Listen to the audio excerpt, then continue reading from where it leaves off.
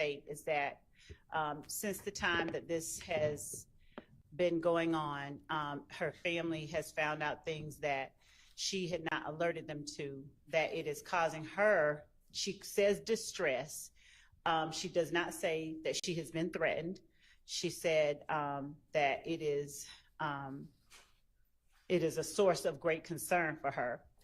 And she has asked that we not, she said she doesn't want to be here, but she certainly doesn't want to have her face publicized. She said that when when her name began being mentioned, that caused problems for her, and she does not want to have to endure that.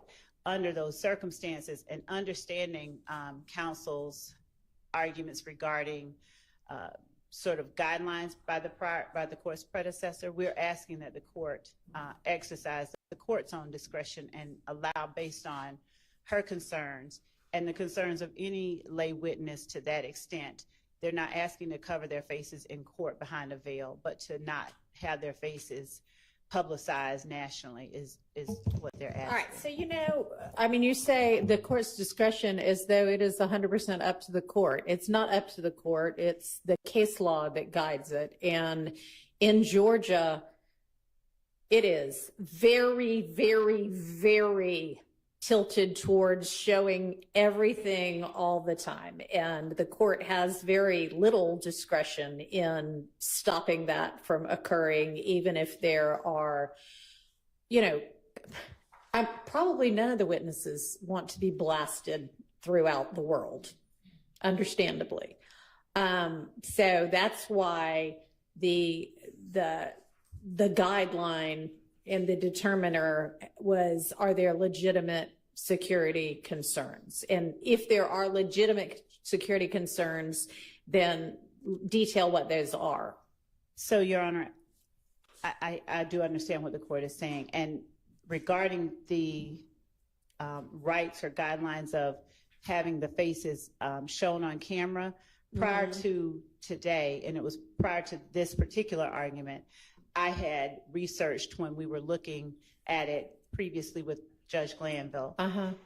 My understanding, and the court has a vast amount of knowledge about what the particular laws in Georgia are, because the court has dealt with those. But my understanding was that there is no, just if it were such a right that anyone had to have the faces of every witness shown, then arguably speaking, any trial that's not publicized on camera, their rights are being violated because their faces are not being shown. But to the extent that the camera people decide where they want to put the camera, and if they're okay with not showing the faces, the only argument that I would have is that there's no defendant with any right to show the faces. And I would ask the court for, before we bring her in, that just the ability to, if we can find case law directly on point, to show it to the court regarding that particular issue. Because of course you can do that. And if the media chooses not to show a witness's face because they know that that person has concerns, that's of course up to the media. I mean, frankly, this court is open. Anybody can walk in here anytime they want to and watch the proceedings. But that's just not really the way the Georgia courts overall have perceived the whole televising and videotaping of court proceedings. So sure, I'm happy to consider any kind of case law that you want to present. Thank you. And obviously, if the media wants to focus on somebody else during that time, that is wonderful. But unless you present to me either case law that covers it or legitimate security concerns, I can't order them not to. Thank you. Okay, so are we now ready for the jury?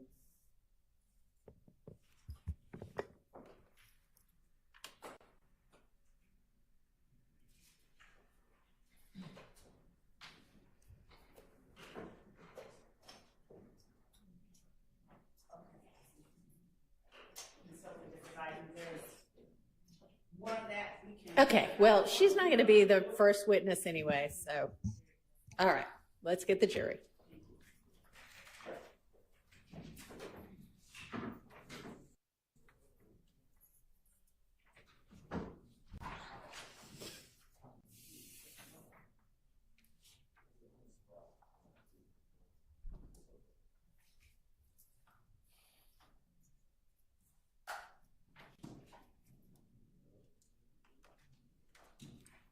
He brought me one from the jury. He brought me one from the jury.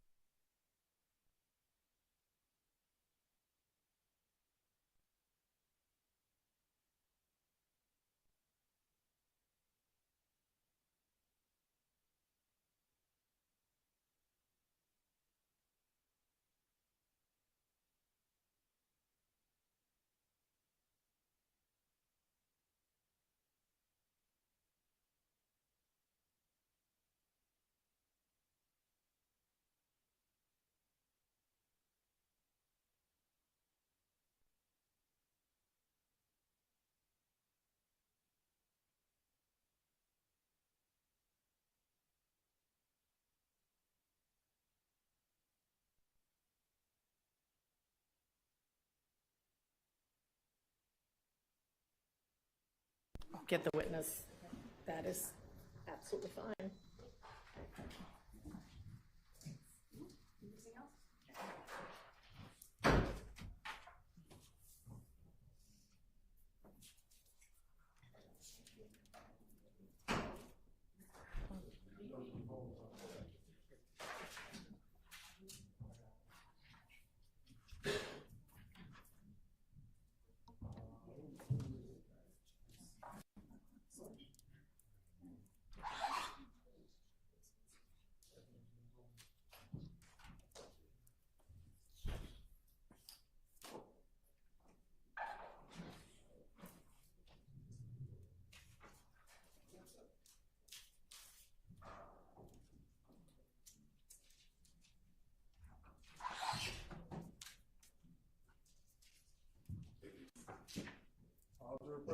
Thank you so much.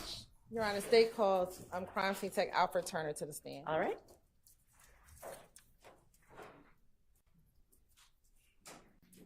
Raise your right hand. You swear first testimony you give the truth, the whole truth, nothing but the truth? I do. That's it. State and spell your first and last name for the court dial into the mic, please. You can pull it down. Okay, it's Alfred Turner, ALFRED TURNER. And welcome back. Hey, Seems like we just saw you yesterday. So we're not going to go over your background since you were here earlier this week. I just want to jump to back in 2015. Earlier this week you discussed responding to 1428 Adele Avenue. Is that fair? yes, Okay. In 2015, did you respond to other shooting calls? yes, All right. I want to specifically direct your attention to January 11th, 2015. Did you have the occasion to respond to 197 Hendricks Avenue in Atlanta, Georgia? yes, I did. And why did you respond to that location? We got a call that a shooting occurred. And once you got to the location, what, if anything, were you asked to do? We was asked to take photos and collect evidence. And did you do that? Yes, I did. And have you had the opportunity to review your pictures from that particular incident in that location? Yeah. Okay. You have permission to approach? You may.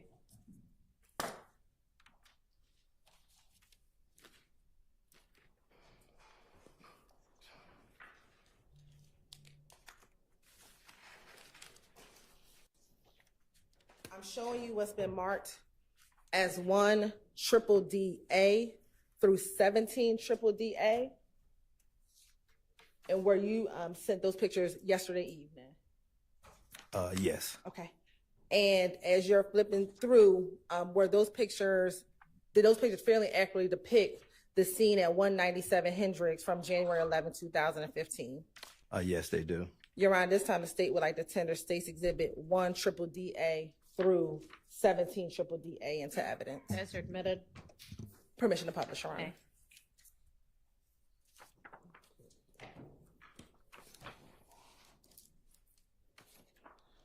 Now, first starting with 1 triple DA, if you can tell the jurors, where are we looking at, or what is depicted in 1 triple DA? It was just an overall photo of Hendricks Avenue. Going to 2 triple DA.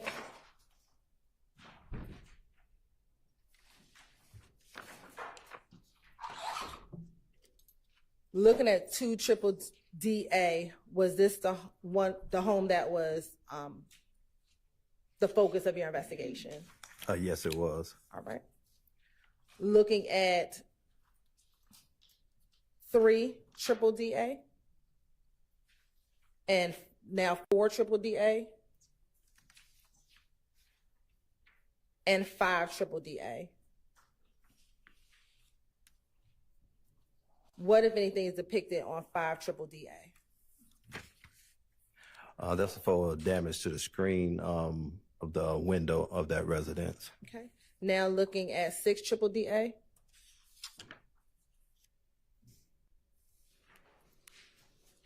Is that a close-up of what you just referenced? Yes. All right.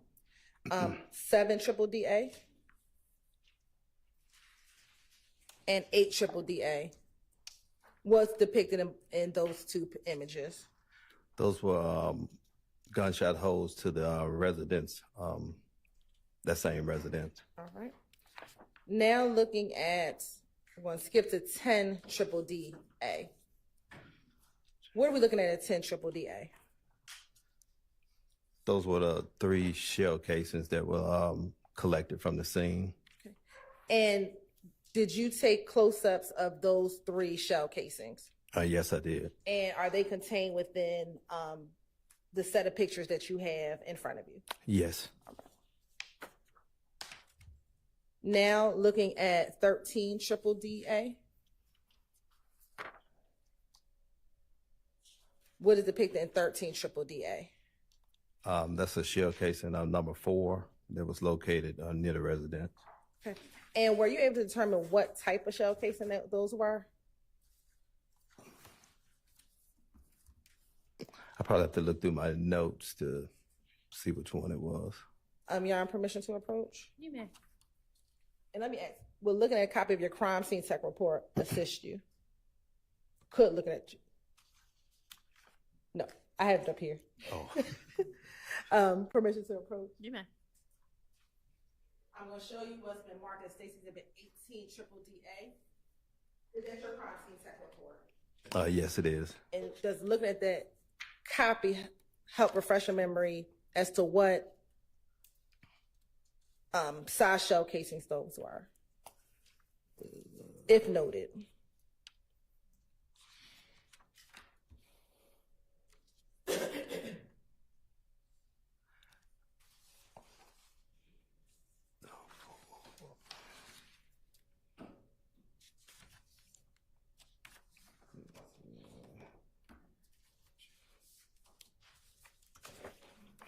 No, I don't have that on here. Okay.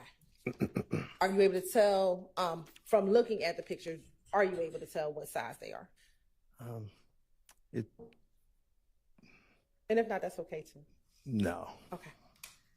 Now, in that year, did you also have the occasion to respond to 198 Stanhope Drive on January 26, 2015? Yes. And do you recall why did you respond to that location? We were dispatched that a shooting also occurred at that location, and it had damage to vehicles. And when you were called out to that scene, what, if anything, did you do at that scene as well? They also wanted me to photograph the scene and collect evidence at that scene as well. Okay. And have you had the opportunity to review those photos as well? Yes. You're on permission to approach again? You may approach freely. Thank you.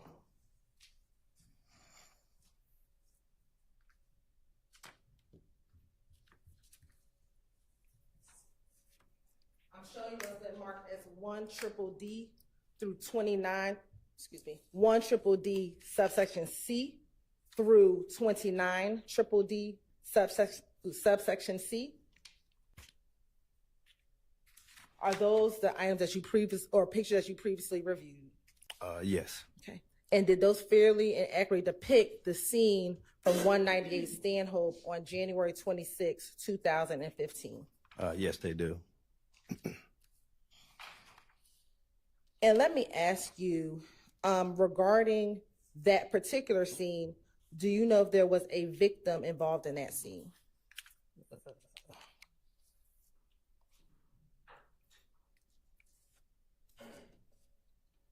I'd probably have to look on my notes to see. Okay. You're on permission to approach. Oh, no, so I can approach. I'm showing you what's my marker. State's Exhibit 30 triple D C. Is that a copy of your crime scene tech report? Yes, it is. Will that help refresh your memory? Yes. You can take a moment and look, and if your memory's refreshed, you can let me know.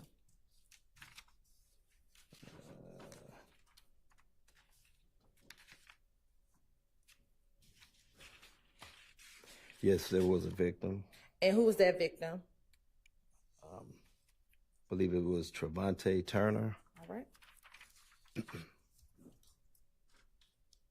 And I believe I admitted it, but if not, Your Honor, say what like the tender Stacy's Exhibit 1 triple D C through 29 triple D C into evidence. Okay. Do you mean, you haven't this morning, did you mean a different day? No, I thought I may have said it earlier today. Okay, Your Honor, this time the state would like to admit 1 triple D C through 29 triple D C into evidence. Okay, those are admitted. And permission to publish. You may.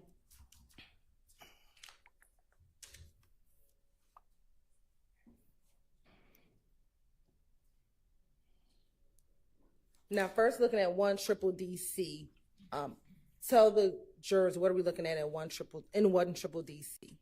That was the vehicle that they were that we were dispatched to take photos of multiple gunshots. Okay. Looking at 2 triple D C and 3 triple D C. Are those the what, if anything, are inside of the car vehicle? Can you repeat that? Are those bullet defects? Yes, they are. Okay. And looking at 4 triple DC and 5 triple DC, what is depicted in 5 triple DC? Those were the actual location where the shell casings were from that scene. Okay.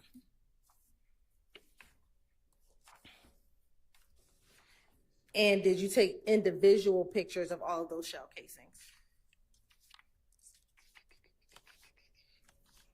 Yes, I did. Okay. And are those included in the stack of pictures that you have before you? Yes. All right. I want to go to State's Exhibit 21 triple DC.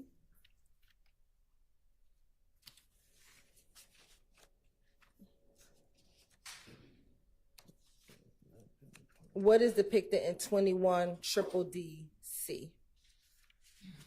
That's a photo of a vehicle parked at the residence, and it also had multiple shell gunshot damages to it. Looking at 23 triple DC and 24 triple DC. Is that the damage that you were referencing? Yes. And now looking at 25 triple DC. What are we looking at 25 triple DC? That's a residence of 186 Stone Hope. Okay. And did that also sustain damage? Yes, to the window. All right. Looking at 27 triple DC and 28 triple DC. Is that the damage to the window that you were just referencing? Yes. And then looking at 29 triple DC. Was that also a defect to the window? Yes. Right. And after taking pictures, did you collect those shell casings? Yes, I did. And when you collected those shell casings, what did you do with them? They were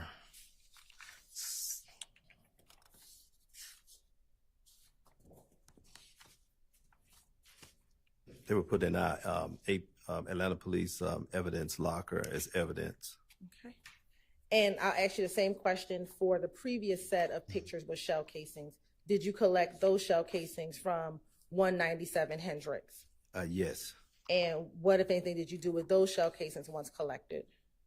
Those were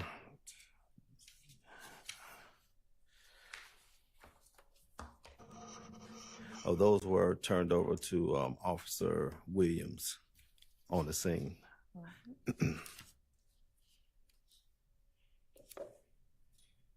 Now, as a crime scene tech, do you sometimes report to the APD homicide cage to take pictures? Yes, I do. And when would you respond to the homicide cage in order to take pictures? It's usually after the vehicles has been moved from the scene and actually stored in the homicide cage. Okay. I want to direct your attention to February 20th, 2015. Did you have the occasion to take pictures at the APD homicide cage? Yes, I did. And have you had an opportunity to review those pictures today, or excuse me, before your testimony today? Yes.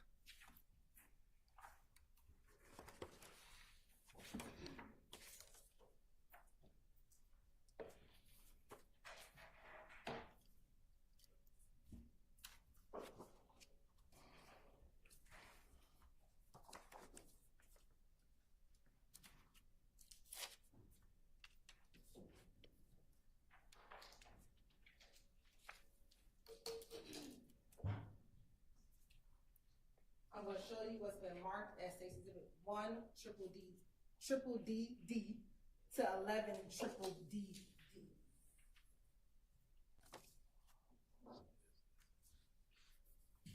And do you recognize those pictures?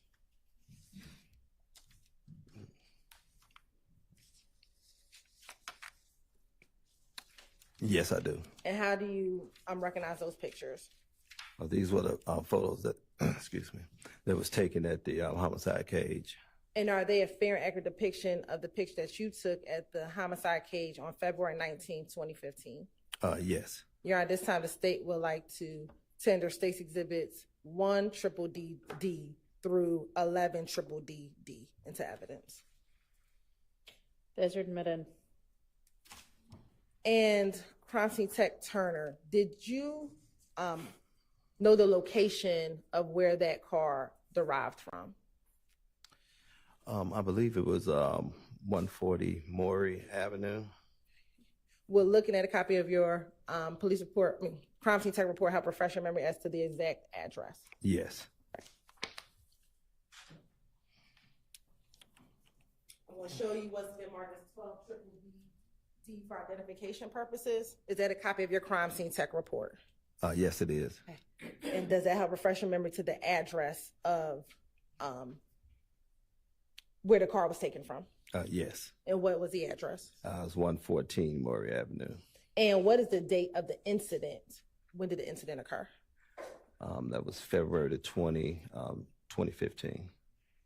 Was that the date of the incident or the date that you took pictures?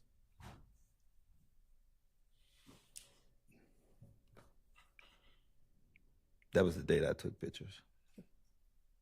What was the incident date?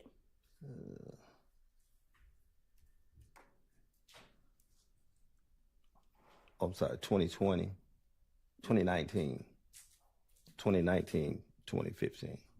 No, what was the incident date?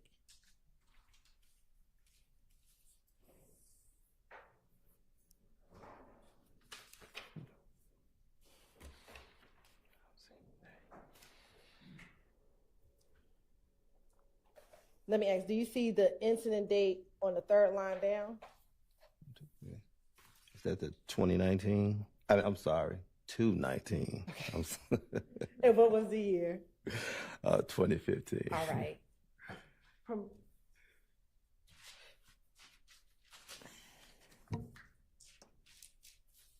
And Your Honor, now permission to publish one triple D E D. Triple D D. You may. Okay. What are we looking at one triple D D? That's just a rear photo of the vehicle. And two triple D D? And now we'll look at three triple D D. What was being depicted with the placard for number 1 and 3 triple D D? That was a photo of a cell phone. Okay. Now looking at 4 triple D D. What was being depicted with placards 2, 3, 4, 5, and 6 and 4 triple D D? But first, it was a photo of the back seat inside the vehicle, and I believe there were shell casings on all those. Okay. And did you take individual pictures of those shell casings? Yes. Right. And is that reflected in 5 triple D? Yes. And 6 triple D D? Your Honor, can I borrow your stick? Stapler? Stick. Pointer. Thank you. And Investigator, are you able to show the jury where, if there are any shell casings depicted in 6 triple D D? Yes. Okay. And if you can just take this stick and point to where those shell casings are. One right here, and the other one is like right there. If you go to 7 triple D D, is that a close up of the 2? Yes. And then 8 triple D D?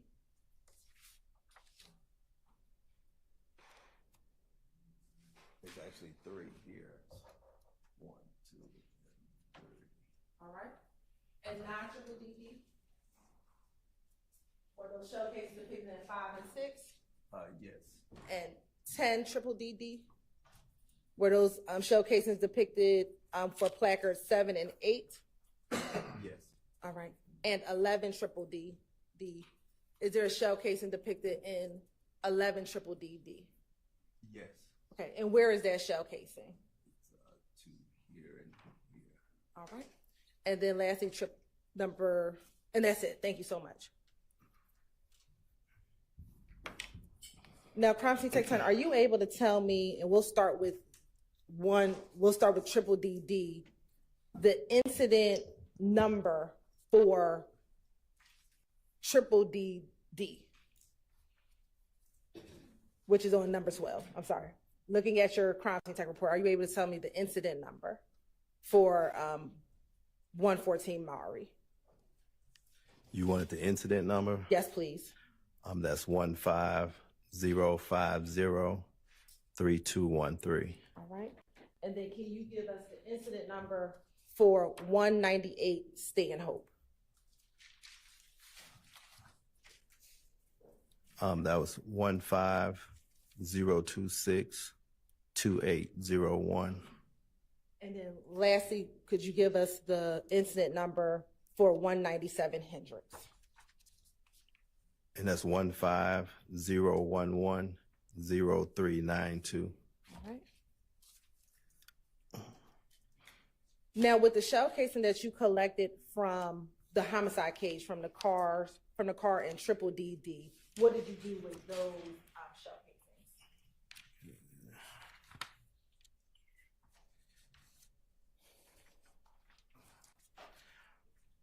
They was processed for fingerprints, and after that, they were sent to APD property as evidence. Okay. And do you know if at any point those items were taken from APD property to the APD crime lab? No, I don't. Okay. Court's indulgence.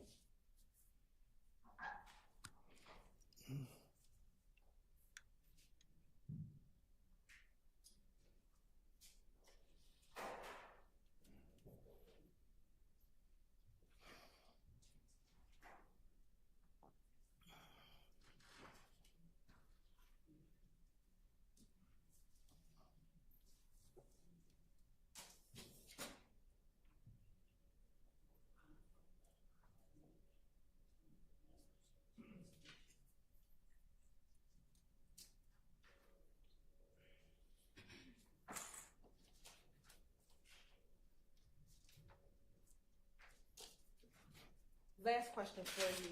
So, Constance Turner, when you package your, Use the mic if you don't mind. when you collect shell cases from the crime scene, how do you package your shell casings? What we do is individually pack them, usually put them in a little envelope. We put the time we collected, the location, the case number, the address, and I have my initials on it. And are each shell case in an individual envelope? Yes, unless they really close to each other. Okay. Yeah.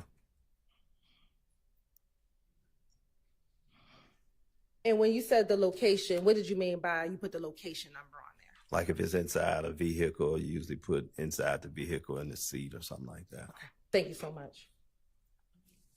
Thank you. All right, any defense questions for this witness? Your Honor, on behalf of Mr. Williams, we have no questions for this gentleman. All right. Nope. Okay. All right, thank you for your time. You're excused. Call your next witness. Mr. Matthews, is this a lawyer with you or somebody else? Yeah.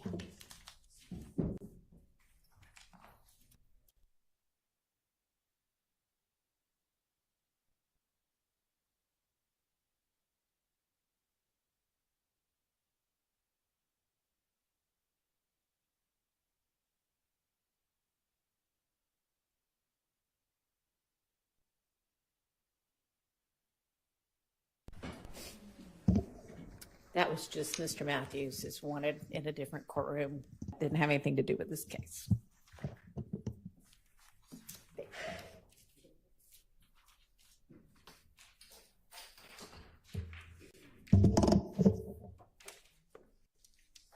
Raise your right hand. You swear firm testimony you give the truth, the whole truth, nothing but the truth. State spell your first and last name in the court. Mike, please. Louise Jenkins, Louisejenkins. Excuse me.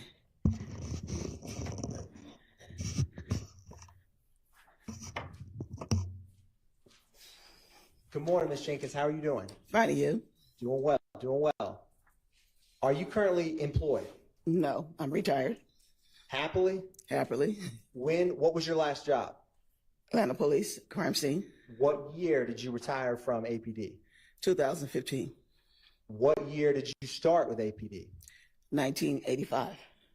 Can you tell the jury a little bit about your experience when you started working for Atlanta Police Department? I started at criminal records and I did dispositions and I went to court to take dispositions and then I did warrants. And from there, I started crime scene in 1987. How did you end up working in crime scene? It's all in the same department, and I started taking notes and started studying fingerprinting, and I got interested in it, and then I started in fingerprinting. And did you ever become a crime scene technician? Yes, I did. Can you explain for the jury your experience as a crime scene technician? We go to court. We had to go to take classes, and we do collect evidence, process, fingerprint, photographs, go to court, and we take our crime labs to either GBI or Atlanta Police Crime Scene. Now, did you have any law enforcement experience in any capacity before working with Atlanta Police Department? Not in law enforcement, but I work for state revenue department, and I also work Atlanta Braves security. Okay. How long did you work with Atlanta Braves security? About 10 years. Did any of that time overlap with when you were with the Atlanta Police Department? Yeah, some of it did. Now, were you a crime scene technician from 1987 until you retired? Yes. And I want to turn your attention, Ms. Jenkins, to April 28th, 2015. Mm-hmm. Did you ever have the opportunity to respond to 1903 Drew Drive? Yes, I did. Can you tell the jury what you did in relation to that location? It came up as a vandalism, shots fired, and I went and I took photographs the scene on the outside and inside, and I collect evidence from the outside, and I turn it over to the officer on the outside on the scene, and I collect a projectile and 2 bullet fragments from inside, and I took it to our Atlanta crime lab and turned it into them. Do you typically process the scene from the outside in? Yes. And I wanted just to show you one photograph that's already admitted to publish 62 Lima Lima.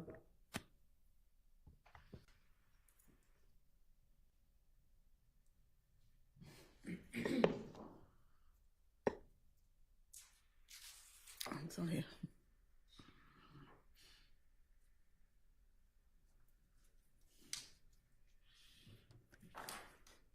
It's going to come up here, and Okay. if technology works for us, machine. Do you recognize that photograph, 62 Lima Lima? Yes. And is that the 1903 Drew Drive we were just discussing? Yes, it is. And why is it, or can you explain for the jury, the responding officer collected the shell casings that were outside and you collected the ones that were inside? Is there any reason behind that? Well, it came up as a vandalism. So usually when we have a call like that, we can also turn it, the shell casings or whatever, to the investigator on the scene. Anything mostly on the inside, we collect and we'll turn it into our crime lab or the GBI crime lab. And what protocols did you follow when you collected the shell casings? I photograph, numbered, and collect them in envelopes, label each one of them, and I put them in a bag at the end of collecting everything, and I turn it over to the officer on the scene. And for the projectiles, that you collected from inside, what protocol did you follow with those? We collect overall of the whole place first, and then we collect each items, and we number them, and then I collect them and data them, and send and take them up, and then send them to our crime lab. After you processed 1903 Drew Drive and collected those projectiles, did you have any other involvement with this specific crime scene? I did not. One brief moment, Your Honor.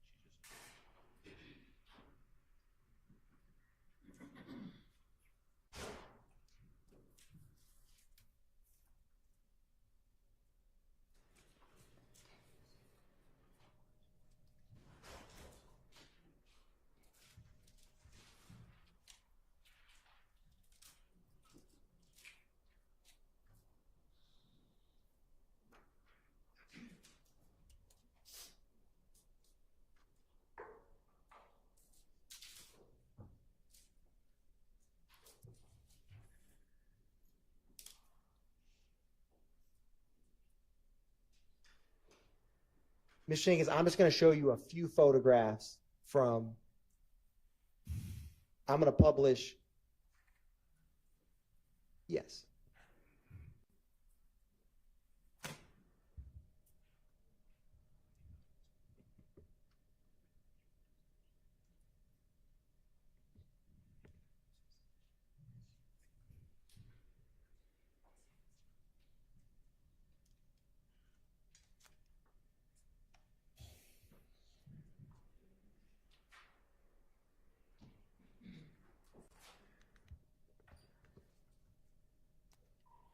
Ms. Jenkins, I'm going to publish a couple crime scene photographs from inside and ask you if you recognize some of these photographs. Okay.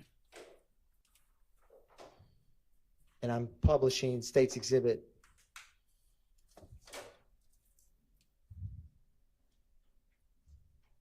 Yep. previously admitted 22 Lima Lima.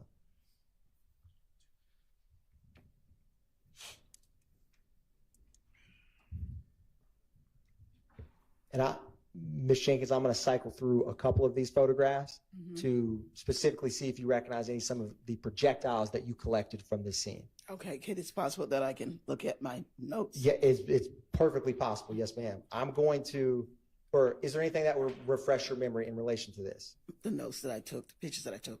And is that in your crime scene Yes. record? Yes. Your Honor, I'm approaching and handing the witness.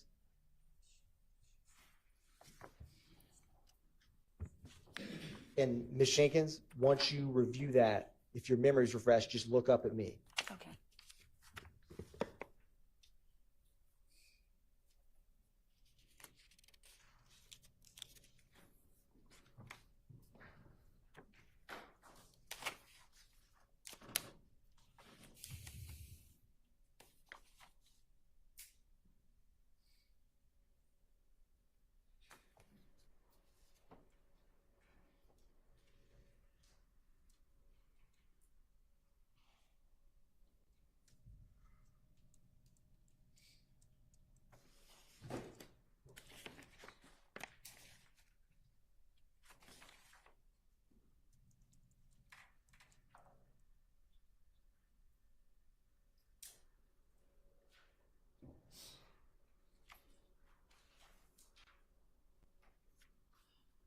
Okay.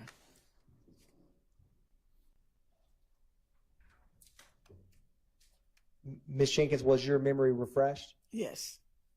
And was the projectiles that you collected, what was that photograph that went off the screen, but with 22 Lima Lima, was that one of the projectiles that you collected at Drew Drive? Yes, it is. And Ms. Jenkins, when you collect these, can you describe, do you put them in one giant bag, individual bags? What do you do when you collect projectiles? They're like collected this? in one individual bag, and then they're put in one large bag once they're all labeled. And when you collect them in single bags, do you have any markings on any of those bags? You put the number of whatever you put it, the number. You have to put a number there, and then you have to label the number on the bag, and then you put the evidence in there, and you put the date, time, or whatever you put. Collect the bags and put it in. And is the number you use the same number as the Atlanta Police Department incident number? No, it's the number that you put it in, and you put that on there also. When you said put what on there also, you mean the numbers of... The complaint number. You put the complaint number, and you put the number of the evidence that you have, whether it's 1, 2, 3, or whatever. And in this case, did you put the numbers on the evidence bags that you collected? On each individual bags. And the case number is on both bags. And what was the Atlanta Police Department case number for this case? And if you have to refresh your memory, just let me know. The case number is 151180588. Thank you, Ms. Jenkins. One brief moment.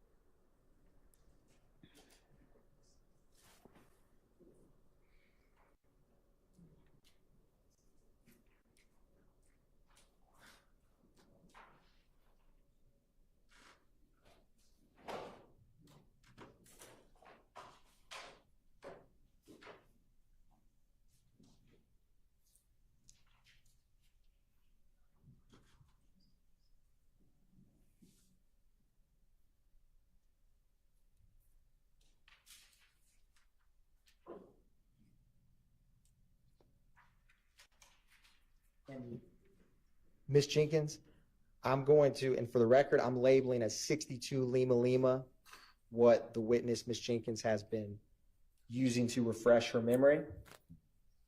And Ms. Jenkins, can you describe what it is that you have been using to refresh your memory? My report that I made from the call that I had. From the Call. 1903 Drew Drive? Yes. Is it a fair and accurate depiction of the crime scene report that you made in relation to this case? Yes, it is. Your Honor, at this time, the state would tender 62 Lima Lima into evidence. It's admitted. Thank you, Ms. Jenkins. No further questions by the state, Your Honor. Any questions for this witness by any of the defense attorneys? Mr. Williams, no questions. No, no. And Mr. Williams, you with us? No. Okay. All right. Thank you for your time. You may be excused. Yes.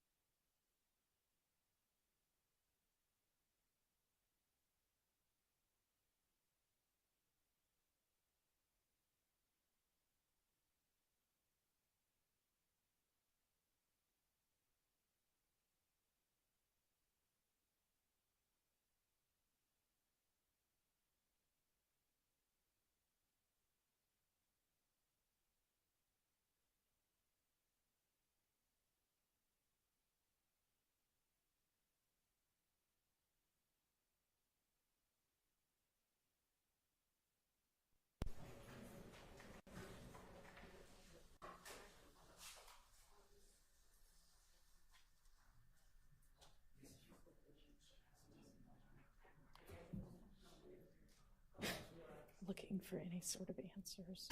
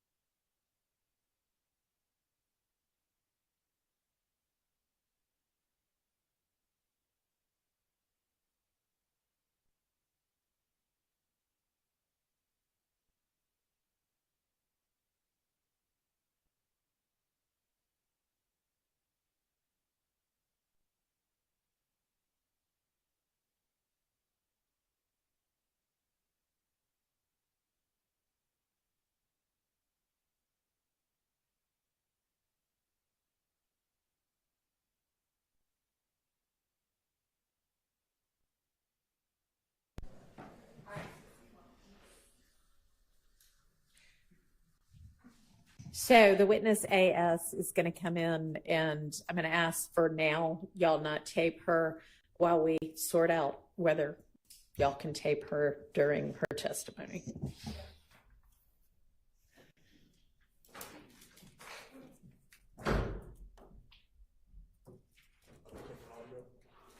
Yeah, audio is okay.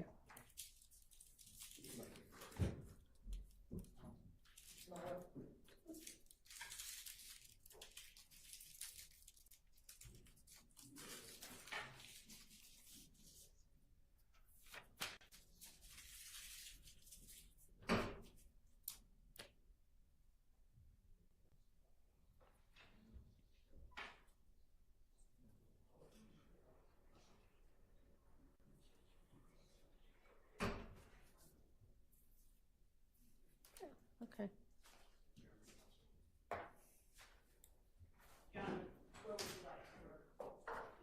The witness stand, she's not being taped right now. Videotape. Come on up to the witness stand if you don't mind.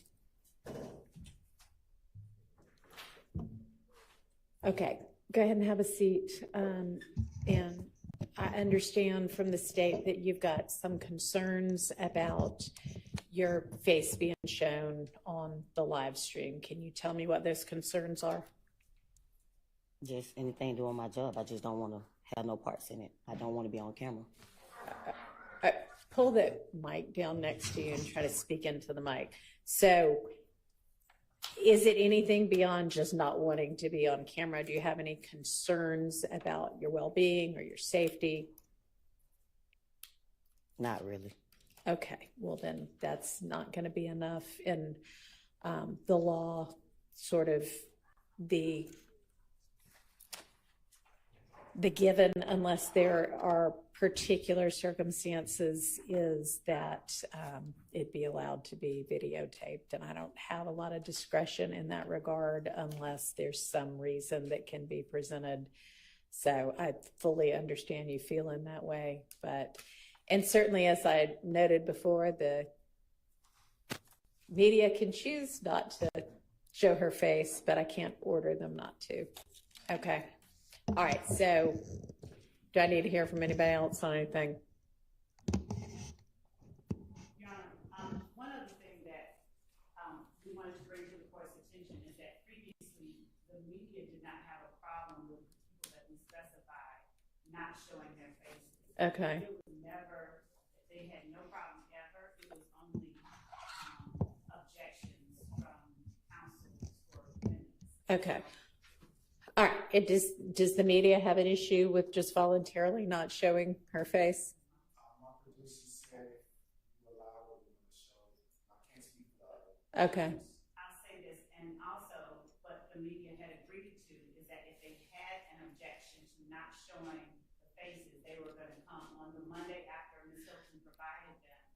So she provided this to them, I believe, last week. I understand that. And no one has voiced an objection to not showing this witness's face. So we asked that.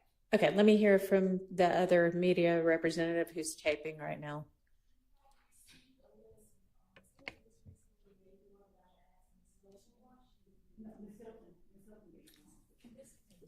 We can't really hear you. Speak up a little bit.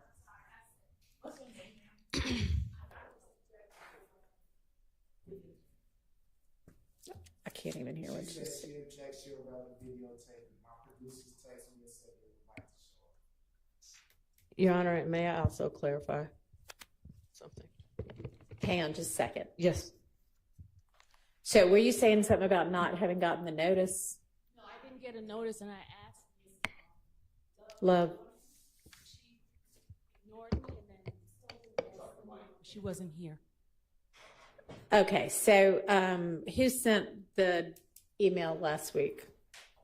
So, Your Honor, I sent the email last week, and Ms. Sylvia was not on that email. All right, we'll put her on all the future emails. But she did ask for it on Monday, and I forwarded to her on that Monday. On Monday, okay. And Well, she did receive. if you'll go ahead and add her to the distribution list for all the future ones. And we will continue to follow the procedure that had been put in place previously that the objections, if there are any, need to be made the Monday morning after the Friday emails.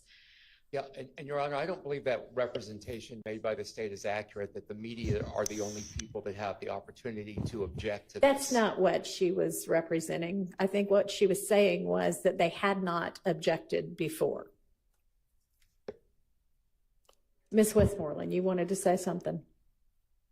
Your Honor, I believe it's been clarified. Okay. Turning the page again. I just want to make sure that Ms. Smith has been instructed as a witness. My concern is that there's always rumors, and I just want to make sure that Ms. Smith knows that she's only to testify about things that she actually has personal knowledge of. All right. Ms. Love, I think you know what Mr. Sharp's referencing. Have y'all had a discussion about? All right. Okay, so does any defendant want to, I think in the future, the test is supposed to be, you know, is it within the requirements of due process to cover or exclude? And a lot of these cases are about a defendant objecting to coverage or the media objecting to coverage. And so if the defendant or the media objects, I need to hear the basis for the objection, and then I'll make a determination based on all the different factors that are set forth in Rule 22.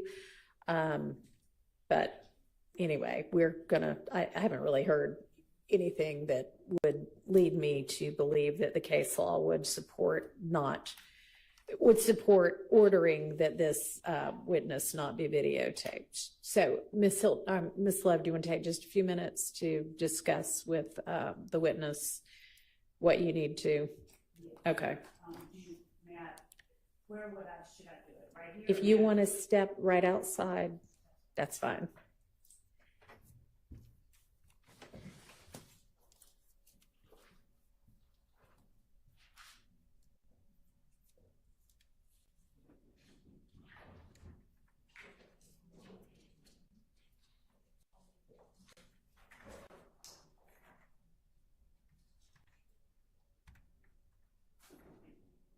Yeah.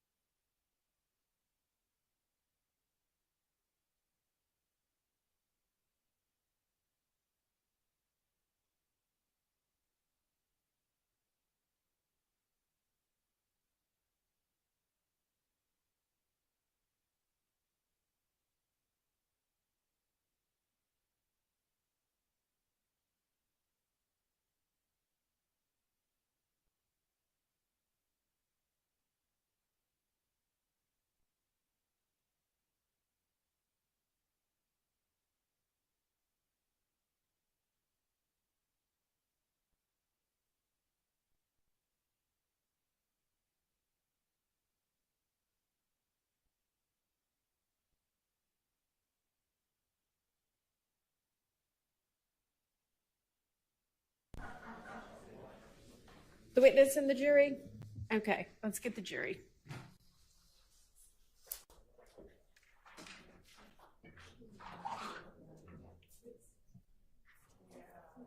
What?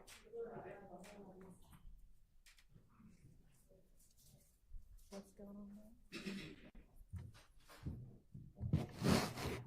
I don't know what they're going to do.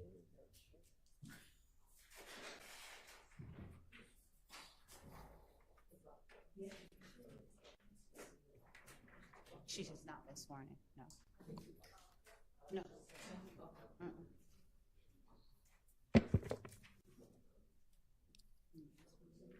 Is it okay if she uses her first initial?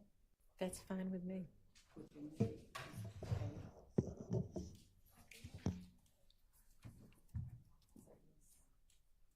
Yes.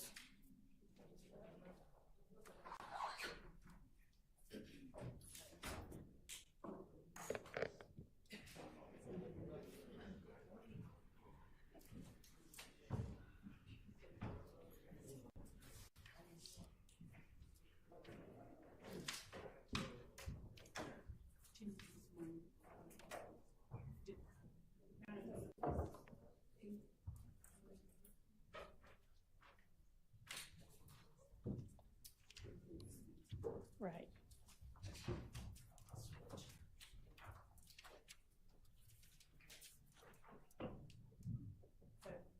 Jury President Counsel. Thank you. Okay, Ms. Love, go ahead.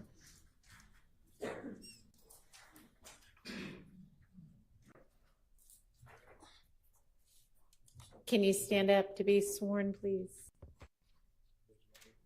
You swear affirm testimony you give the truth, the whole truth, nothing but the truth? I do. I need you to state your first initial and your last name. Spell your last name for the court. A. Smith. Would you spell your, is common spelling for Smith? Simth. Okay. Thank you, and good morning, Ms. Smith. It's still morning. Good morning. All right.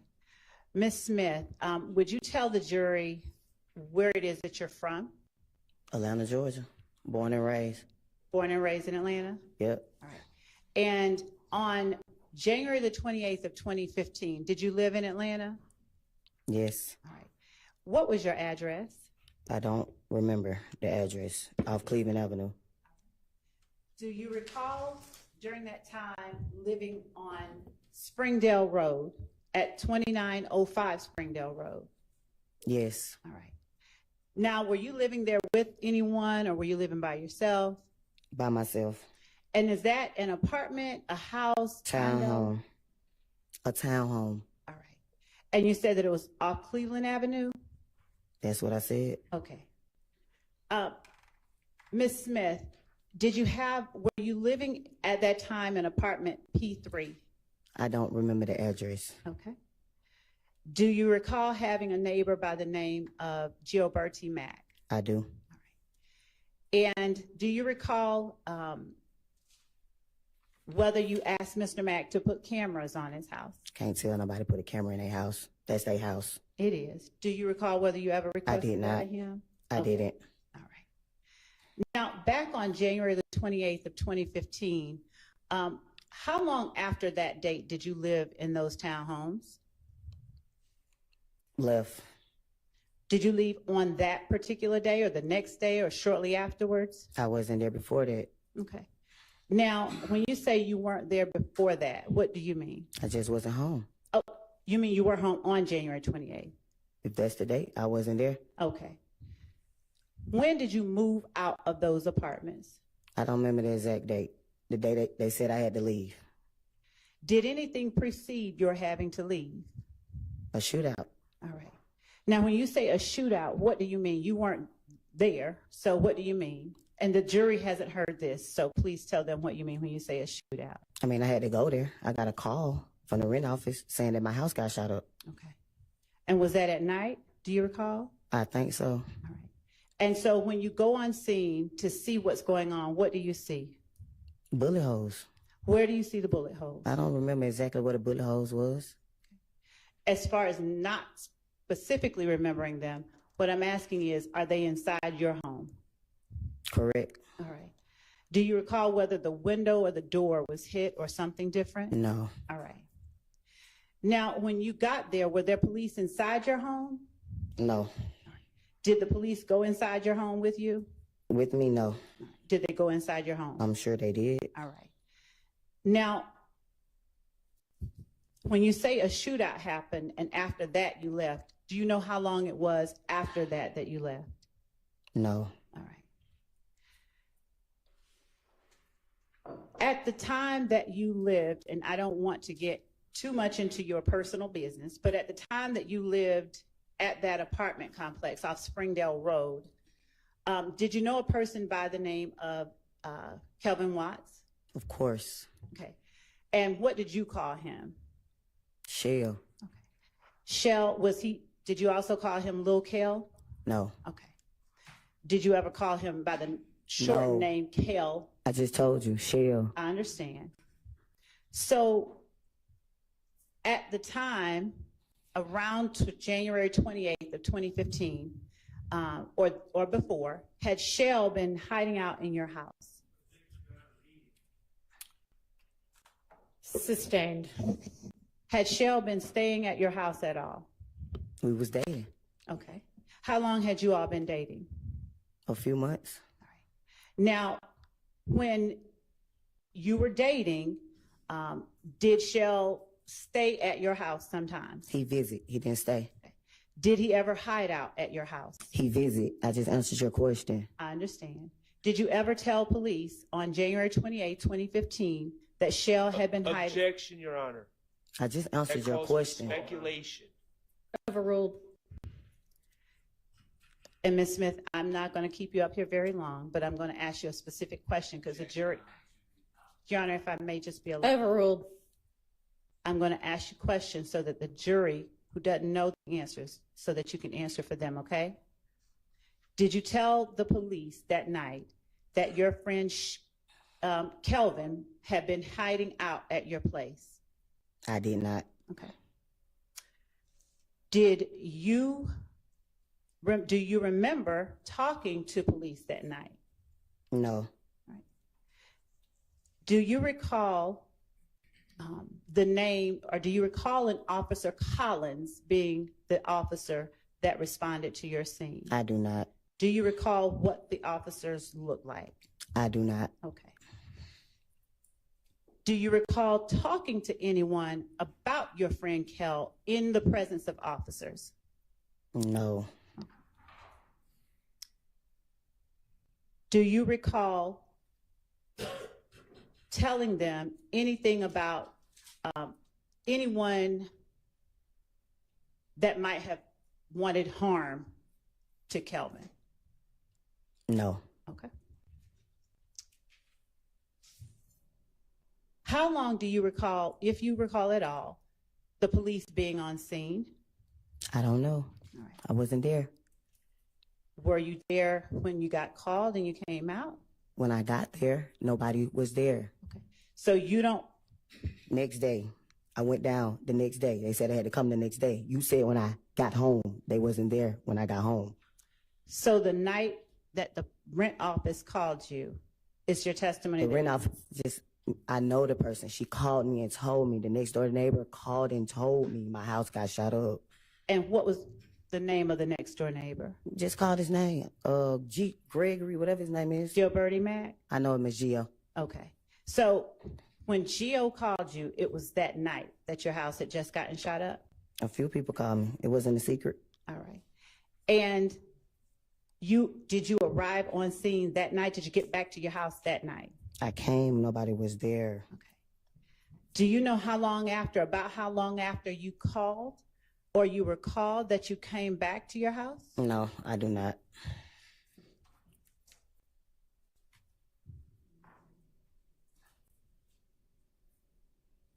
Did you know any members, and I know this sounds like it's obvious, but do you know any members of your friend Kelvin's family? Did you know Donovan Thomas? I did. Okay.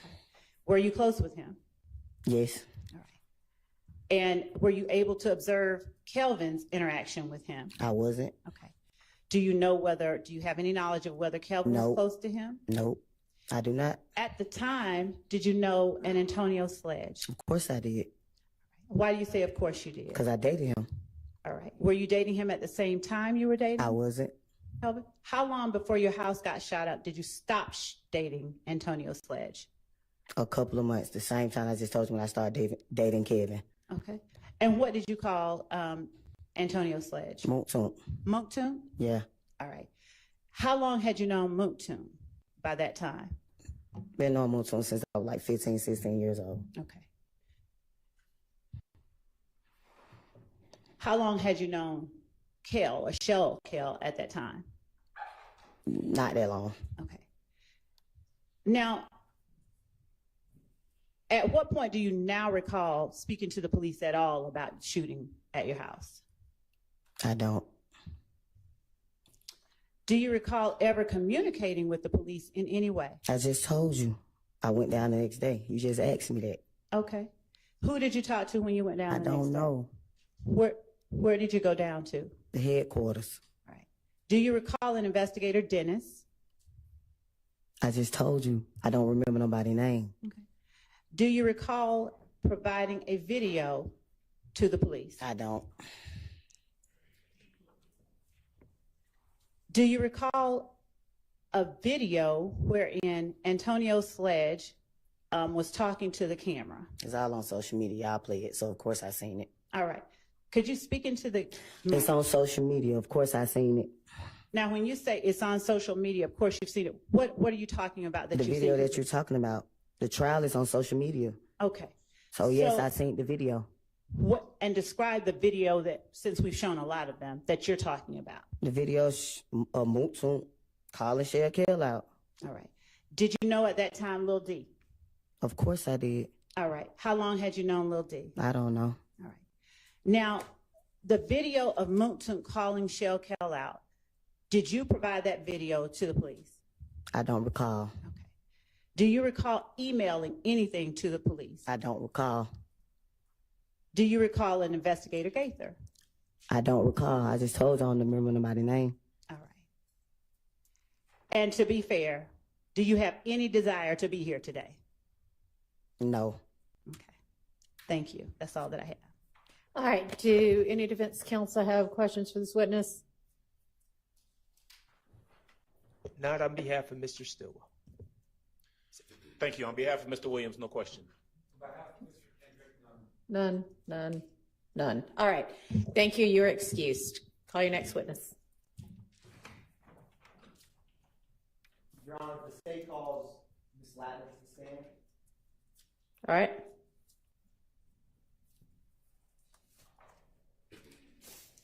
And she's already been sworn several times, so we'll just remind her that she's still under oath. Yes, Your Honor.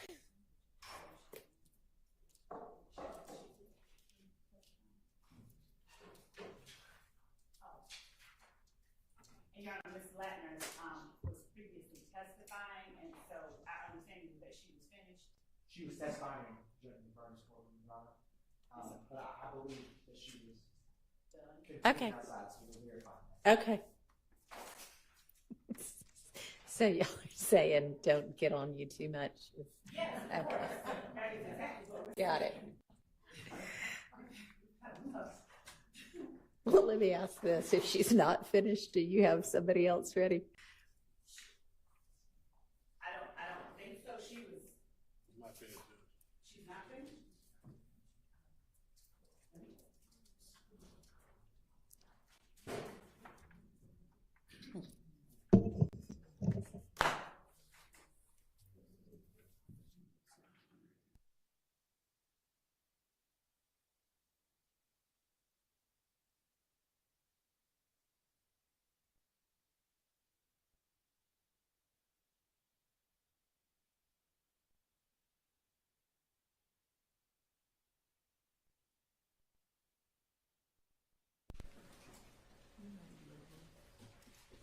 Your Honor, about 30 minutes ago, they said 20 minutes, so we are checking now. Okay, well, you don't have another witness out there? I believe we do, Ms. Hilton. Then let's just do another witness.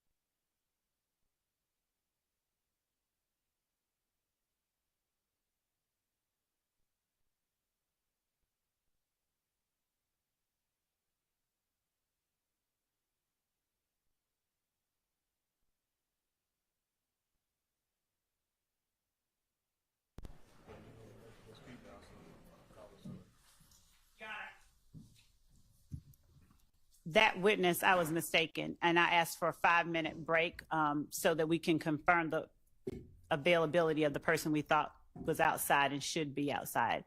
And if not, to see how long it will be before Ms. Latner's is Okay, so done. do you have anybody other than Miss Latner's out there? The person that I was under the impression was standing right outside is not right outside. Ms. Hilton is with them, and I just texted her to come over with that person. So I'm asking the court for 5 minutes for a break just to get. And you don't have another witness? We had those three people. Well, that was lined only up. 2. Okay. So if you know that one witness is going to be testifying somewhere else, then make arrangements to have, I think that maybe Ms. Hilton out there. So let's just get that next witness out. Is Yes. the next witness ready? Okay, bring the Thank next you. witness in.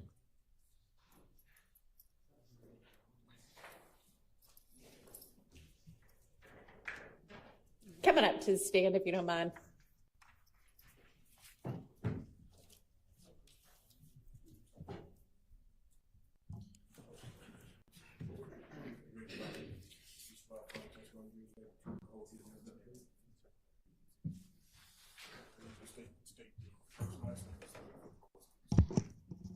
Ryan McGovern.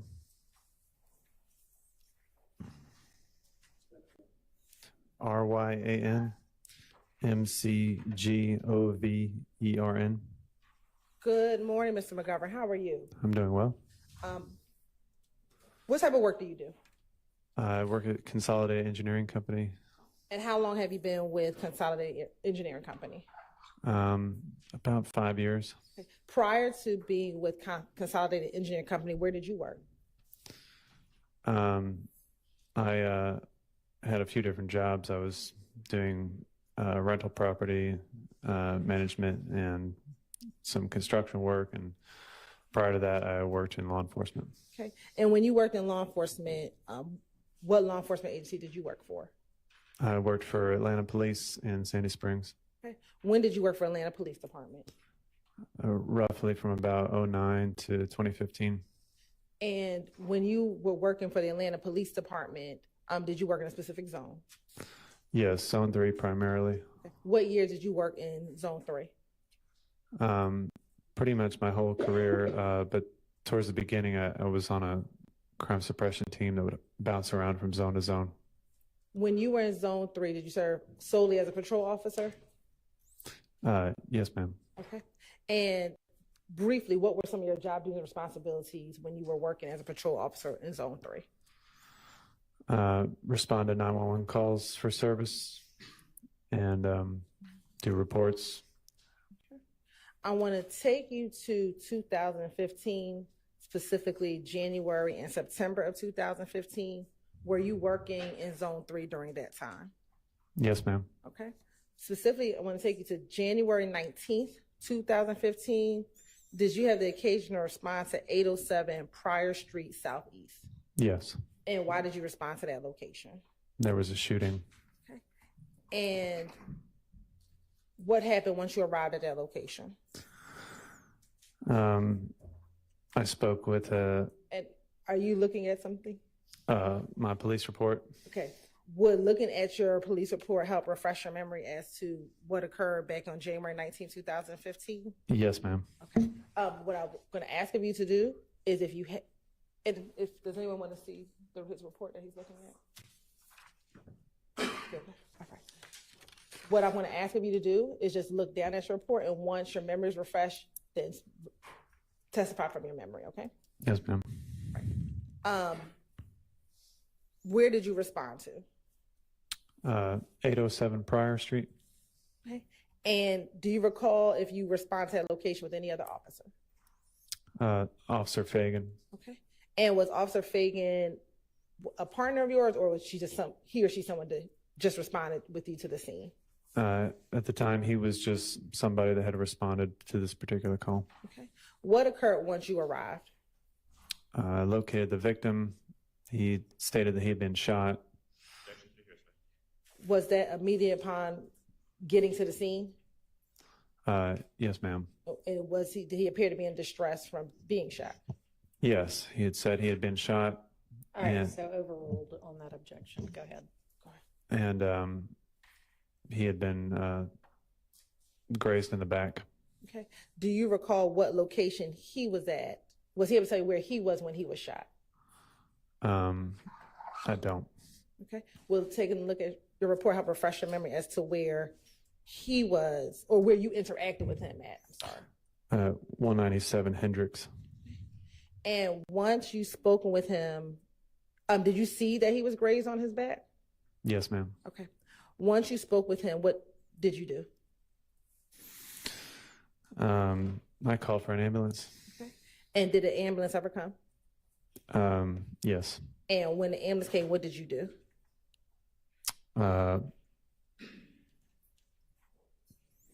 Followed him to the hospital and then spoke with him there. All right. And once speaking with him at the hospital, did you ever return to the scene?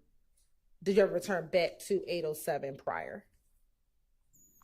I don't believe so. Okay. Let me, as we're looking at anything, help refresh your memory as to whether or not you returned back to 807 prior. Yes. Permission to approach? You may.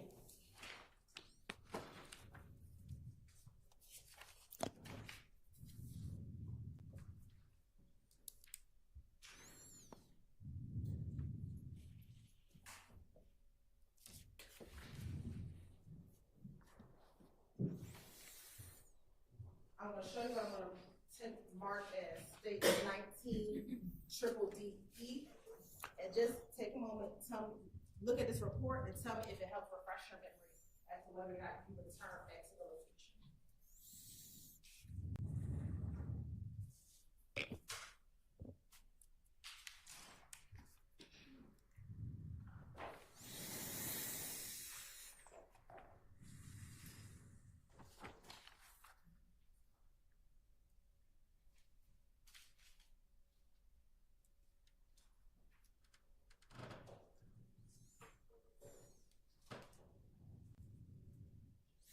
Yes, I did return to the location.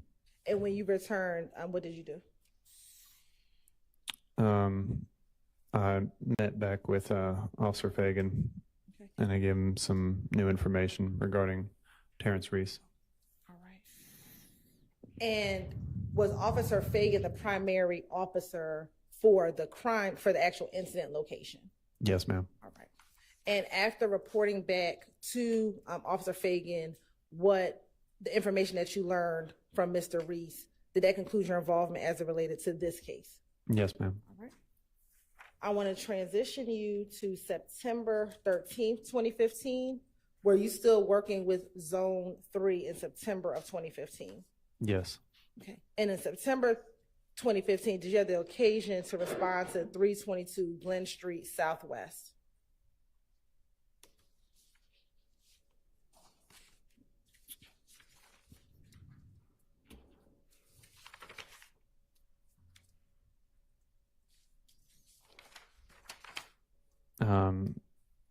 I don't recall. Okay.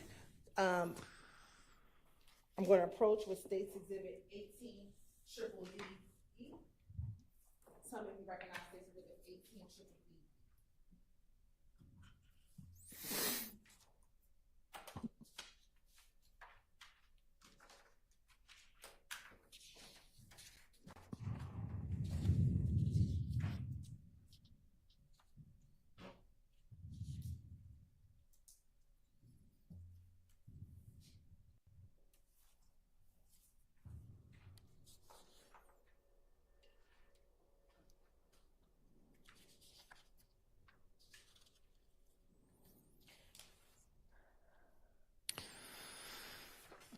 Yes. And why did you respond to that location? There was a shots fired call. And when you respond to that location, what, if anything, did you do? I met with the caller. It was there had been a green store that was struck in multiple places. Okay. And had you ever been to that store previously? Yes, we visited there frequently. And were you familiar with the store itself? Yes. All right.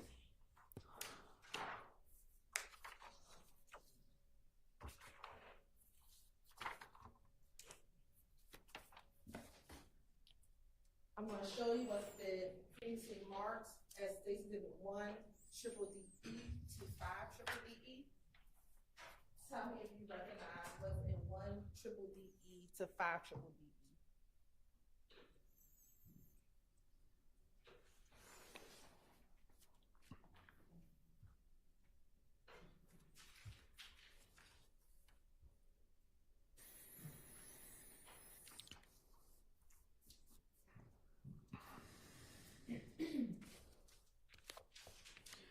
Yes, I remember responding to this location. And is that a fair and accurate depiction of the green store that you responded to back in September of 2015? Yes, ma'am. Your Honor, this time the state would like to tender State's Exhibit 1 triple DE to 5 triple DE into evidence. All right, those are admitted. Permission to publish. You may.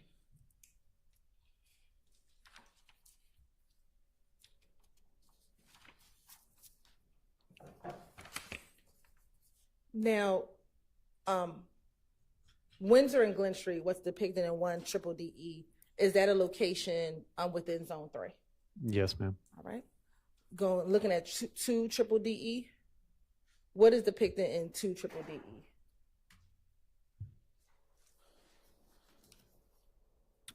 That's the green store that was shot up. Okay. And it's 3 triple DE, 4 triple DE, and 5 triple DE, just different angles of the green store? Yes, ma'am. Okay. And once you arrived on scene, did you see any of the defects that were inside of the green store, or outside the green store, excuse me? Yeah, there were bullet holes. All right. Was there any other damage to anything else at the store?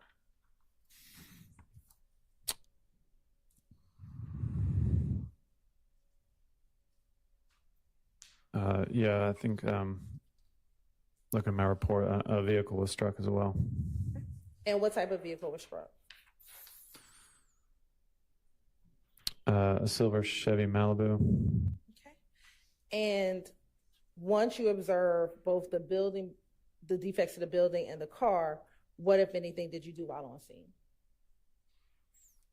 We roped off a crime scene and notified supervisors, and evidence was collected. Shell casings. Without telling what anyone said, did you speak with any witnesses while you were on scene?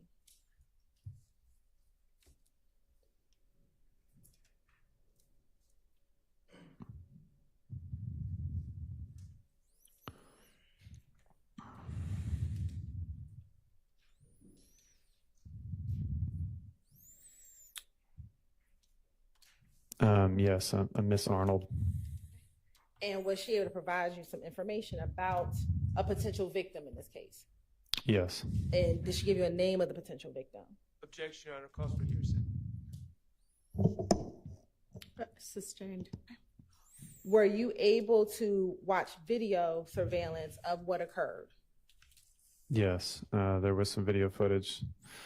And were you shown the video surveillance footage? Yes.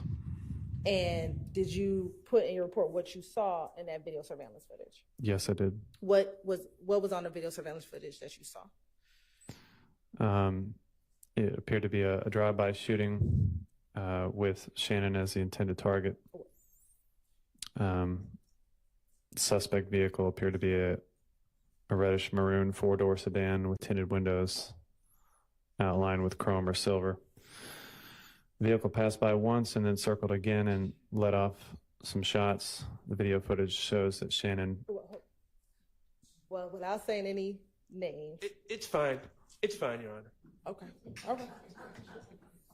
Continue.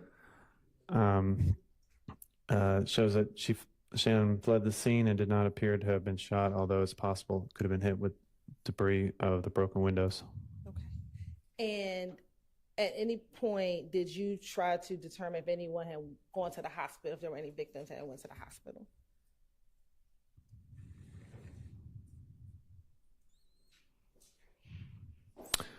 Grady Hospital was notified of the incident, but there was no shooting victims that came around at about that time. Did you ever call out any crime scene techs to come and collect the evidence from that scene?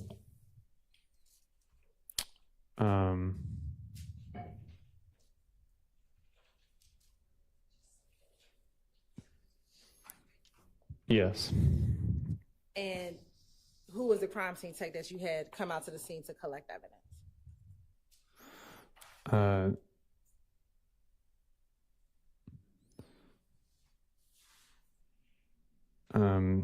Unit Pebbles and Unit Moore, 7324 and 7340.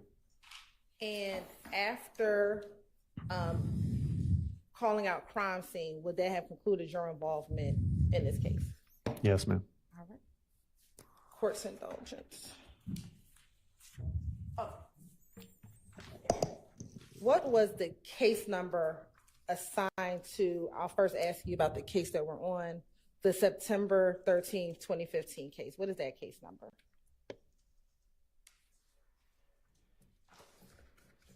And I'm sorry, the incident number.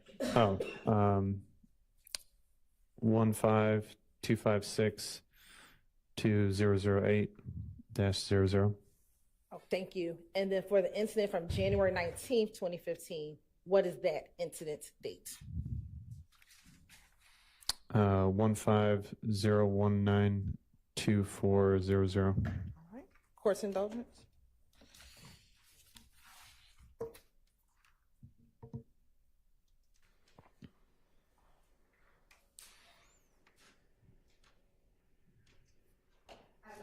All right, thank you. Any defense questions? All right.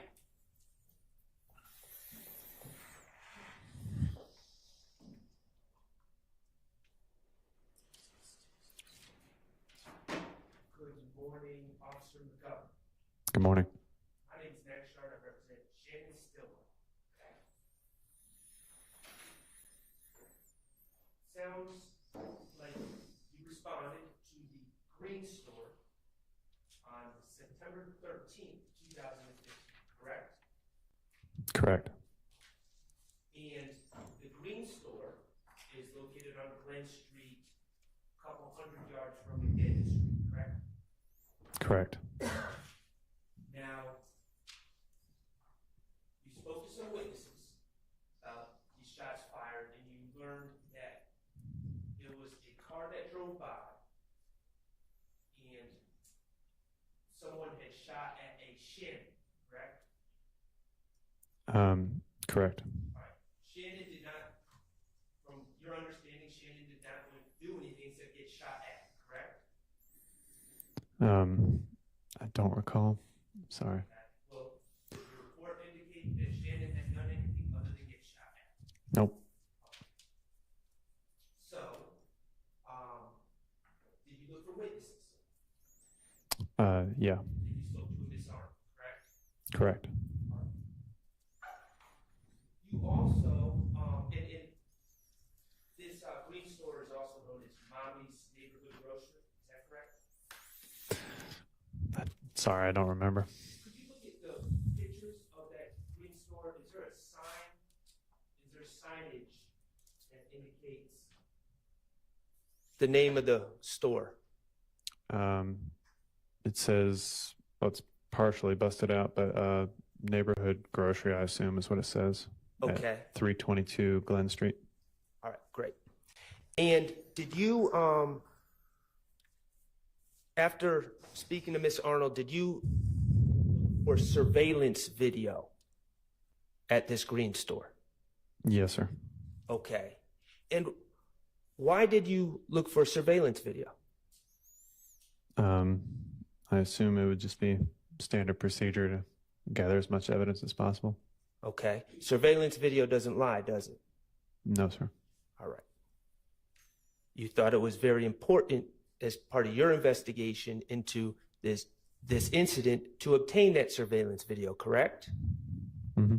Okay. And you spoke to a Maricelis Ayuso, is that correct?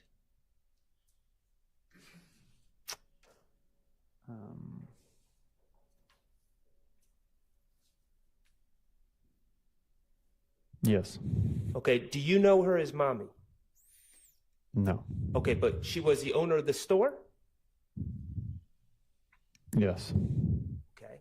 And you asked her if they had surveillance video, correct? Yes. She, in fact, showed you the surveillance video of this incident, correct? Yes. The surveillance video was working on 9/13/2015, correct? Correct. It was available, correct? Yes. Miss Ayuso was cooperative with you, correct? She didn't make you go get a search warrant or go through any legal process. She showed you the video, correct? That's correct. And you watched the video. I assume so. Well, in your report, do you describe the video? Yes. Okay. Well, you wouldn't have described what was on the video if you didn't watch it, would you? Probably not. Okay. And while you don't know anyone's name from the video, you don't know anyone's name from the video, you confirmed that there was a man that appeared to be getting shot at that ran away from the scene. Mm-hmm. And you weren't sure if that person was shot or not. Correct. Did it appear to you that people were shooting at him? Objection. From reviewing the video, did it appear that people were shooting at him? Yeah, overruled. The video footage. The video footage led me to believe at the time that Shannon was the intended target. Okay, and the video footage, it didn't show Shannon committing any crimes? No. Okay. It didn't show Shannon shooting any weapons? Mm-mm. That's a no for the record? Yes. No, sir. Okay. Thank you. I don't have any further questions. Yes, sir. Anybody else? Defense? No. Any redirect? You were just asked about the surveillance video. Do you know, sitting here today, how long that store had surveillance video footage? No. Do you know, sitting here today, how long that camera kept surveillance video footage? No, ma'am. Do you know if the Green store had surveillance footage back in January of 2015?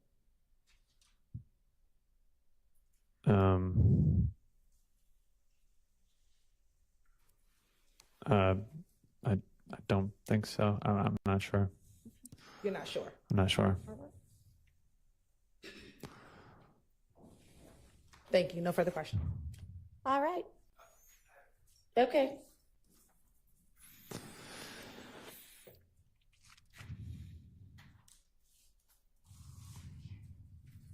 Do you have any recollection of visiting the Green store in January of 2015?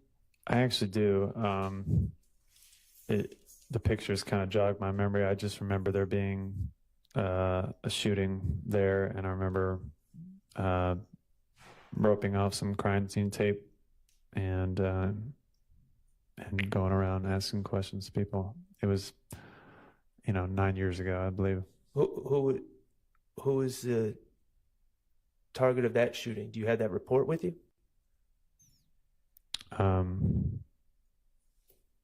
Which report are you referring to? This thing 9 years ago, January 2015.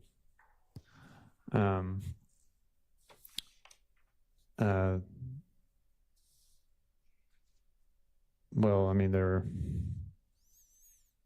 both a long time ago. I guess. But do you have a report from January 2015 with you?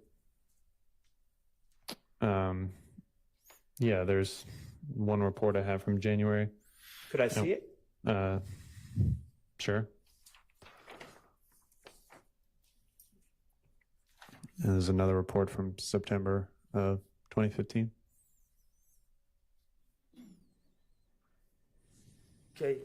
This report from January 2015 is at 807 Pryor Street, correct? It says I, Officer McGovern, was dispatched to a shooting call at 807 Pryor Street. Yes, sir. Okay, so that's not the Green Store. No. They're both 9 years ago. I'm just saying it was a long time ago. That's all I'm saying. I understand it's a long time ago, but you're not this. I visited a location in January 2015. As you're recalling, you're just referring to this document that the DA's office gave you, correct? Yeah, that's my police report. Okay, and but you visiting 807 Pryor Street, not the Green Store. No, the Green Store was this one. Right. And that was September 13th, 2015, correct? Correct.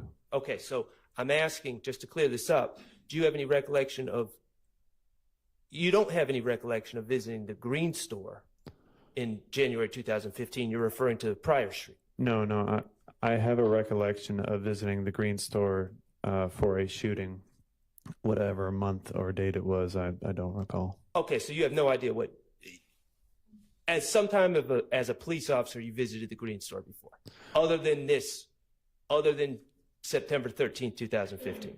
Well, I remember more than just visiting. I mean, we visited it quite frequently, but I remember that particular store had gotten shot up, and I remember roping off some crime scene tape and interviewing some people. Okay, all right.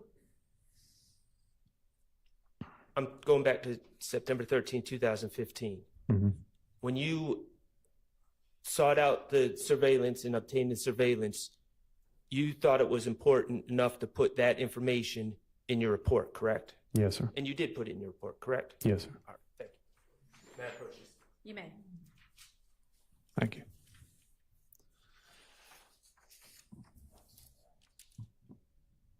All right. You are excused. Thank you for your time. How long is your next witness going to be?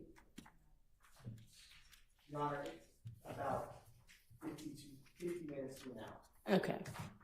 And is that Ms. Latner's? Yes, Your Honor. Okay.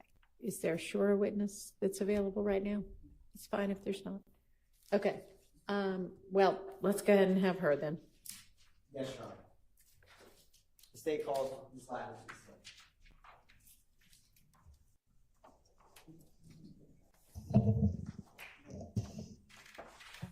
He needs to speak up more quickly.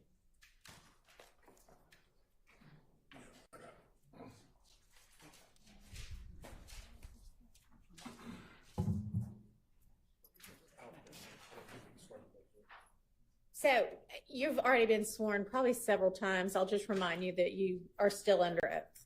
Go ahead and have a seat.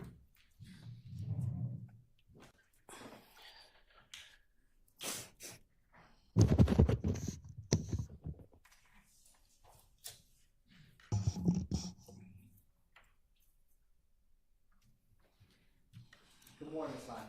Good morning. Is this the second courtroom you've had to testify in today? I haven't testified yet in the first one yet. Oh. Well, I'm sorry to hear that, Ms. Latner. With that said, Ms. Latner, before your testimony today, did you and me meet and go over some of the physical discs for you to mark? I did.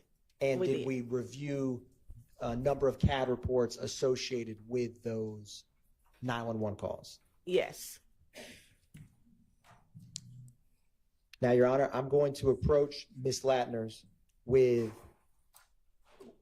124 Charlie, 124 Charlie, Alpha, 1 Golf, Alpha, 1 Juliet, Charlie, and 1 Juliet, Delta, 2 Tango, 2 Tango, Alpha, 1 Oscar, 2 Papa, and 2 Papa, Alpha, and 1 Romeo, 1 Romeo, Alpha, for the record. All right.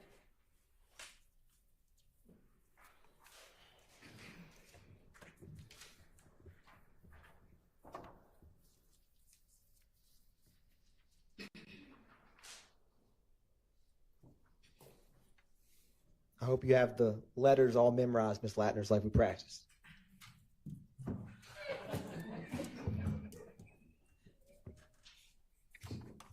Now, Ms. Latners, once you take a minute to review those, and if and when you recognize those, just look up at me.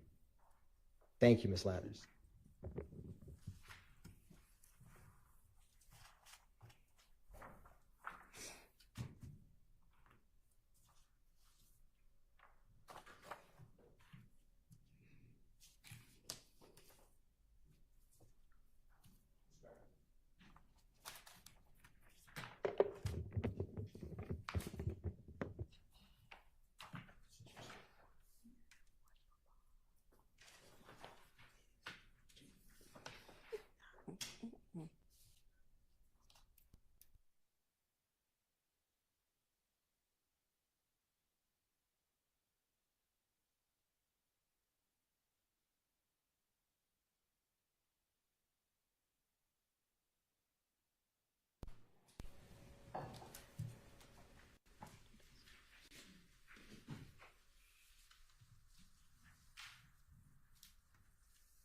Thank you, Ms. Latners.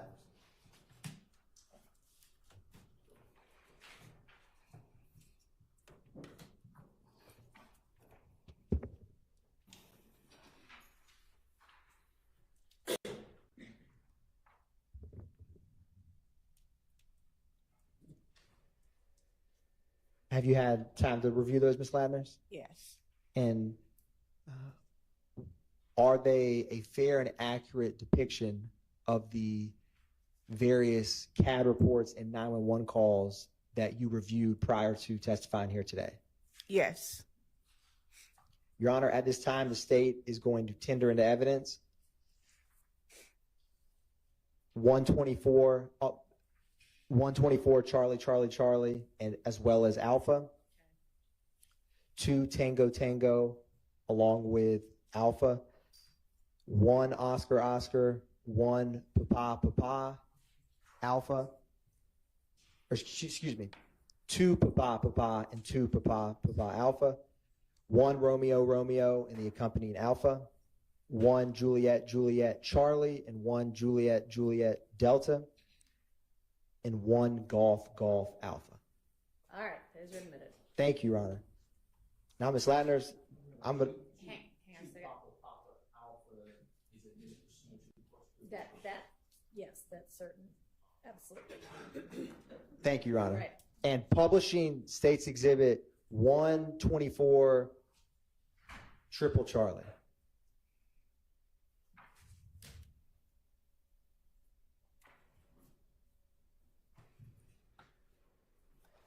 Now, Ms. Latners, what is the date of 124 Triple Charlie? January 28th, 2015. What is the call type that this call came in as? Shot fired. And what was the location? 2905 Springdale Road, Southwest, apartment Peepaw 2. What zone and beat within the city of Atlanta was this call?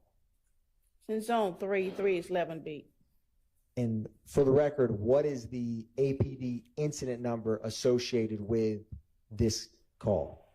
150280046. Was this officer generated or 911 call? 911 call. What time was this call placed? 12:14 a.m. hours. What time was the call received? 12:16 a.m. hours. When did officers first arrive? 12:48 a.m. hours. And what time was this call cleared? 06:10 a.m. hours. So officers responded around midnight and left around 6. Is that accurate? Yes. Who was the primary officer who responded to this call? Christopher Collins. Now, Ms. Latners, turning to the bottom of page 2 on the CAD narrative, at 12:16:14, can you tell the jury or explain what that indicates. It has what the caller told the operator, caller advised someone just shot up a home. Caller advised rapid fire is going on.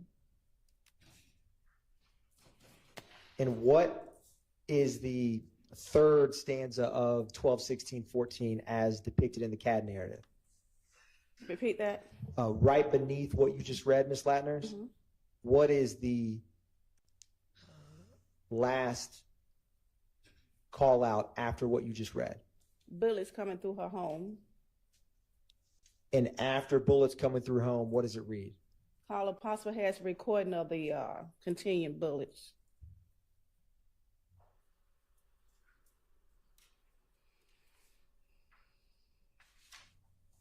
Now, Ms. Latners, I'm going to publish for you, and you have before you 124 Triple Charlie Alpha.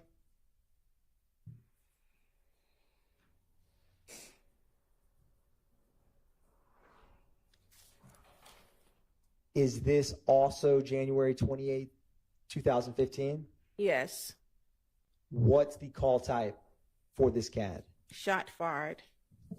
Is the address different or the same from what we just discussed? Same address for different apartments. Number. On what time did this call come in? 12:17 a.m. hours. Is that close or far in time from the CAD report we just discussed? It's close.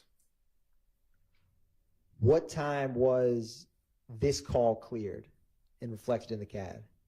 It was cleared at 12:19 a.m. hours. If you turn to the CAD narrative, this second line from the bottom at 12:19:13 a.m., what does that indicate? It advised that the caller advised the 911 operator heard about 5 shots in the area, no further. And Ms. Latners, what was the disposition on this CAD report? The operator stored the incident because she found an incident before that, so she just related the calls to that incident. Is that a possible explanation for why this CAD reflects such a short, cleared call time? Yeah. Yes. Now, Ms. Latners, I'm going to publish 1 Golf Alpha.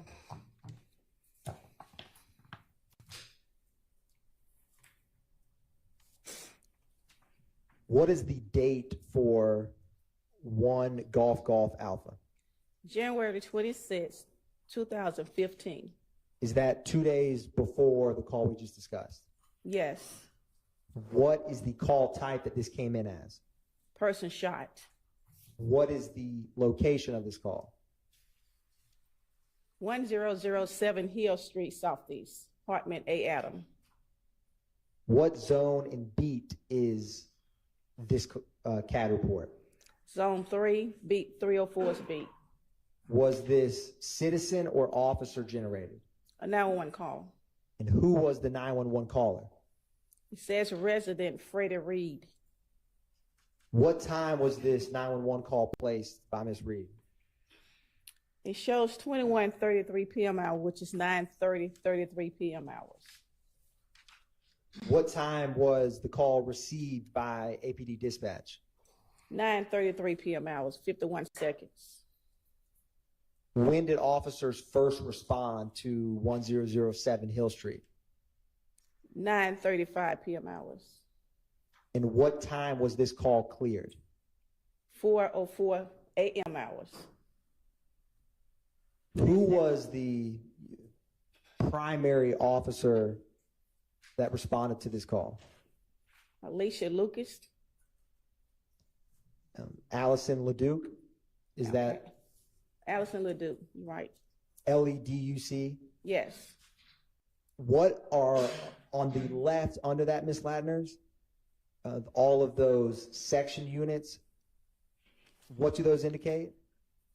You indicate the different units that went out of the location.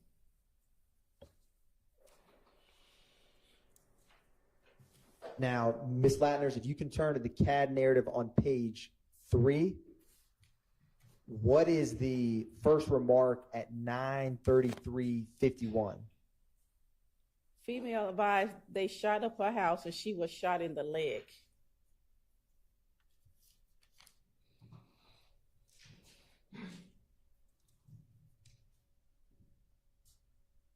And Ms. Latners, if you can flip back one page to the CAD narrative, page 2, or excuse me, the CAD report, page 2, do you see the time or the call out? It says LC 10:20:43 p.m. It's almost right in the middle of that page to help orient you. 10:20 what? 10:20:43 p.m. Okay. What does the LC indicate? Location change. And what at 10:20:43 p.m. where was that location changed to? Greater Hospital.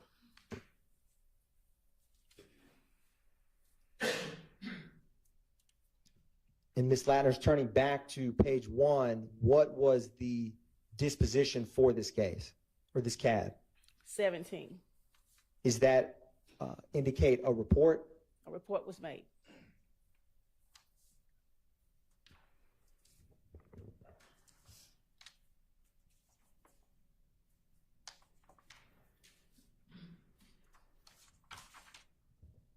Now, Ms. Latner's, I'm going to publish for you what's already been admitted as 1 Juliet Juliet Charlie.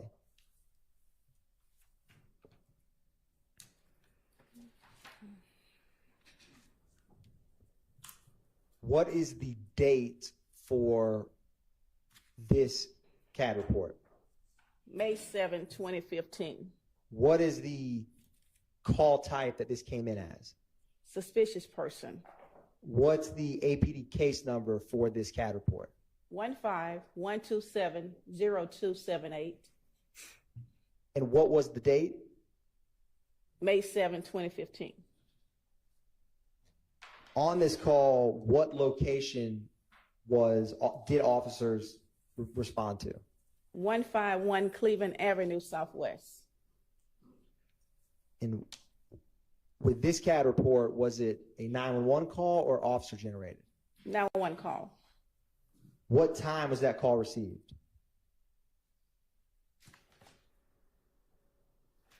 It received at 2:05 a.m. hours. What time were officers dispatched? 2:08 a.m. hours. And how quickly did they arrive? What time did they arrive? 0:10 a.m. hours. And what officer was the primary unit that arrived on the scene? It shows 1312 Baker. What time was this CAD report cleared? 0709 a.m. hours.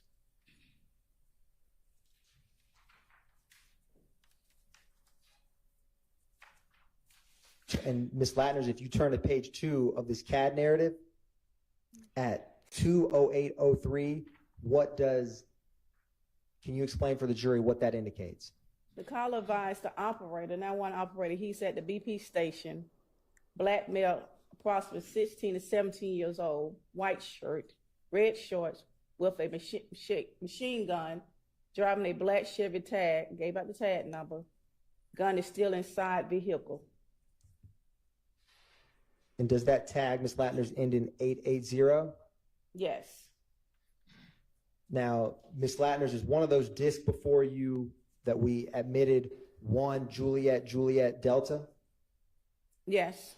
Is that the 911 call that corresponds with the CAD report we just discussed? Yes. Your Honor, the state is publishing 1 Juliet Juliet Delta. All right.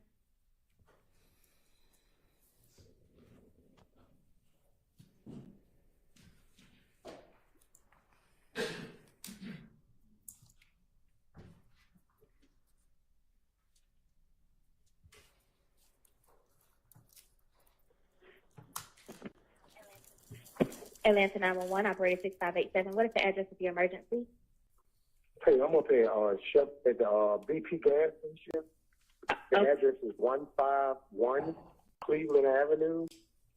Got a black four-door Chevrolet. I was walking out the store.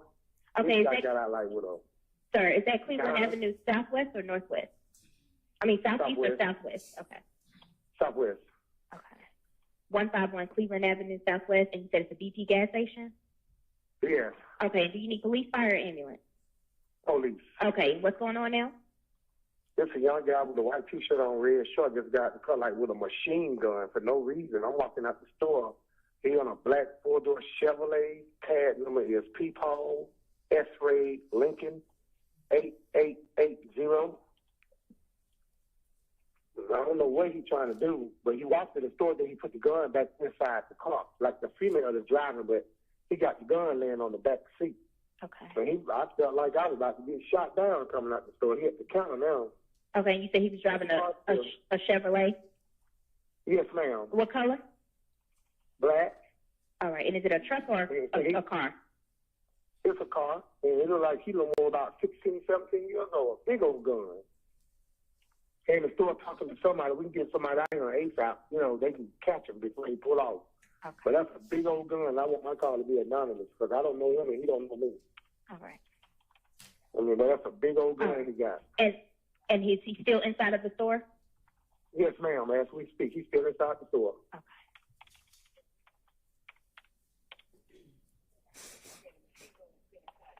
All right. And the machine gun is still inside of the car? Yes, ma'am.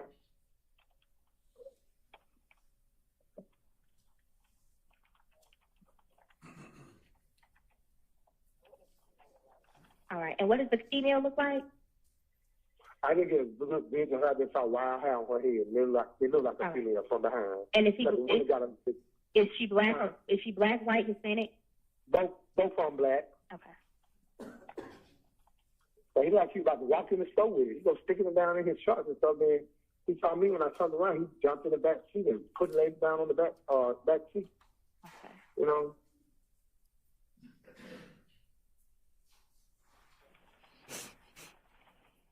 All right. Hold on 1 second, sir.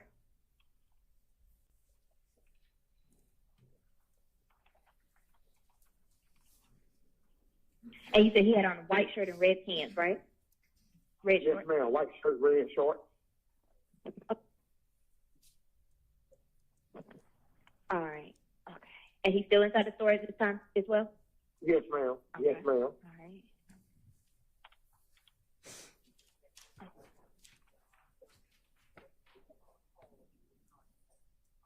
And you said when he saw you, he put the gun in the backseat of the car, but at first he was sticking it in his pants, like he was taking it inside the car. Right. Okay. Right. And me and another guy had said, man, what the heck? Excuse my language, but both of us had said, man, what the hell? He got himself to do. Okay. All right. And he's still in the store now, right? Yes, ma'am. Okay. And the car's still sitting out there. All right.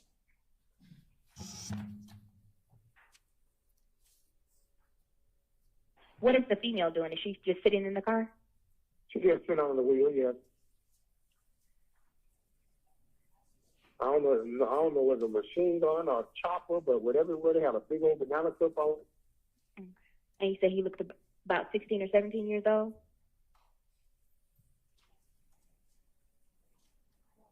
Hello, sir. Hello, sir.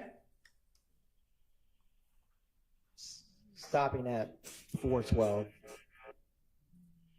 Ms. Ladders, did we also, or do you also have before you a 2 Tango Tango CAD report? Yes. With 2 Tango Tango, the state's publishing 2 Tango Tango for the jury. What is the date for that CAD report? May 10th, 2019. And what did that CAD report come in as in terms of the call type or description? Person shot. What is the APD incident number associated with this case? 191302224. And what was the location for this May 10, 2019 CAD? 1600 Prior Road, Southwest Atlanta. What zone and beat is that location? Zone 3, 305's beat. And was this a 911 call or officer generated? 911 call. What time was the call placed? 9:35 p.m. hours. How quickly were officers able to get dispatched to that location? Maybe a minute. And when did they ultimately arrive? 9:40 p.m. hours. What type of response time was this person shot call? 10 minutes. What time was this call cleared? 12:29 a.m. hours. Now, at the top, Ms. Latners, what is the disposition and code number for this incident? You have code 10, which they impound the vehicle. 17 and 23, they did a report and they arrested someone. Is 23 the arrest? Yes. Now, Ms. Latners, if you look at the bottom of page 1 in the column, is that, as you had discussed, all of the different units that responded to this call? Yes. You turn to page 2, Ms. Latners. At the bottom, at timestamp 10:03:38 p.m., what is indicated at that time? Advised 3304 location change en route to Grady.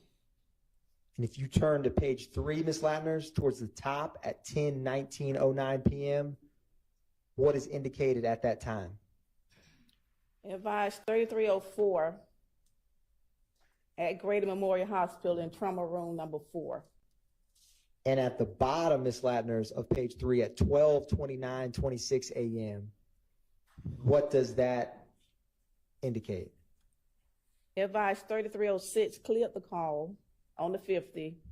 Its pull-in was code 10-17-23. Which is the impound arrest and report? Yes.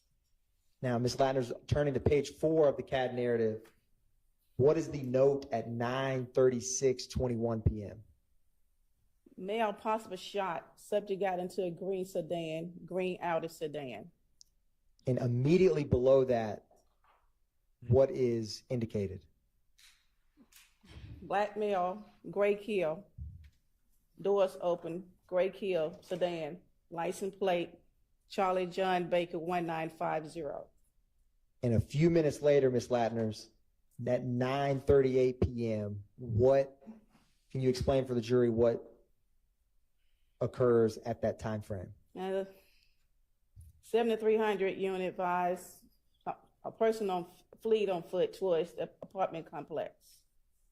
What do you see no further 78 Sierra? No further 78 on the subject. And what does that mean in CAD parlance? They have no more description of the person. Now, 1 minute later, Ms. Latners, at 9:39, what is the CAD call out at that time frame? Advised left vehicle on prior near a three-way grocery store. And about 4 minutes later, a couple lines down, Ms. Latners, at 9:43 p.m., what occurs at that time? Vehicle is shot up. And do you see the unit number 7171 also at 9:43? Yes. What does that unit advise at that time? 3303 advised shot in the neck. Someone shot in the neck, alert conscious and breathing. And 3 minutes later at 9:46 p.m., what occurs at that time? 3303 advised suspect is a vehicle possible towards Amer Drive. And Ms. Latners, 4 minutes later at 9:50 p.m., can you explain what occurs at that time frame? 3309, which is overtime unit, advised Pride and Thornton shut down. They're trying to shut down an intersection.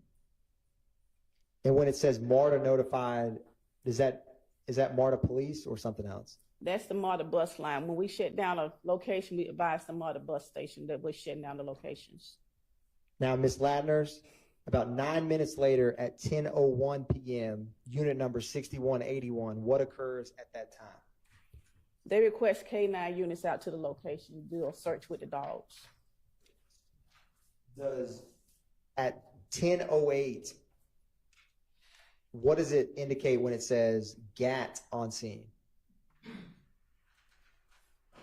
That's a specialized unit that's doing the search with the dogs and the, it's more like an undercover units. Understood. And about 6 minutes later, Ms. Latners, at 10:14 from unit number 6181, what occurs at 10:14? One of the unit 6181 advised at least 3 people fled from Grayford Fusion and at 10:14 hours. And 6 minutes later, Ms. Latners, at 10:20 p.m., what occurs at that time frame? Unit 3304 advised victim has 2 gunshot wounds to the left shoulder. And 4 minutes later, where it starts with the word tracked, what does that indicate? 1892, which is a red dot unit, he advised they tracked someone running at the fence line in the back of the apartment.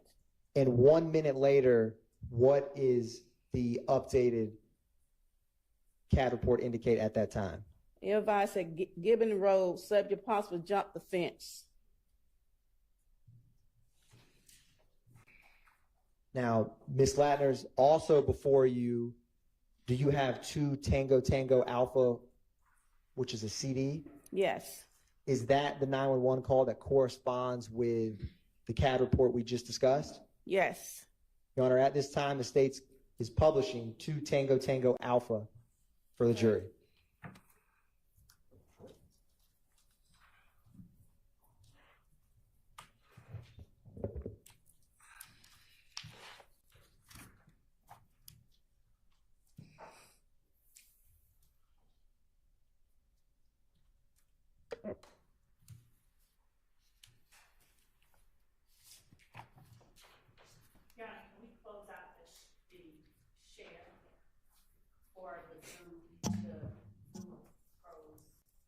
Yes, but I'm not sure what you're asking. One brief moment, Your Honor. Okay.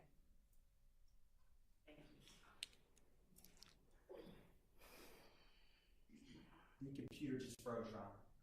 But we have it back up and running. Okay.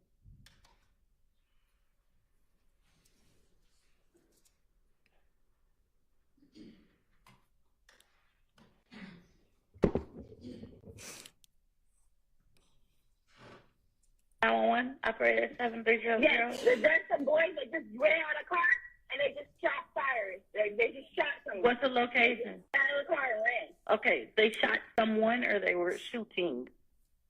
Already shooting someone. Okay, what's the location? Also, I'm right here by the freeway grocery store, and they're running back right now to the car. Okay, give me 1 second. I'm trying to get the location. What 2 cross streets are you at? I'm at Pryor Road in Clare, and just as we turn on Clare, right by the Pryor Road in Clare. Yeah, they're running right now. Okay, was someone shot, or are they just shooting? They just and it looks like they shot at some boy. I don't know. I just ran past it. I'm by the car right now. What's the color, make, and model of the vehicle? It's an Audi, but I'm like away from it because what color is it? Like a gray or blue.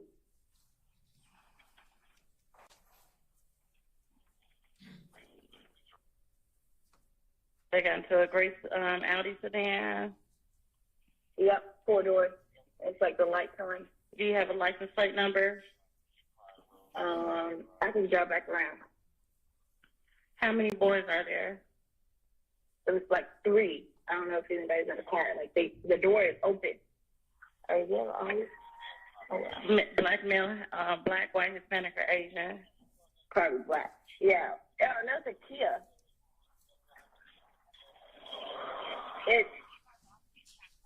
It's C. Hold on. Let me take it around. It's like a 3-way.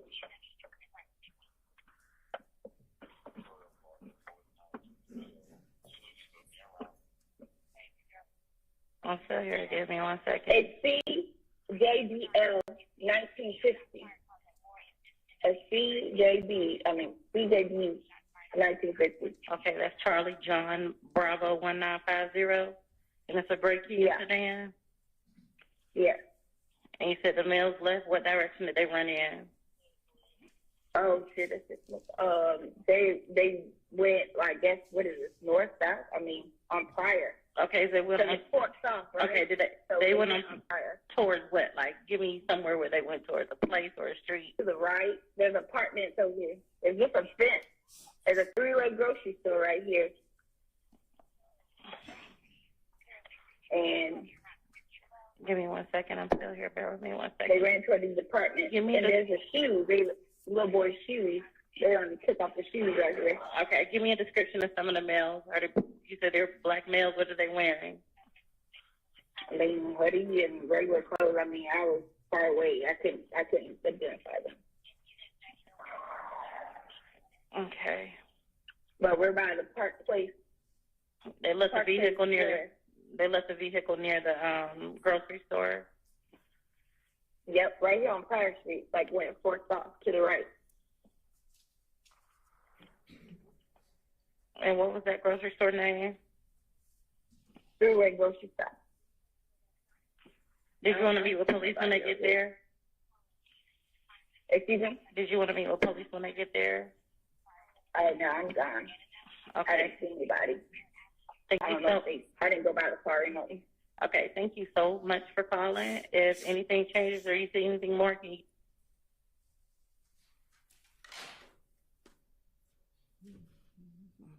Your Honor, publishing one Oscar already admitted. All right.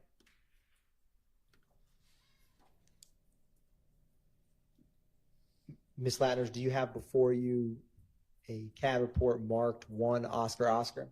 Yes. What is the date for that CAD report? April the 26th, 2019. What was the location that officers responded? 741 Morosco Drive, Northeast Atlanta. Now, was this a 911 or officer generated call? Officer generated call. What was the zone and beat for that 751 Morosco Drive?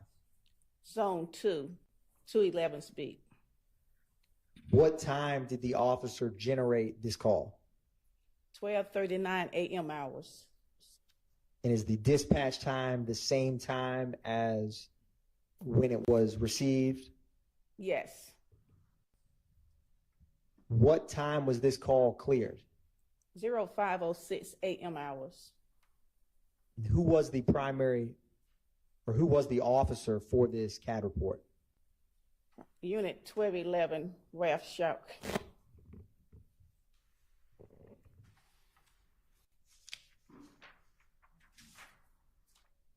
Is this a 10-minute response call?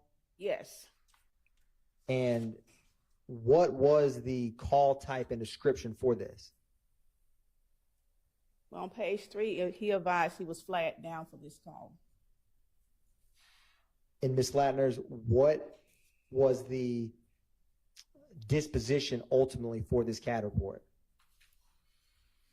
17, report made. And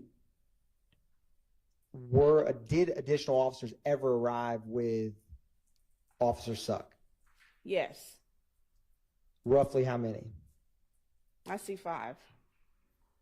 And Ms. Latners, if you turn to the CAD narrative on page 3, do you see the time at 12:39:33? Yes. Can you explain for the jury what happens after you had just mentioned he was flagged down?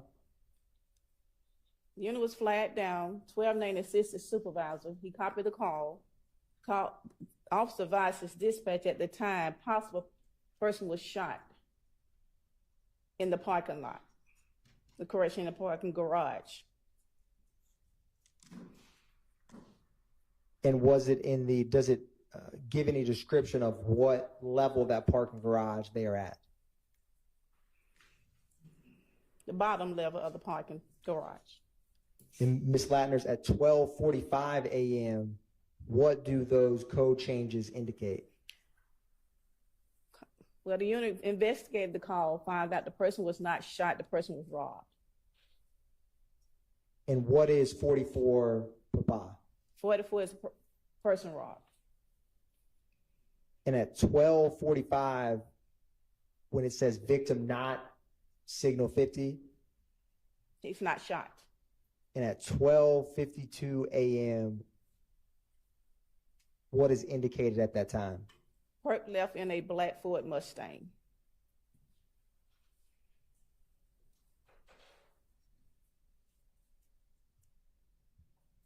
Ms. Latner, do you also have before you 2 Papa?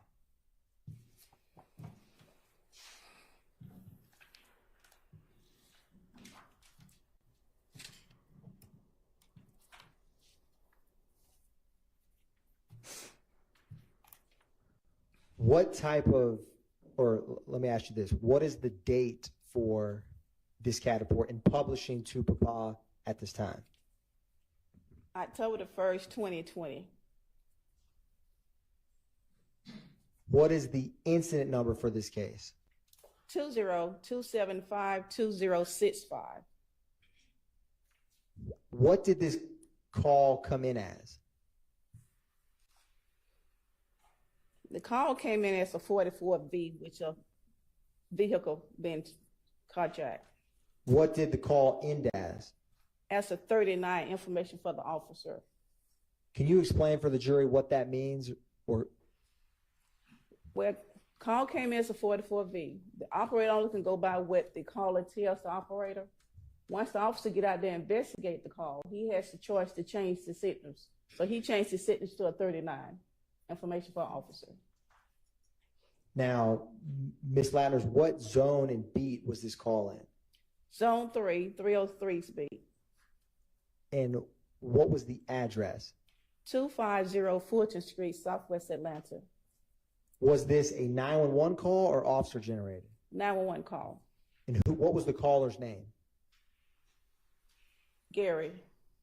Does it only have a first name listed? Only first name with AT&T Mobile, that's it. Do some other providers give first and last names? It depends on the caller, yes. Now, Ms. Latner, what time did Gary make this 911 call? 10:50 p.m. hours. And what time were officers dispatched to respond to this 911 call? 10:52 p.m. hours. What time did officers arrive to this call? 10:59 p.m. hours. Who was the officer that arrived? What is this, Rico? I don't know how his last name. Ravilus. That's fair, Ms. Latner. And what is his unit number? Unit 1303. Now, if you look a little bit below at the unit time 11:14:12, what does that indicate? 44V vehicle contract. And then at 11:26:25. They changed it from a 44V to a dispatch to a 12, which is information to the office. Now, if you turn to the CAD narrative on page 2 at 10:51:46, what happens at that time, Ms. Latner? The operator put on here just occurred, the incident just occurred, a 2016 Gold Buick LaSalle paper tag. Is that a gold Buick LaCrosse, Ms. Latner? Gold Buick LaCrosse. Then it has a paper tag.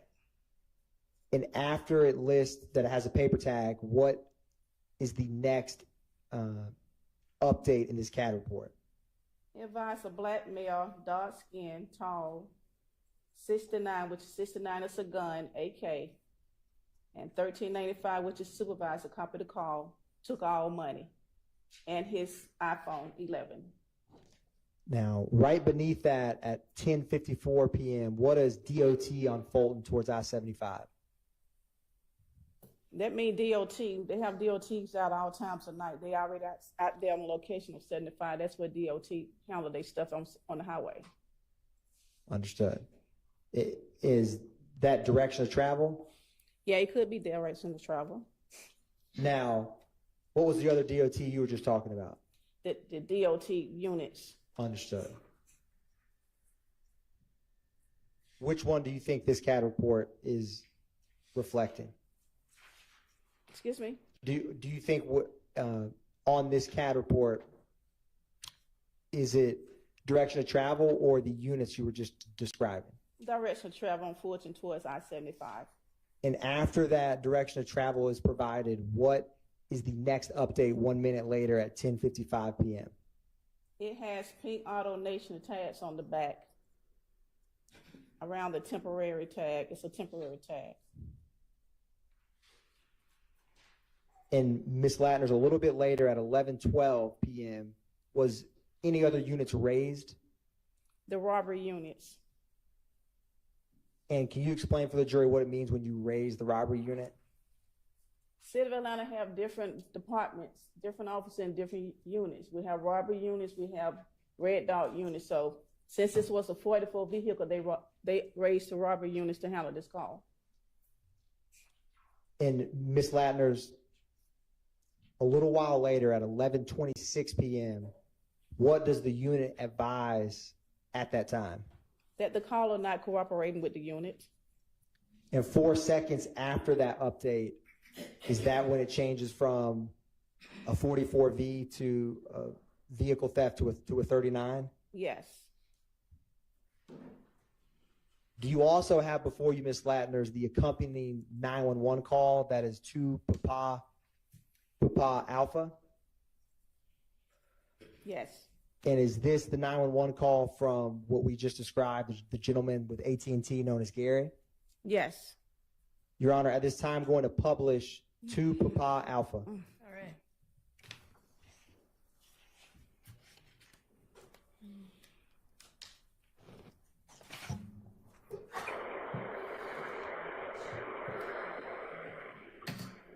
Atlanta 911. Yes, I just got robbed. Where are you? What's the address right here? 250, boom? 250 40th Street. What happened to you? Okay, everybody coming to you. What happened? I pulled up to meet my nephew homeboy, and him and his homeboy robbed me. Your nephew robbed you too? No, his homeboy. My nephew locked up. Okay, I pulled up to give his homeboy some money to put on his book, and he robbed me. I got you. Was it by gunpoint? Yeah. Okay, what's the apartment? They got my car and everything. They took my car and everything. Okay, so you were carjacked? Yeah. Okay, listen to me. What's your name? My name is Gary Holland. Gerald? Gary, G-A-R-Y. Gary, what kind of car you got? 2015 Buick LaCrosse. 2016? Yes, Buick LaCrosse. What color? It's gold. Okay, gold Buick LaCrosse. Anything hanging from the rearview mirror? Any special tires?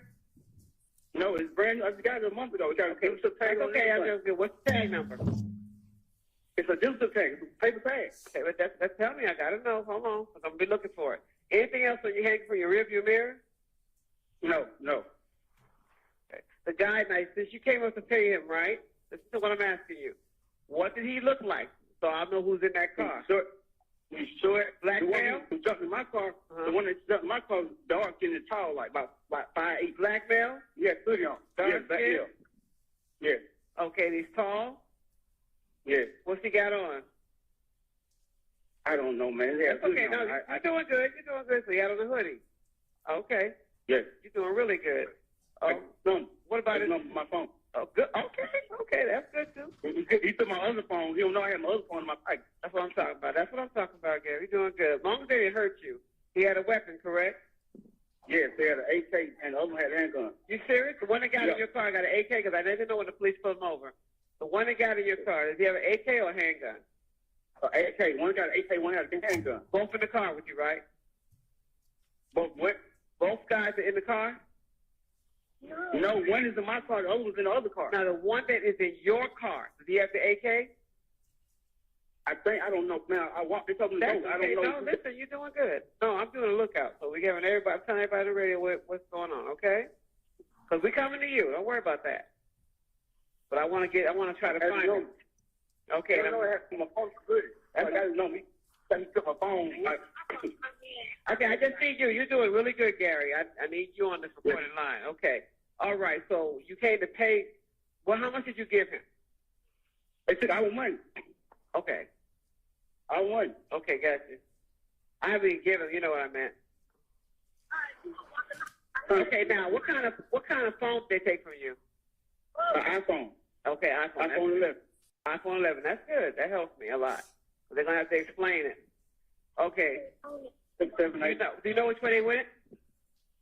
They went down 4th Street, like towards 75. 6, 7, 8, 7, 8, 8. Okay, on 4 towards 75 north or south?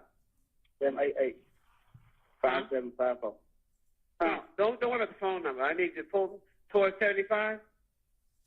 Yes. All right, you doing good. Are you hurt or anything? You need an ambulance or anything? You all right? No, ma'am. Yeah, I'm good. That's okay. You know, your object is to go home. Okay. All right. And they took you. I got you on here. It's going to be a 2016 gold Buick LaCrosse with a paper tag, correct? Let me ask you something. Where'd you buy your car from? Auto Nation. So it's Auto Nation. Is Auto Nation on the back? Yes. Good. Okay. It says. What? No. Who is that behind you? Hold on, baby. It's a female right here. Okay, tell her, hold on for me. It says Auto Nation on the rear bumper. That It's helps. a pink. Same thing I said. Okay, so a pink Auto Nation tag, that helps. Okay. Yeah, okay. They are already rolling to you, and they're looking to pink. Okay, then your nephew, does he know them, or did he just call you on the phone and tell you that lie that he was in jail? No, I know you locked up. So he called me like, no, I said give him some money on his book. I pull up and give him some money put on my nephew's book. Gotcha. Wow. Sorry about that. All right, we're on the way. I'm going to look out for your vehicle. We'll be there in a minute. Okay? I want you to stay where you are, Gary, okay? Gary? Yes. We're coming to you. Stay where you are, okay? Okay. All right.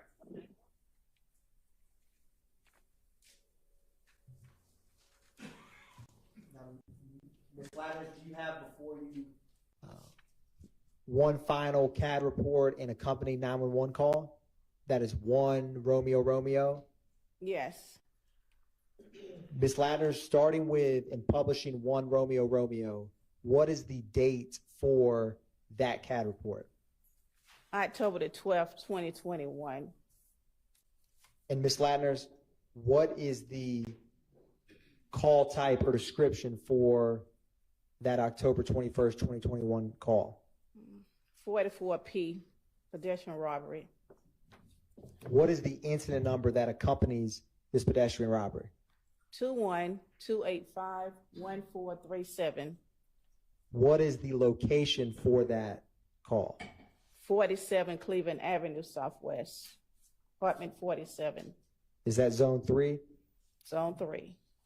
Was this a 911 call or a officer generated call? 911 call. And what was the caller's name? Demarcus Smith. Darius Smith? Smith, yes. And Ms. Ladders, what time did Mr. Smith make this call? Or sorry, yes. What time did dispatch receive the call, I should say?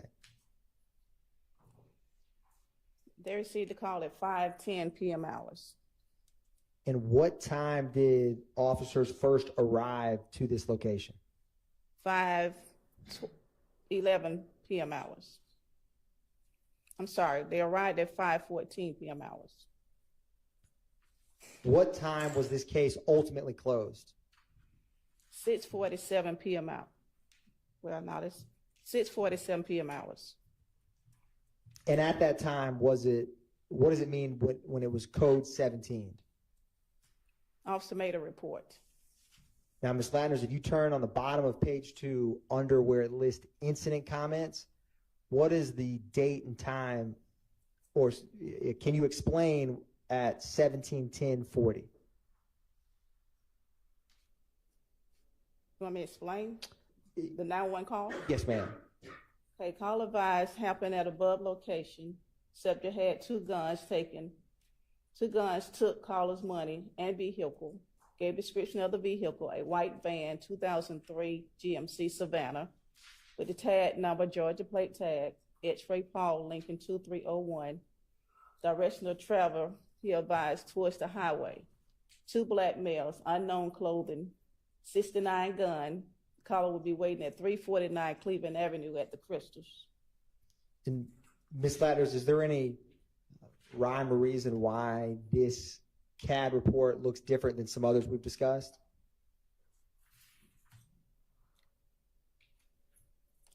Well, it all depends who print the CAD report out. Understood. If you were printing CAD reports, which do you like, this version or the ones we've discussed earlier this morning? Sustained. Your Honor, the state is going to publish 1 Romeo Romeo Alpha. Is that the 911 call, Ms. Latner, that goes with this pedestrian robbery? Yes.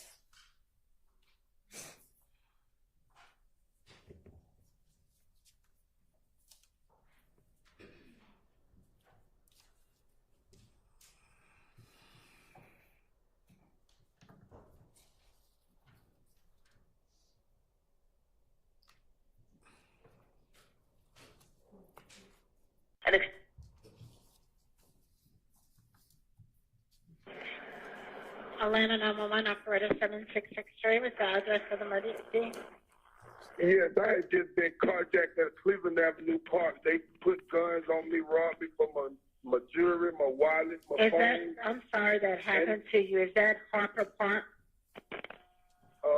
No, it's Cleveland Avenue Park. The one on Cleveland Avenue by the library. That's where it happened at. Cleveland. They took my van. I have a white 2003 GMC high-top van they took. Tag number X. Hold on, sir. I don't mean to be sounding like I don't care, but you're actually talking a little too fast for me to type it, okay? I'm still trying to get the address to where you are, okay? Yes, I left from there, ma'am. I left there. Okay. Where are you now? I'm right here on Ruby Harbor. I'm in the car. Got it. I'm looking for Well, y'all need to stay put for the police, okay? Are you able to, if it's safe for you to go back to where it occurred at? No, ma'am, I'm not going back there, ma'am. Okay. Do anyone know the address? Because I'm trying to pull it up, and I'm having a hard time. It's the same address as Cleveland Avenue Library, ma'am. All right, hold on. And they got my van, my wallet, everything. Yeah, but you don't need to follow them, okay? It's not worth your life. I know I'm not trying to follow them. I'm not. I'm just trying to get back to this location. When you say I'm trying to get back to this location, what location? I had to go back to Forest Park to get in the car with my brother, ma'am, so I can come back on this side to call you all because it was calling Clayton County Police. Can you just put a note in that they'll be on the lookout for my van, ma'am? Okay. And you said, what's the name of the park again?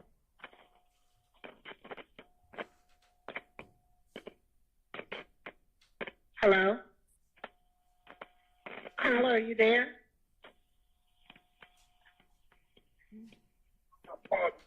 Hello? Yes. Okay, listen. What's the name of the library? Cleveland Avenue Library. Cleveland Avenue. All right, I'm showing on Google Maps it's going to be 47 Cleveland Avenue. Does that sound about right? Yes, ma'am. Yes.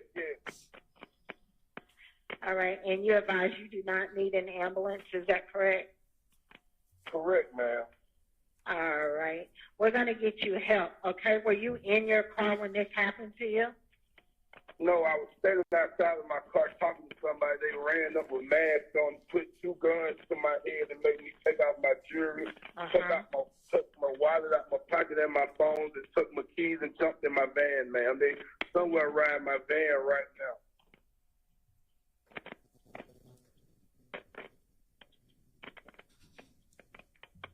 And, okay, and your vehicle's a white van? Yes, it was a 2003 GMC Savannah.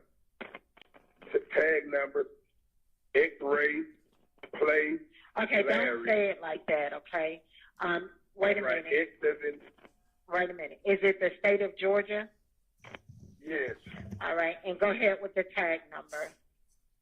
X as in X-ray. Uh-huh. P as in Paul. Okay. L as in Larry. Uh-huh. 2301. And which way did they go in your vehicle?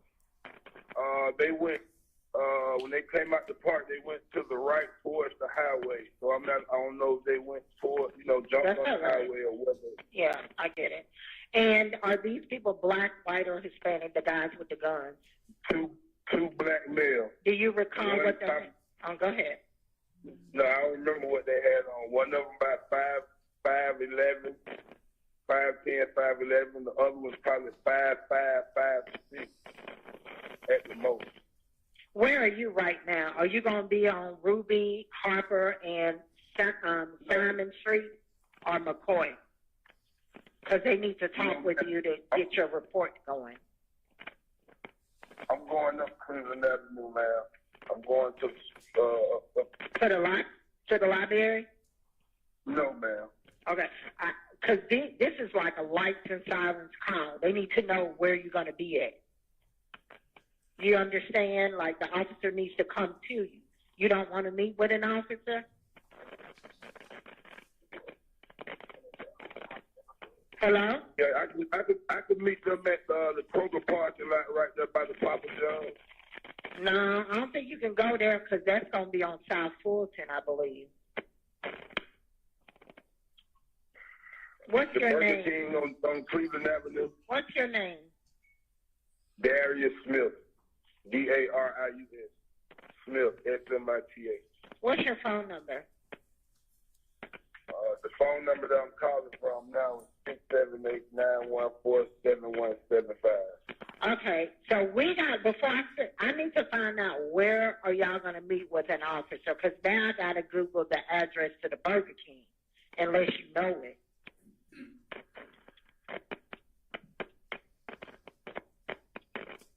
You can just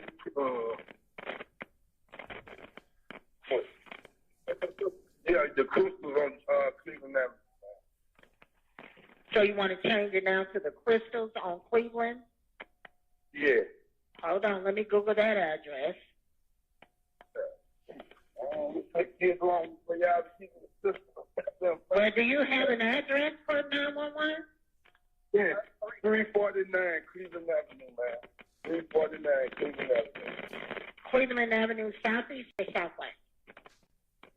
I'm not sure if it's southeast or southwest, man. It's just Crystals on Cleveland Avenue. The police been right across the street.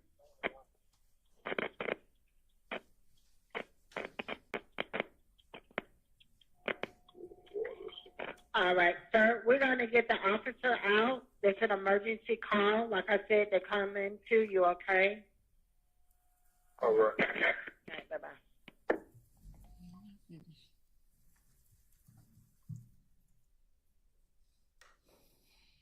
Thank you, Ms. Latners. Your Honor, no further questions by the state. Thank you. Defense attorneys have questions for this witness? Go ahead.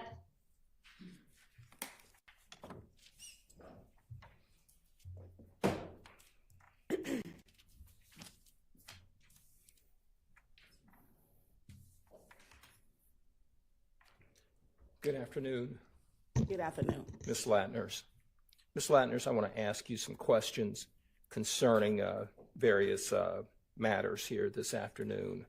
I'd like to begin, Ms. Latners, with an October 1st, 2020. That's going to be a CAT report that's been put into evidence as 2 Papa.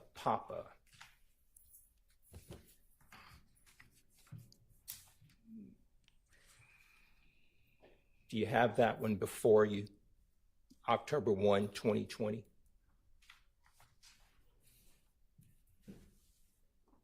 Yes. Okay. Now, you've testified numerous of times in this case this year, correct? Correct. And we have heard today numerous 911 calls, right? Yes. We've heard numerous 911 calls throughout this trial, correct? Yes. And the callers that are calling in, they are giving information to the 911 dispatcher, right? 911 operator. The 911 operator, correct? Correct. They're giving a story. They're telling a certain story of what they say happened, right? Correct. Sometimes it's true, correct? Correct. Sometimes it's not true, right? Correct. Okay.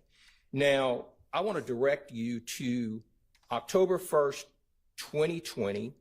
That call began at 22:50 hours. That would have been around 10:50 in the evening, correct? Correct. Nighttime in the state of Georgia, right? Correct. Okay. Now, I want to direct you to page 2 of that CAD report.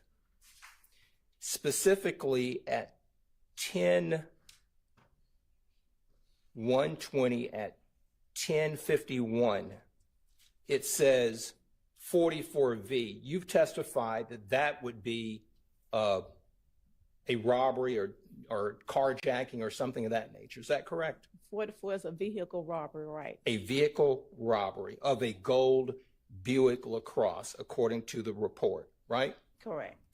The caller indicated that his name was Gary, correct? Correct.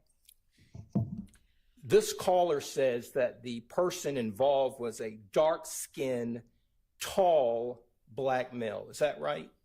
According to the CAD report? Yes. And according to the information that was given to the 911 operator, right? Correct. Okay. Now, during the course of this CAD report and the officers being out there, there was an officer who responded, right? Correct. And according to the report, the officer that responded was a Officer Revillis. Is that right? Correct. Okay. This CAD report documents a time frame from 22:50, 10:50 hours, to 23:26 when it says it's clear, correct? Correct. Little under an hour, right? Correct. So that tells us that the officer is with the caller, Gary, during this period of time. Clear, correct? Objection, Your Honor. Calls for speculation. Sustained. Now, Ms. Latners, let's talk about the entry where it has on page 2, 10/120, 11/12. It says raised robbery, correct? Yes. That means that Officer Revillis is raising up or calling a robbery detective. Is that right? That's right. Okay. Now, when that's happening, there's an entry in the CAD report that then tells us on 10/120 at 11:26, look at the jury and tell them what it says with regard to that particular entry. Unit advised, caller not being cooperative at 11:26 p.m. hours. Ms. Latners, tell the jury, how long have you been doing this work?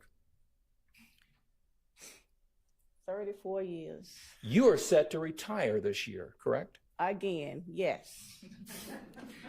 Until we let you go. No, I'm retiring. Okay, that's right. Now, tell this jury, you've seen this entry on numerous CAD reports. Is that right? Correct. Tell this jury, based upon your experience, your 34 plus years of doing this kind of work, coming into a courtroom and talking to a jury and giving us information, caller not cooperating. Tell this jury what that means. Objection, Your Honor. Relevance and compound. Sustained. I'll break it up. Ms. Latners, can you tell this jury, based upon your experience as a 34-year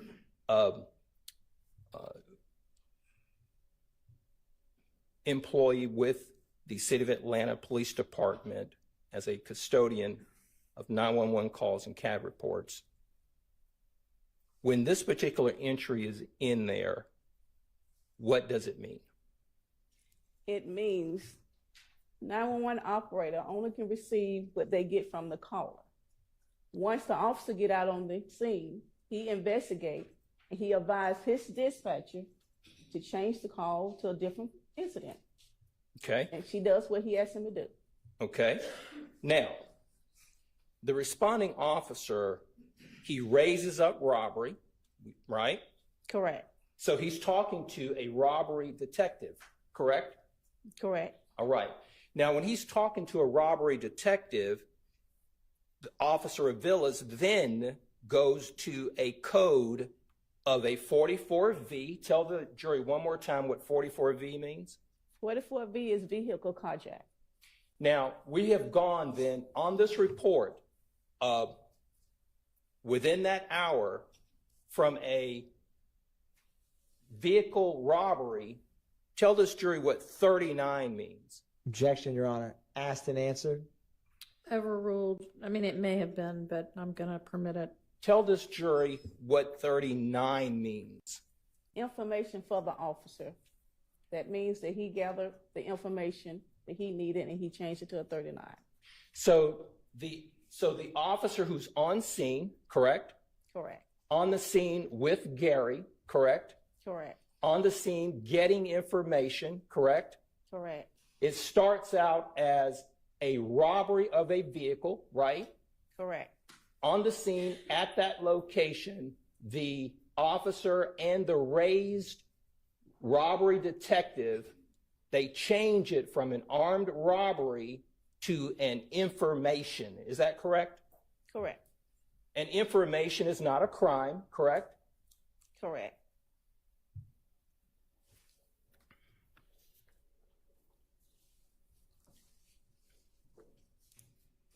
Now,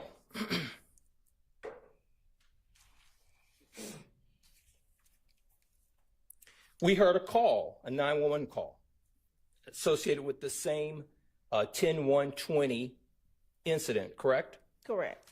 We heard it for the various number of minutes that it took place. We did not hear at any time the name Delmisha Coppage, did we? No. We did not hear that she was robbed, did we? No. We did not hear that her vehicle was stolen or carjacked or robbed, did we? No.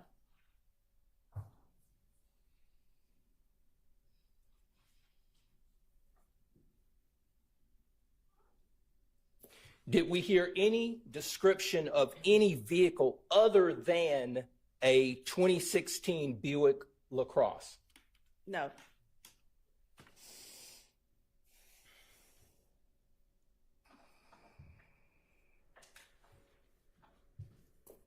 Did we hear any description in the 911 call other than strike that?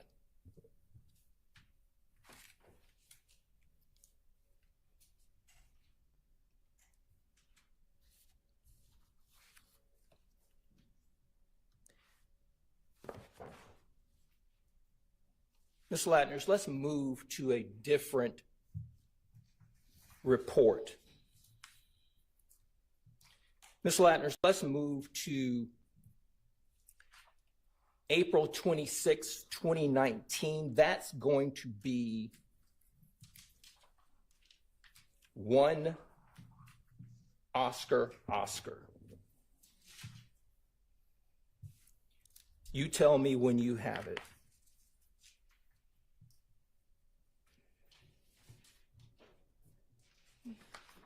Okay. You have it, Ms. Latners? Yes. Okay. You didn't prepare the report, right? Yes. You didn't make any of the entries, correct? Correct. The report started out as a possible person shot, correct? Correct. It was downgraded to no one being shot, correct? Correct. Now, there was no description of a perpetrator on the report, correct? Correct. It stated that there was no information or a tag number given to this vehicle that is alleged to have been involved, correct? Correct. And this entire time frame was from 12:39 a.m. to 5:06 a.m., correct? Yes. Now,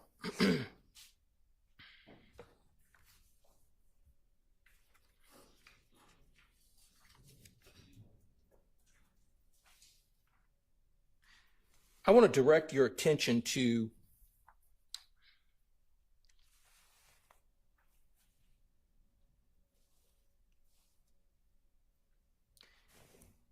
page 3 on the CAD narrative. I wanted you to go down to April 26, 2019, 12:49 a.m., 7:07:08. You see that entry, Ms. Latners? That says gate code 478. Gate code 478. Correct. Can you tell this jury gate code 478? Tell this jury what that means. It means the apartment had a gate around it with a code.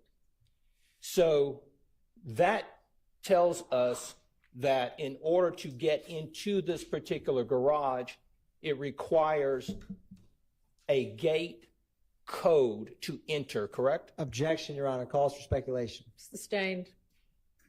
Based on your training and experience and doing these particular CAD reports and testifying about them, have you seen gate codes in other CAD reports?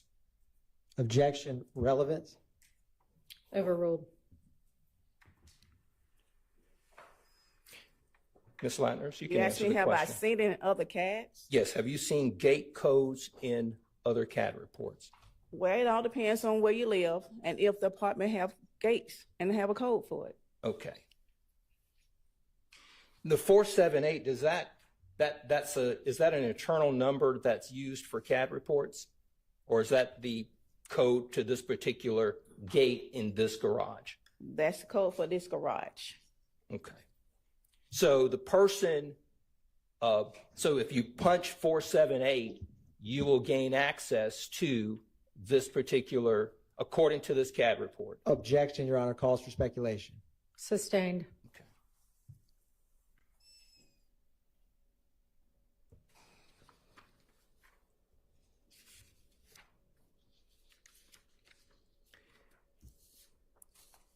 Did you see gate code in the CAD report that we talked about for the 10/1/2020 CAD report? No. And this was are you familiar with 741 Morosco Drive, Ms. Latners?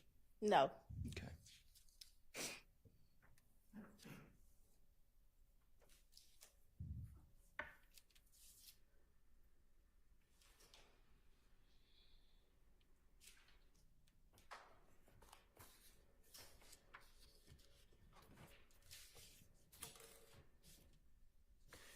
Your Honor, thank you.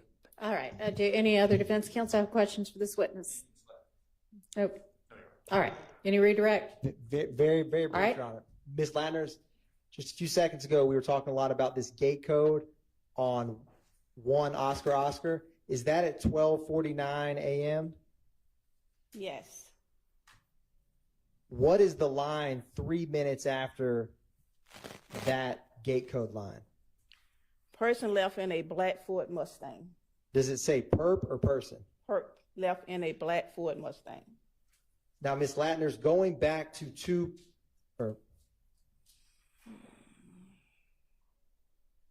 was there more than one person identified in a robbery? In the robbery? This car right here? Yes, ma'am. I didn't see any. Does the caller indicate, is there anywhere in this CAD report that has any information about how someone entered a parking garage or location on that CAD report? No.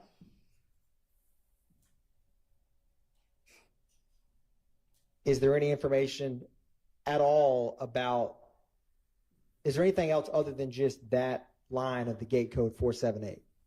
That's it. Is there any information about whether you need a gate code to walk in? Well, no. If there's any information, overruled. Is there any information about whether that gate is broken? No. Is there anything in this CAD report that indicates whether the robber was visiting someone in the complex? No. And Ms. Latner's going back to Papa, when a call comes in on cross-examination, you were asked about some information is true, some information is false. Do you recall that? Yes. Is there any way to know when someone, before officers arrive, what's true or not true about what a 911 caller is stating? No. And from the 911 dispatcher's perspective, do you try to determine if what is being said is true or not true before you respond? It's not their job. And is the initial officer's perspective of an on-scene victim the end of any further investigation? You can answer that if you know that from your personal knowledge. Repeat the question. If an officer, do you remember on cross, you have discussed about the 44V being changed to 39 info for officers? Correct. In Atlanta Police Department protocol or procedure, if you know it, does that stop a case? Can no for Overruled. Based on your own knowledge. Can you complete the question, please? Yes. Can further investigation by the Atlanta Police Department be done on a case where the initial officer changes the call to 39 info for officers? Overruled. Yes.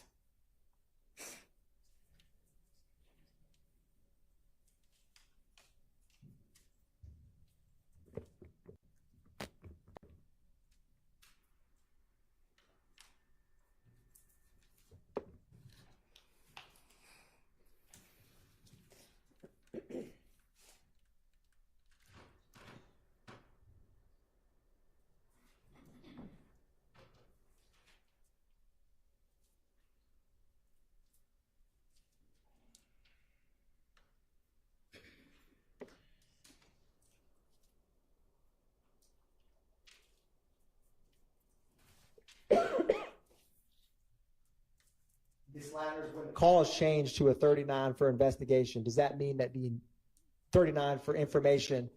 Your Honor's objection mischaracterizes the 39. I misspoke, Your Honor. My apologies.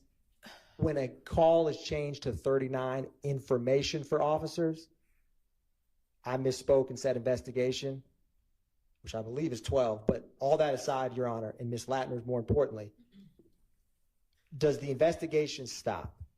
Does that mean the investigation is over? Objection, Your Honor, has been asked and answered. Sustained.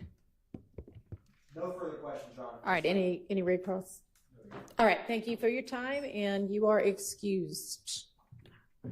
All right, it is time for us to break for our lunch, so we will do that, and we'll plan to be back here. It's almost 1 already, so let's say 2:15. See you then. All right.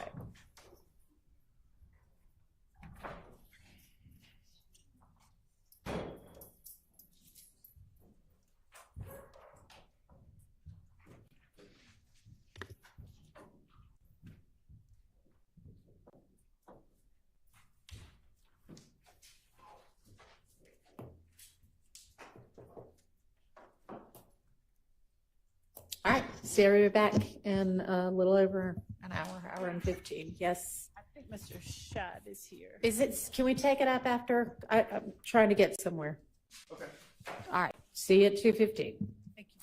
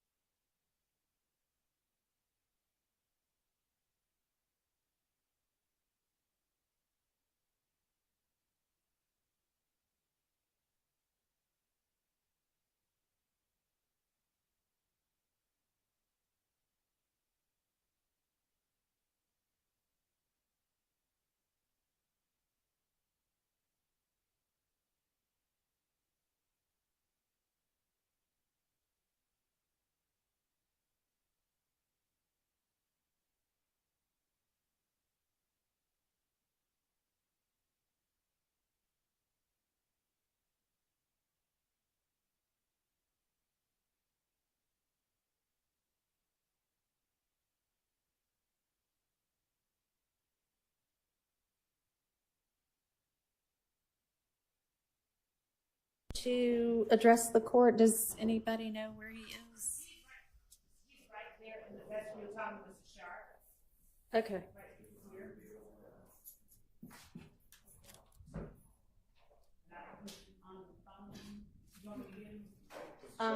Yeah, if you don't mind.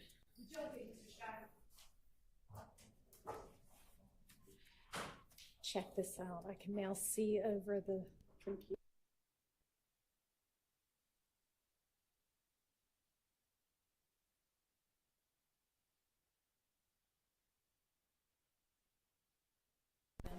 Is there anybody from the state?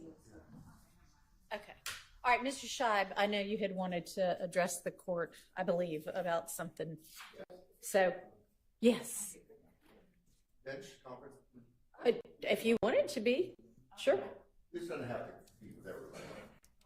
Well, yes, it does, as far as I'm concerned. We're not doing that again. It's something personal. Personal about you?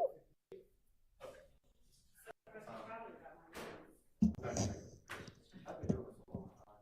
I've never had anybody accuse me of lying. I'm not going to go over what happened yesterday, but I don't come to the court and lie.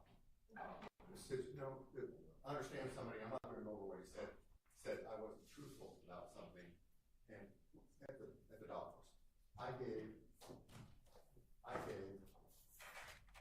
asked the doctor a question about my client's mental competency to take certain medication. I said, will it affect him? The doctor gave me an answer. Right. That was it. The phone was about 10 or 12 inches away from me, and I asked the question. And once I got that, and then I relayed it to the court. I understand somebody came in here and said, what I said wasn't accurate. I don't lie to the court. I've never lied to the court. So that's all I'm saying. Okay, I appreciate it. And so you're talking about when, and I don't know exactly who was on the conversation, but so the conversation was at your behest with Mr. Zachary's doctor, and I don't know if it was an ADA and an investigator. Abadi, and an investigator, and y'all were all on the phone together with the doctor. The phone was right here. The doctor was someplace else. My client was here. I was about 12 inches from the phone. Actually, so the doctor was on the phone, and the doctor was on the phone.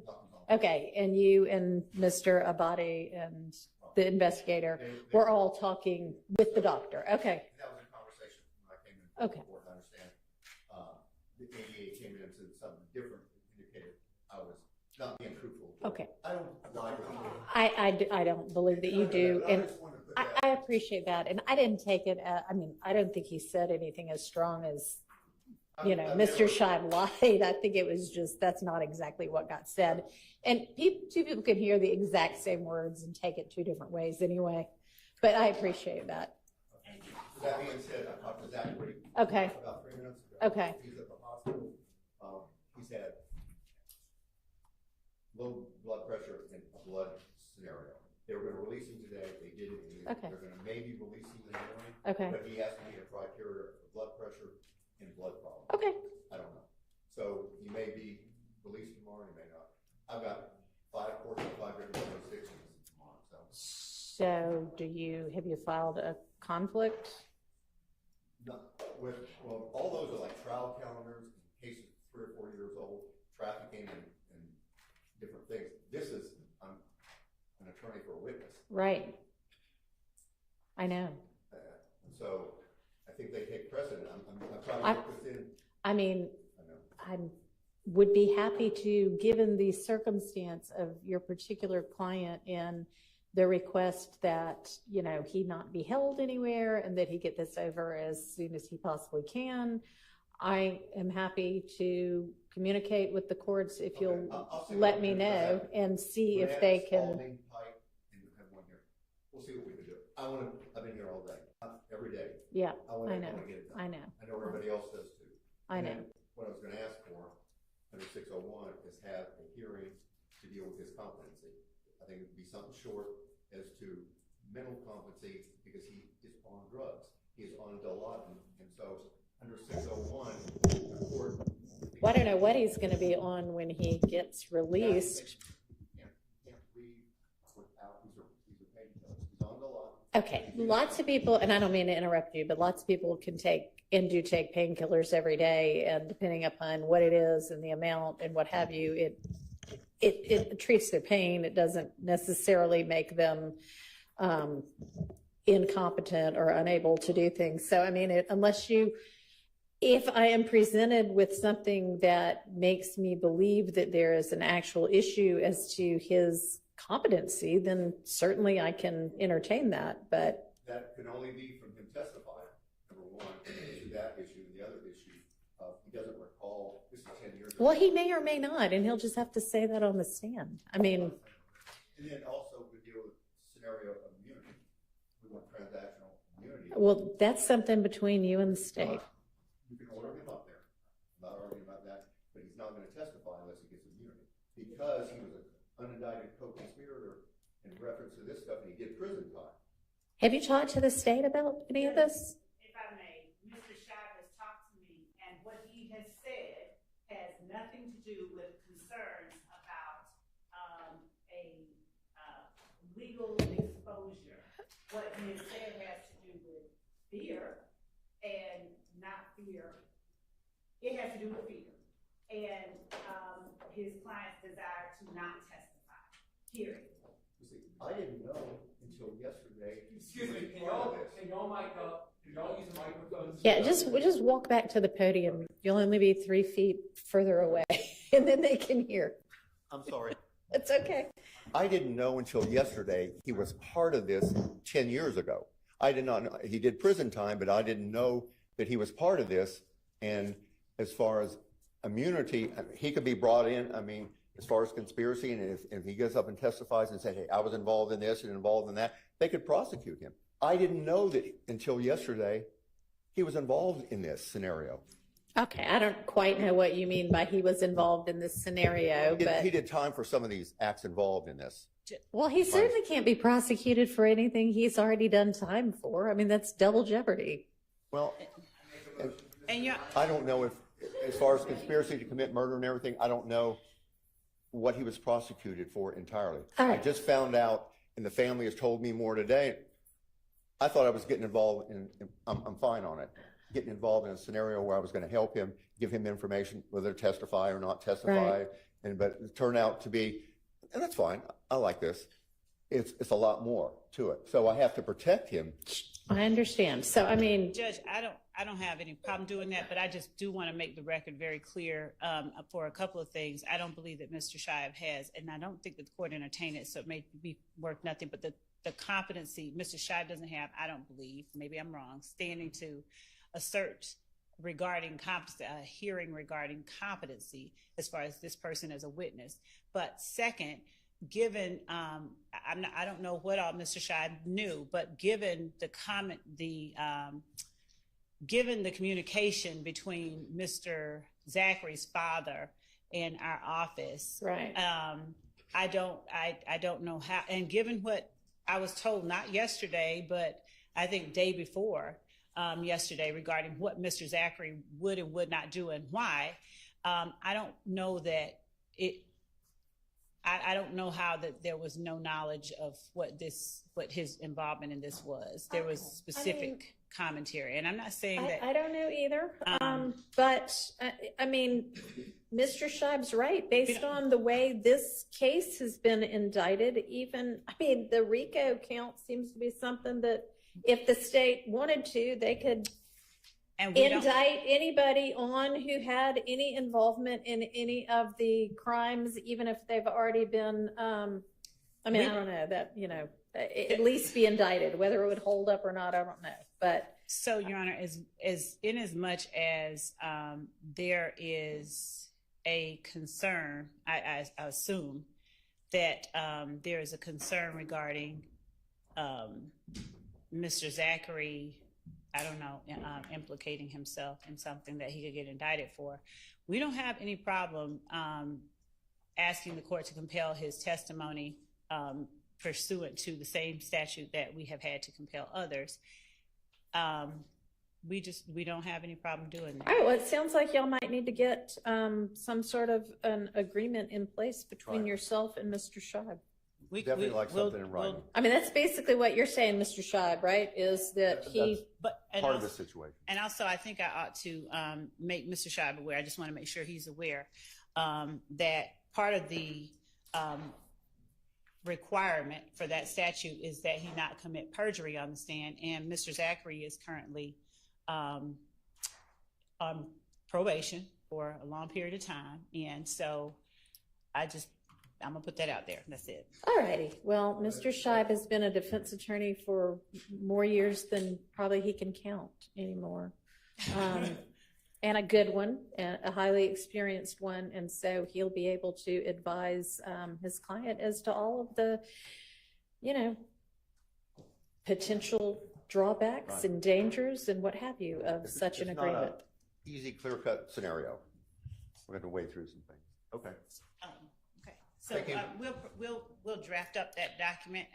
Okay, but considering that it sounds like it may be as early as tomorrow morning that, I don't know. We'll have that. Doesn't sound like anybody knows yet. It's a developing kind of thing about when he might be released, but y'all need to get on that. So we'll have that drafted this afternoon for Mr. Scheib to review. And Mr. Scheib, if you want to communicate with my office about wherever we might need to be able to talk to other courts about your presence here. I have a simple way of doing it. If you issue an order me back into your court tomorrow, that'll You know what? If you want to draft one up, I will sign it. Okay, that'll be great. We'll send it over And to you in a couple hours. Great. You've got all of the addresses, right? Okay. I'll see you tomorrow. Thank you. All right. Do we need anything else from Mr. Scheib? Anybody? I don't need anything from him. If the court would indulge me what I asked right before he came in, because I have the next witness Okay. and I don't want to. Because during the whole entire lunch break, you didn't go to the Well, it didn't house. Okay. Thank you. Okay. Well, go ahead. We've got Ms. Hilton now. All right. Anybody need to bring up anything before we get the jury in and start with our next witness? Anybody? No? Okay. So we got yet another motion in limine. The people at Mr. Steele's firm are working full time on filing motions in limine. It's very impressive. So motion in limine number 59 is about potentially excluding certain portions of a interview with Mr. Zachary from March 3rd, 2017. And I was trying to find, I've got 2 of his interviews and March 3rd doesn't seem to be one of them. Is this one that we went over? Should have, and his 2 are August 5, 2015, Your Honor, and then March 3, 2017. Okay. Well, I don't know why I have April 13th, 2017 written down, but I do. But it's the other one the only one from 2017 is March 3rd. Okay. Yes, it might be the transcription date in April. Okay.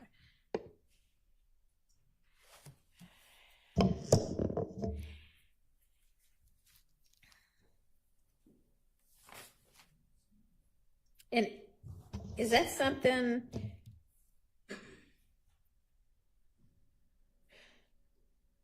So if it's the bottom of 124 through about halfway through 127, my notes say that the state, all my notes says is okay, but what that meant in my shorthand was that the state agreed that they weren't going to utilize that. Perfect, so that's why I did that. Okay, that would be great. Hey, Your Honor, is that the issue we talked about this morning or something? No, this is yet another one. I don't have Mr. Steele's email, and because I was not present during. So if you want to just, I printed it out because I'm old, and you can just look at the highlighted portion and see what it is he's talking about.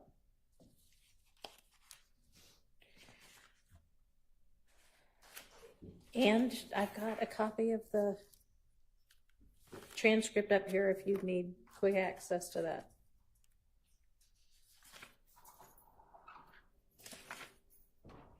But my notes at least say that y'all said okay on that one, meaning we won't use that one. Do you need to look at the transcript?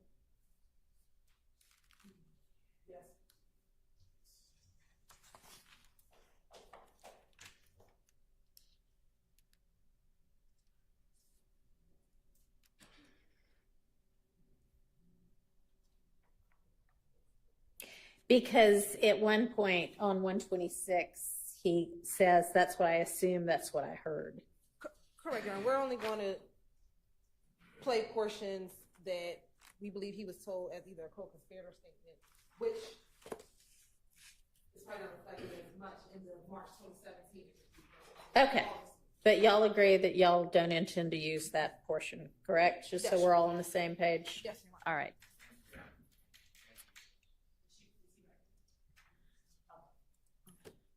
All right, we have our next witness lined up? Okay, let's go ahead and get the jury in.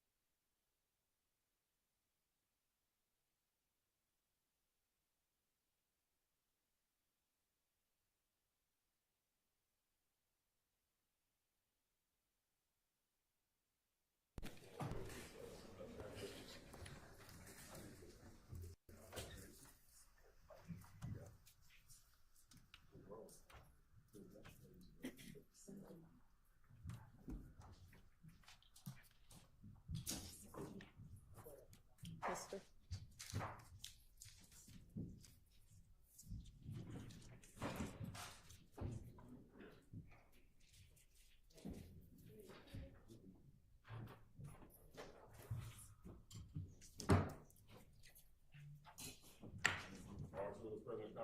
Thank you. Okay, call your next witness.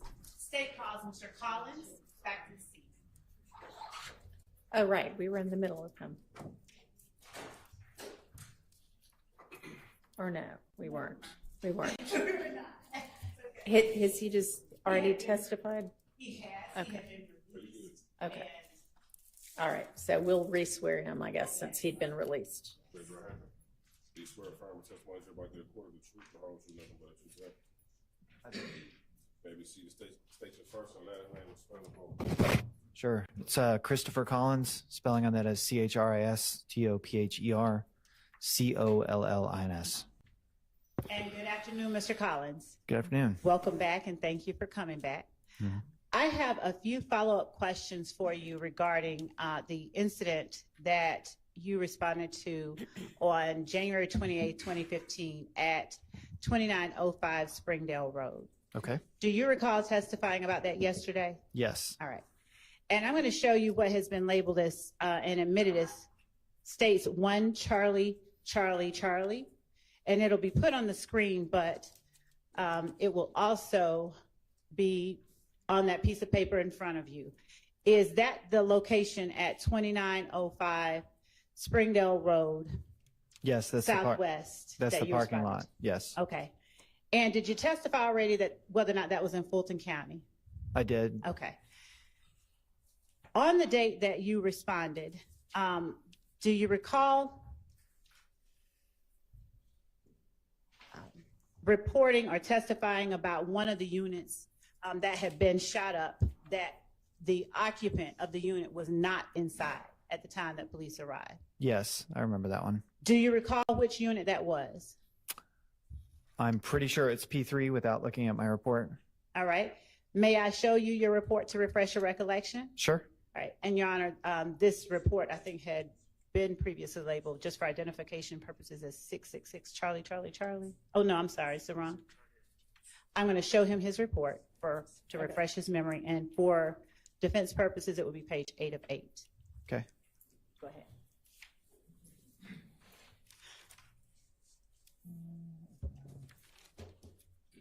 Yep. Apartment P3 was the unoccupied apartment. And when you say unoccupied, I'm going to take this back, okay?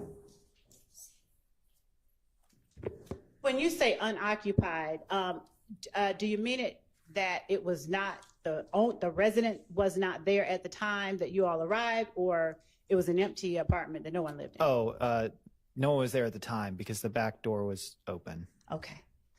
Now, do you recall at some point and the occupant of the home coming back? Yes. All right. Do you recall what her name is? No, not off the top of my head. If I show you your report, let me ask you this. Did you put that information in your report? Yes, it's in my report. And did you talk with her? Yes, that's in my report. All right. If I show you your report, will it refresh your recollection about what her name is? Sure. All right. I'm going to show it to you. Page 8 of 8. Okay.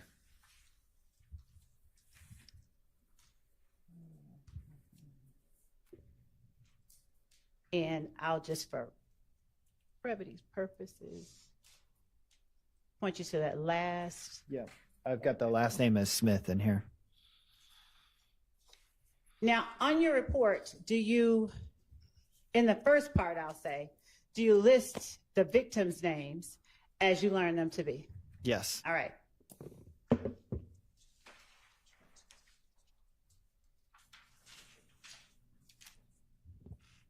Do you recall the occupant of apartment P2? Do I recall their name? I believe that was his name, the occupant of P2. I remember the last name from yesterday when I testified. Okay, and was that Mac? Yes. Gilberti Mac? Yes. All right.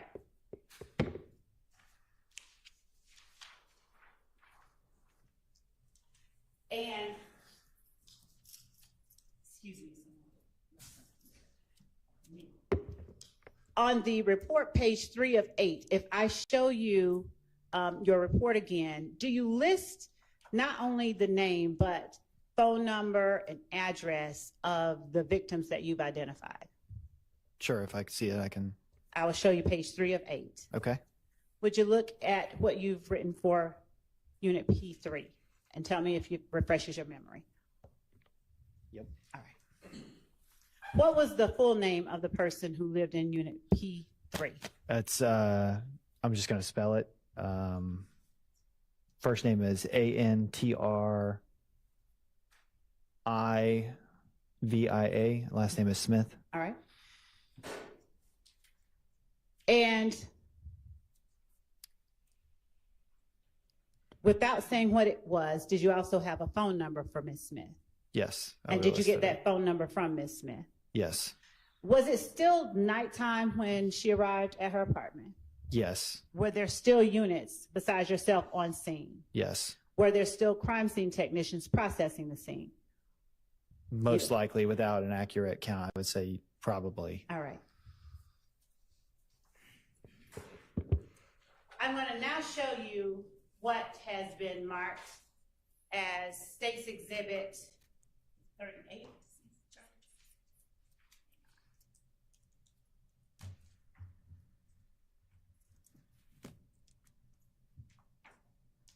'65, Charlie, Charlie, Charlie.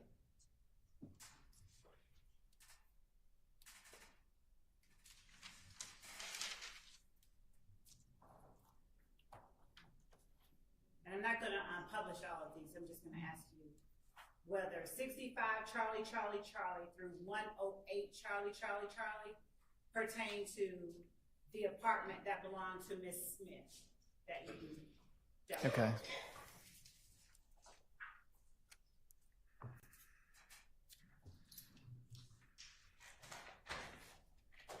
Did you publish the first one?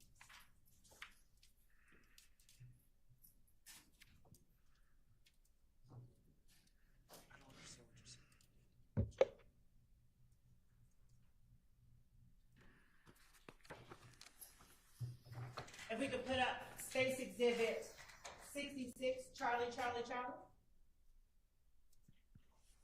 Yes, those do pertain to that. That's what you were asking, right? Yes. Okay. You would just Yeah. to the Those do pertain to apartment P3. Okay. Yeah. And so I'm going to put up 66 Charlie, Charlie, Charlie, and that on the screen behind you Okay. or in front of you. Is that the P3 that we're talking about that Ms. Smith lived in? Yes. All right. And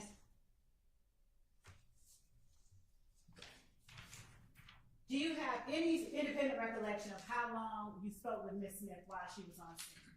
No. Do you recall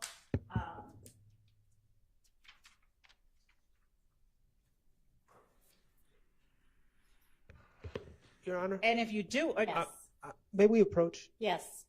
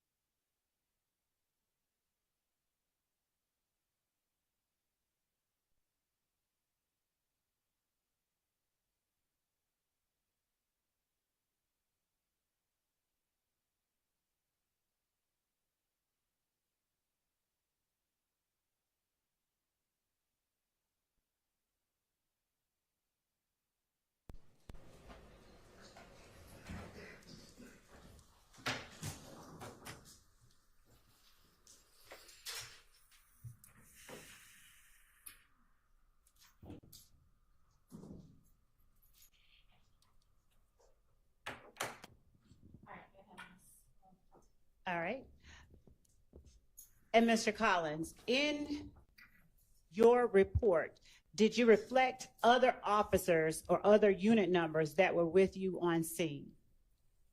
Did I write them in there? Yes. Yes. And do you recall, as you sit here today, who they were without refreshing your memory?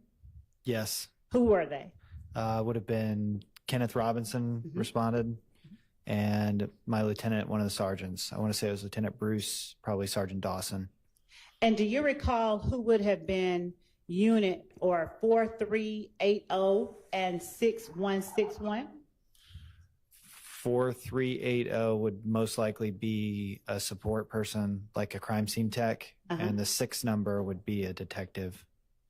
Would looking at your report aid you in remembering who it was? Yeah, All right. because I might have that backwards. I'm going to give you the whole report, and you look wherever you need to in your report.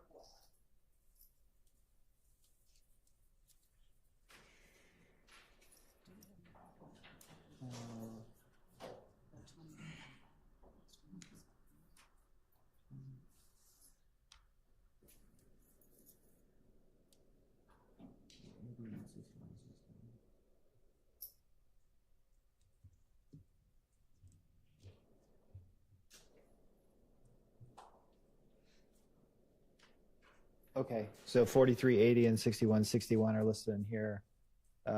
Most likely as investigators that would have shown up. There's a 7 number that's a crime scene tech. Okay. Would you tell the jury what your responsibility as it related to those investigators that would have shown up were? And you can look through any part of your report to refresh your memory if you need to. My responsibility on scene to them is to get there and arrive to a scene and secure it, and then notify the proper authority or person to investigate the scene. And as you're on scene, when you said, did I hear you earlier testify, or did you not, that you spoke with Ms. Smith? Yes. Okay. Now, were you present when she spoke with anyone else on scene that you could recall? I mean, not that I can recall. All right. If I give you your report, might it refresh your memory? Sure. Okay.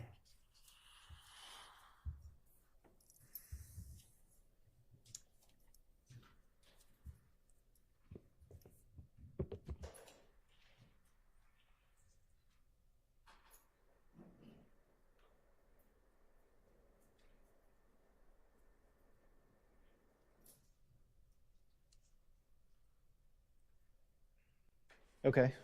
Yeah, I read it. And were you present when she spoke to these people? Or I would have still been on scene, but I don't know if I was sitting in on their conversation. Okay. But I did. Yeah. Oh, but you did what? You can say whatever it is. I mean, I wrote down in my report that she had made statements. Yes. Yeah. Okay. Now, do you recall what statements she made to you, or what statements you heard her make? I do, after I've just seen my report. Okay. And so that I can be precise and we cannot be imprecise. Yep. Did she tell you who was either staying Your at her? Honor, I'm going to object on foundation. It's not been properly laid at this point. Your Honor, the witness just stated that he recalled after reading the report what he heard or what. The witness recalled in response to Madam Prosecutor's question that he was present for a conversation between the witness and the other two, and he was there on the scene. It's not been clear who the statements were made to. He just said he remembered what he recalled hearing, so overruled. Do you recall hearing Ms. Smith talk about a friend of hers who had been at her place? Yes. And what was that friend's name? I believe she gave a nickname. What nickname was it? If you need to look at it again. Yes, so I don't misspeak. Okay. And just the name. I wrote in here Lil Kel. And how did you spell Kel? Kel. All right. And without going into anything else beyond, let me be very specific here.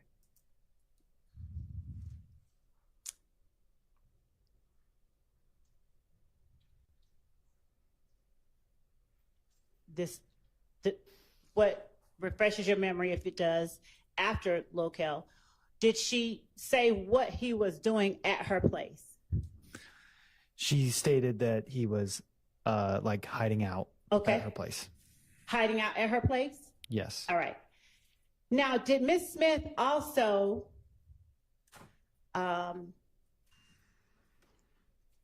tell you, did she also mention her boyfriend's brother? Yes. Would you tell the jury only what name of the boyfriend's brother that she gave? She gave the name Peanut. Okay.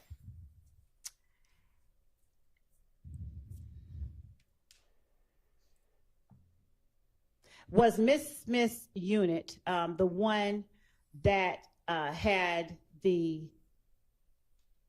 television shot and that sustained, would you say it sustained the least, the most, or the same amount of damage as the other units? That one looked like it received more damage than the other units. I'm sorry, could you say it a little bit More. That one had more damage than the other units. Okay. And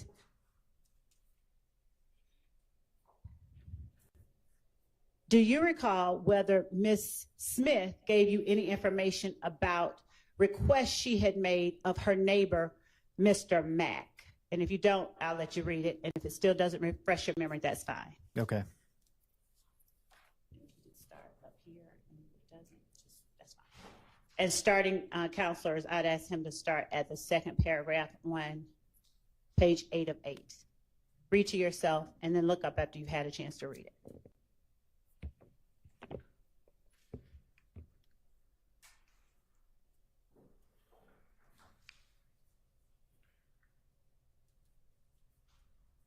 Okay. Yeah, I wrote here in the report. Don't Okay. say what you wrote in the report. Yep.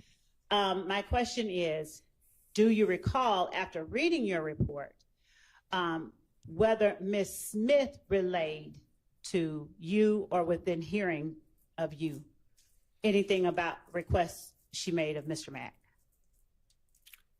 I don't remember Okay, that. all right. Now, did you list in your report the names associated with those numbers that you mentioned, those unit numbers? Yes. And would you read or find that area in your report where you list the names associated with those unit numbers? Just, you can turn on any page that you need to. Well, they're all written like in order of the Okay. apartments we went to in the narrative. All right. And so in the last paragraph, where there is unit number 4380 and 6161, are you able to say which names are associated with 4380 and 6161? Did you write that in your report anywhere? And you can look on other pages. Yep. I did write it down. So which names were associated with which name was associated with 4380? That's Bacon. It's an investigator. All right. And what kind of investigator is Bacon? He would have been a general investigator. And what does the general investigator do in relation to what you do? They respond to any major incident that happens overnight when all the rest of the units are not in. They're kind of like a catch-all detective. And 6161, who is that one? That last name is Curry. Okay. And is that investigator, officer? That is a gangs unit. Okay. So Now, how did the gangs unit get involved? Do you know? Without saying anything in particular. Just yes. If you don't, that's fine. it's typical to notify them in a situation like this. Okay. Without talking about what anyone said, when you say in a situation like this, are you able to explain what you mean? We had responded to several of these in the same area. In the same area? In the same part of town, yeah. Okay. And when you say part of town, could you be any more specific? In the southern part of Zone 3. Okay. And in your report, do you indicate that Ms. Smith spoke with both Investigator Bacon and Investigator Curry? I do. I All indicate that at the end. Now, in your report, do you say specifically that she spoke with you?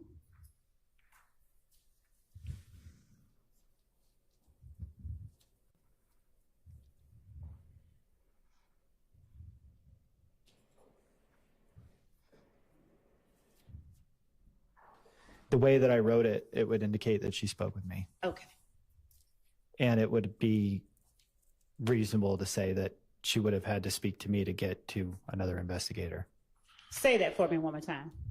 It would be like normal procedure. If somebody's arriving on scene, they don't just immediately speak to a detective. They would talk to a patrol officer first who's manning the crime scene tape or doing some other kind of task. And is it customary for you, when you're on scene, for you to either point victims or witnesses to the investigators, or even relay to them information that that victim or witness has shared with you? Yes, that's Okay. normal. All right.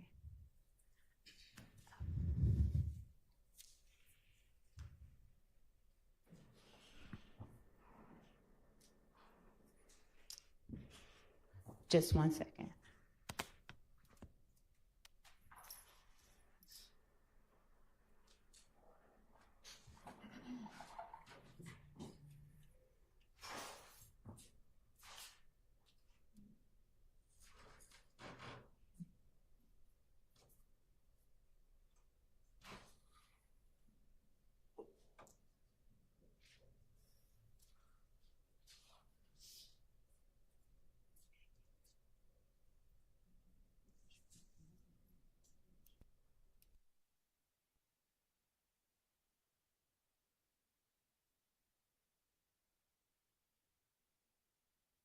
Thank you. That's all that I have for now. All right. Defense questions for this witness?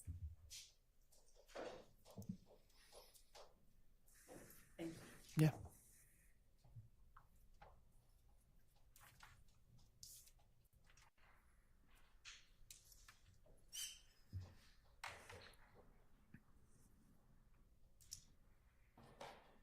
Mr. Collins, good afternoon, sir. Good afternoon. My name is Keith Adams. I represent Mr. Williams, who's sitting over here. Okay. And I've got a couple questions for you about what you just testified to, okay? Sure. All right. If I heard you correctly, you responded to this location on Springdale Road back in 2015, true? I mean, without referencing my report, that sounds correct. Right. Could be. Is that your report right there that you've been looking at? Believe so. Yeah, Judge? Yes. I'm going to go ahead and leave this with you, so if you need to reference it. Cool. Please feel free to do so, okay? Sure. All right. 2015, I think I heard you testify yesterday when you were here previously that was a long time.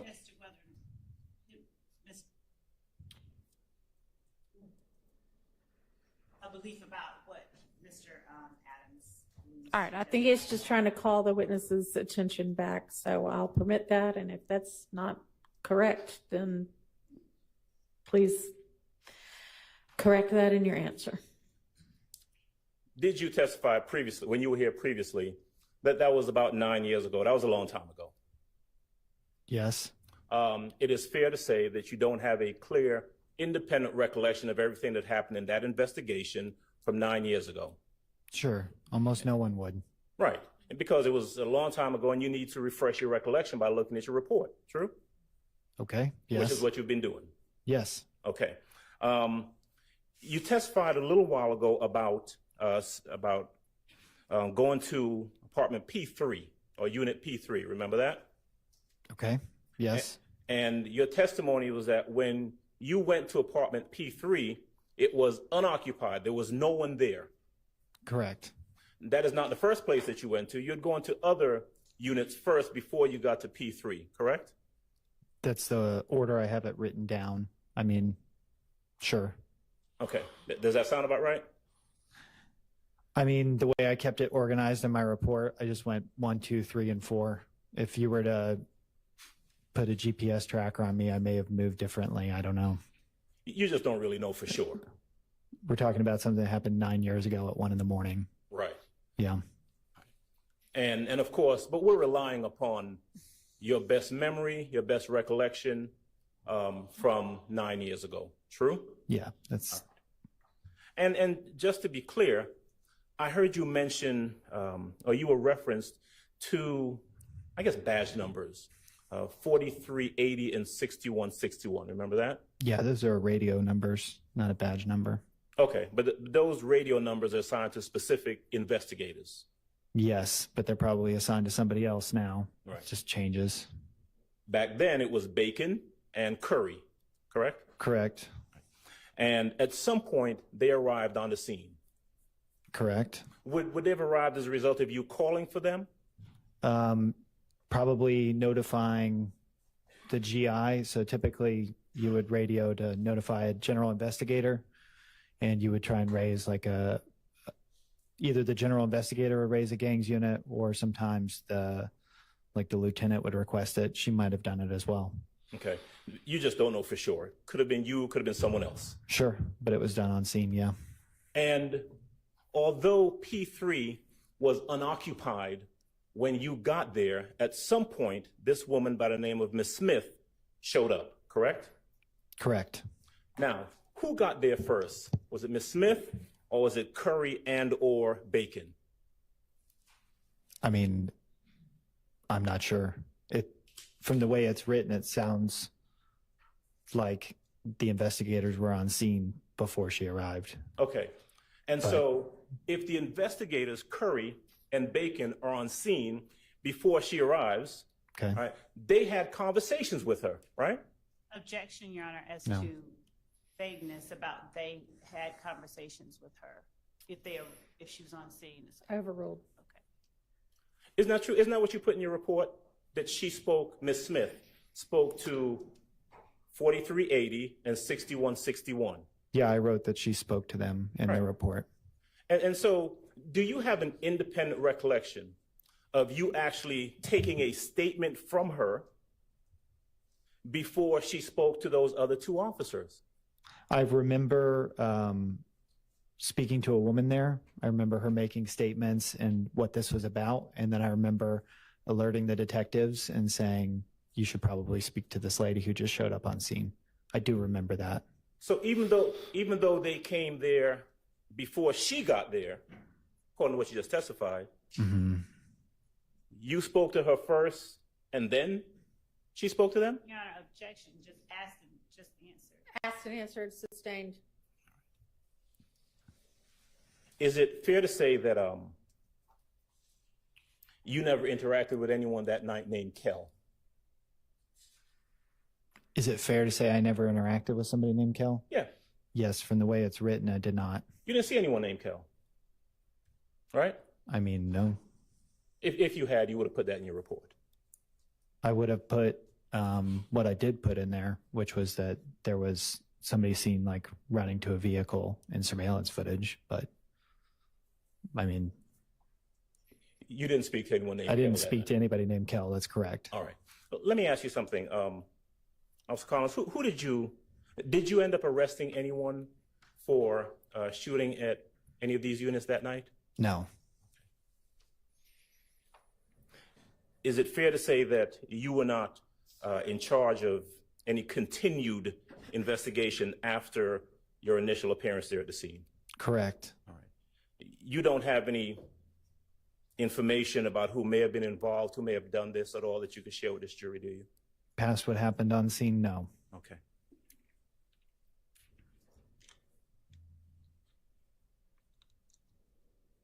All right. Ms. Collins, that's all I have. Thank you. Thank you. All right, anybody else?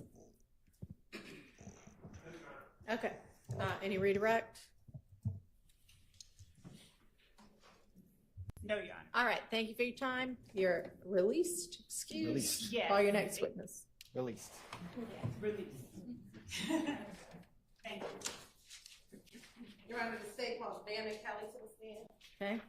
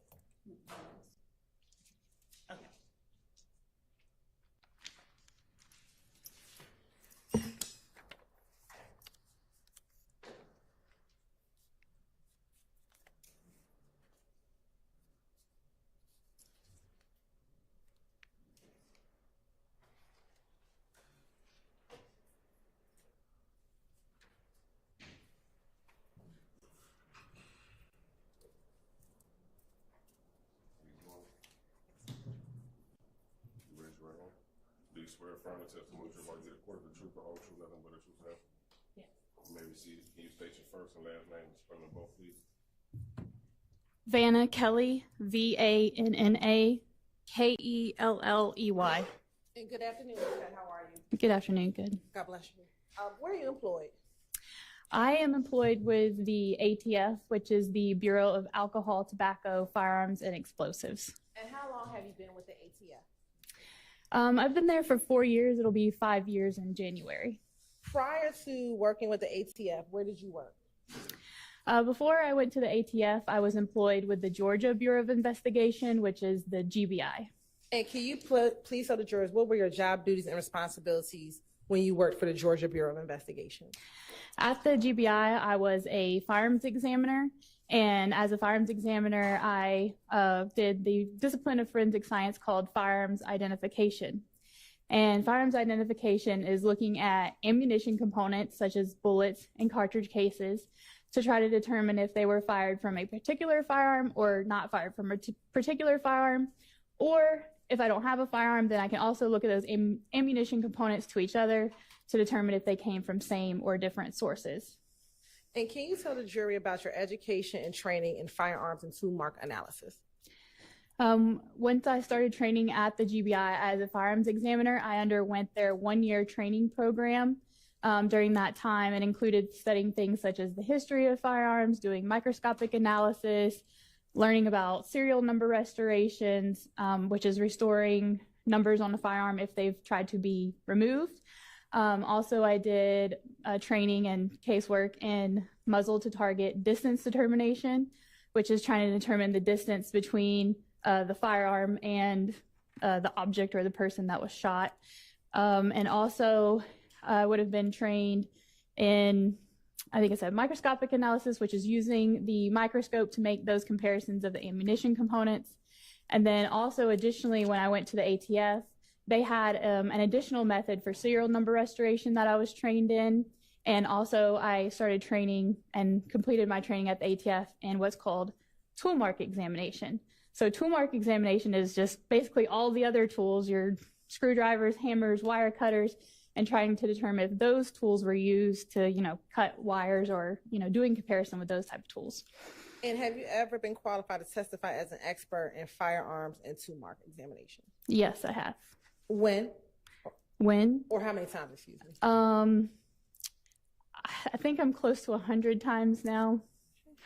Your Honor, this time the state would like to tender Ms. Vanna Kelly as an expert in firearms and tool mark identification. All right, she is so qualified and may testify as such. Thank you. If you can tell the jurors briefly about what is a firearm. So the definition of a firearm is the assembly of a barrel in an action that expels a projectile by means of combustion. So really what you should be thinking of in terms of, the word firearm, you're probably thinking, pistols, revolvers, rifles, shotguns. Those are your main types of firearms. And tell the jury briefly about the parts of a firearm. So for a pistol example, the top portion that would move back and forth is your slide. And then the slide is attached to the frame of the firearm. And then you have, some internal components such as the firing pin. The firing pin is what comes out and basically causes that combustion reaction that I talked about. There's several parts of a firearm, and the trigger obviously being a very important part, which is the catalyst of pulling the trigger that releases the firing pin that then fires the ammunition down the barrel of the firearm. And then what is a cartridge? May I use my demonstrative aid? Can she use her demonstrative aid? Yes. Yes. Okay. So this is a large scale, they're not this large, a plastic model of what a cartridge is. So a lot of people, when they see something like this, if you're familiar with firearms or ammunition at all, you'll think, oh, this is a bullet. But when I refer to this, it would be a cartridge, meaning that it's unfired. So then the cartridge is made up of the cartridge case, which if I use the term cartridge case, that means that it has been fired.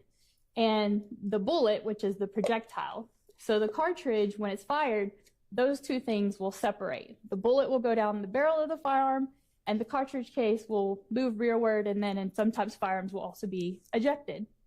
So you have the cartridge case, which has the primer here on the head of the cartridge case, and that's where the firing pin will strike the primer, which ignites the gunpowder inside of the cartridge case.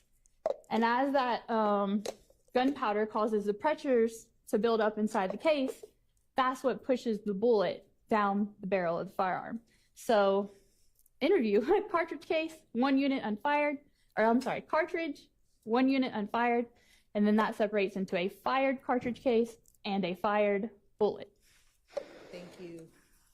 Now, when you receive firearms to be tested, please tell the jurors about the process used to test firearm evidence, specifically shell casings and projectile, or cartridge cases and projectiles. So the process can, differ based on the type of evidence that I have. In general, so if I receive a firearm in the case, I will need to create test fires from that firearm. So at the forensic lab, we'll have a large metal water tank that's full of water, and then there's a port on the front of that box that I will stick the firearm at that port, and as I pull the trigger, the bullet is traveling into the water of that box, and the water helps to slow that bullet down.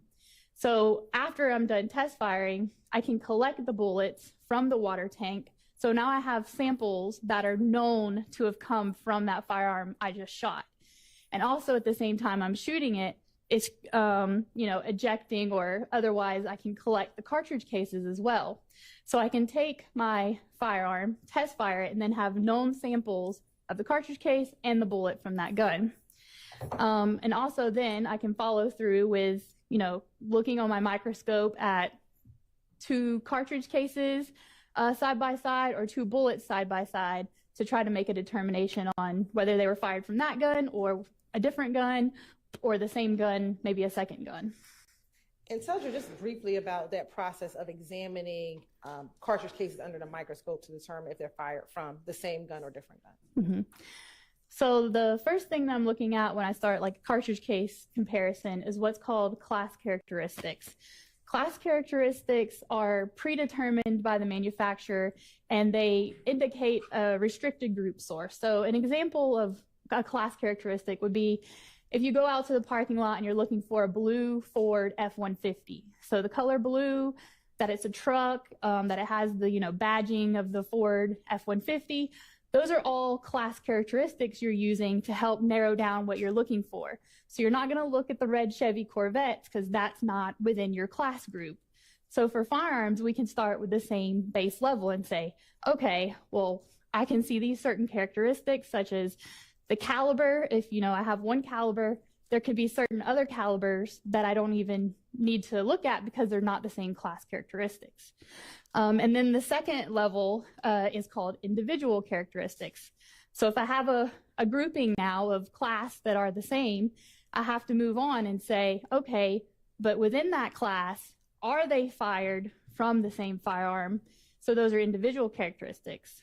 The individual characteristics from a firearm are created incidental to the manufacturing process. So that's the imperfections and irregularities on the surface of the gun that as this ammunition goes through the gun, it's picking up those microscopic details.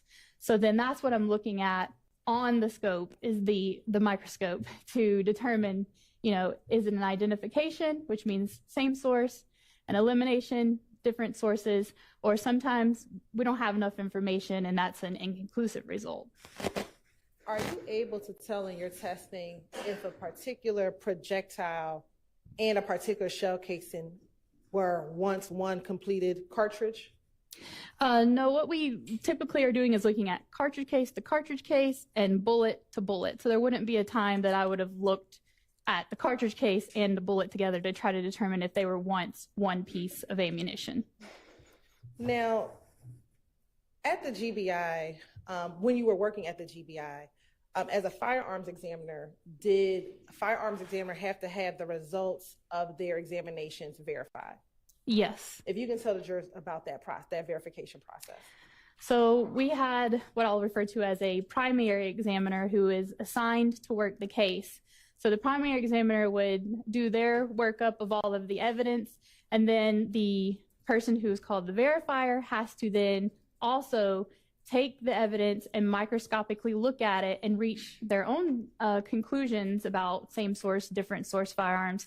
So that's what the verifier would also additionally look at the evidence microscopically, and then, if needed, discuss with the primary examiner, and then move on with the case after that.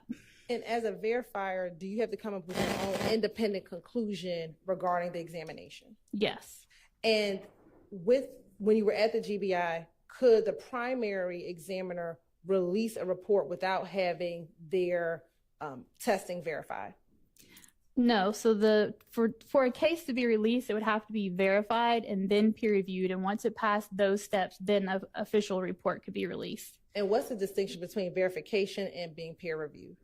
So verification would be, like I said, the microscopic looking at the evidence. And from what I recall, the peer review process was looking over the documentation of the case file to make sure that everything was aligned for the case file. I want to draw your attention to DOFS case number 2015-1001545. Did you serve as the verifier of that DOFS case number? Yes, I did. And who was the firearms examiner, or the primary firearms examiner? The examiner's name was David Voss. And did the GBI receive items to be tested? Yes. Your Honor, permission to approach? You may.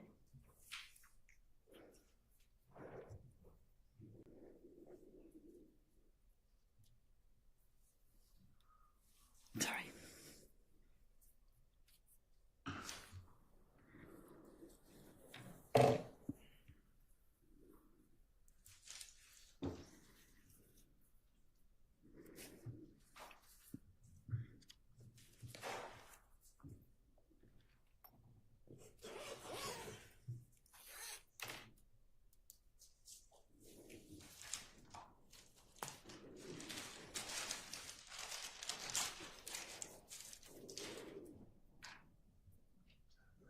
So I'm going to first show you what's been previously admitted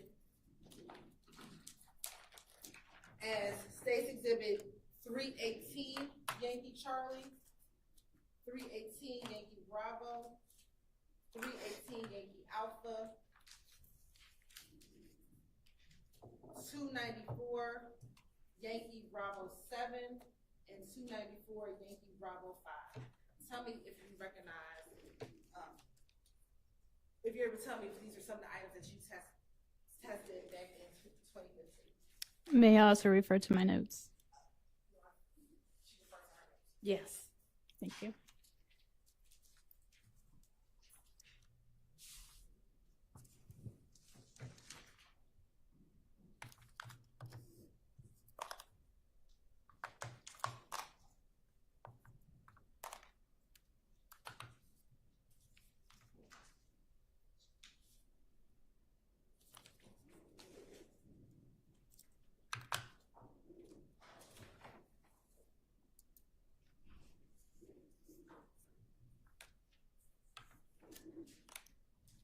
Yes, I can recognize these items as bearing the GBI case number, which is in my documentation, as well as the item number listed from the GBI as well.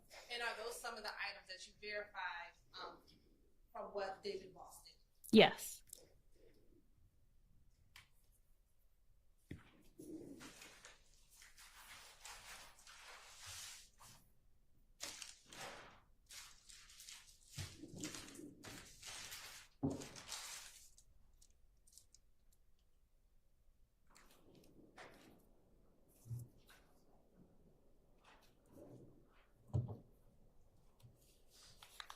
I'm now going to show you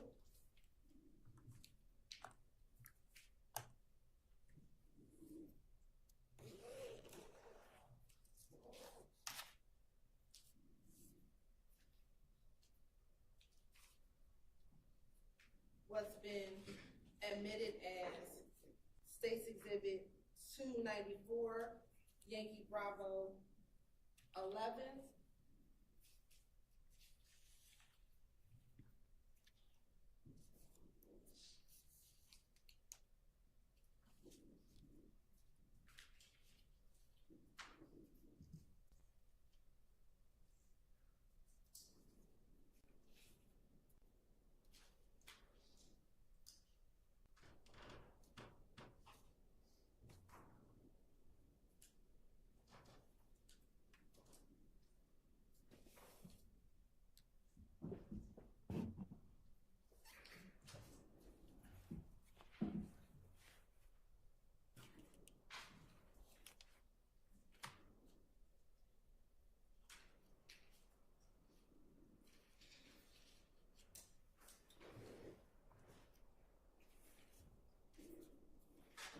what's been previously admitted as 294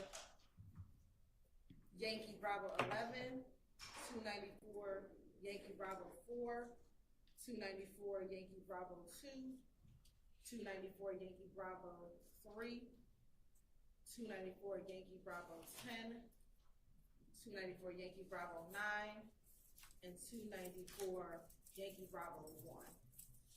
Tell me if you recognize those items.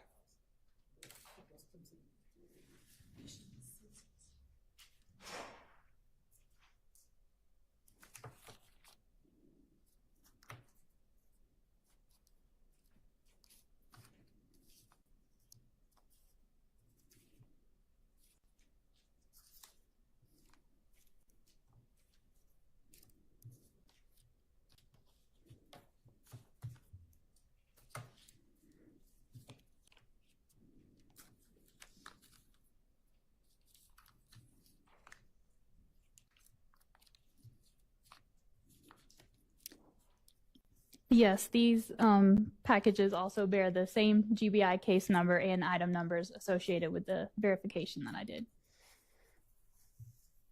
Now showing you what's been marked as 294 Yankee Bravo 8 and 294 Yankee Bravo 6.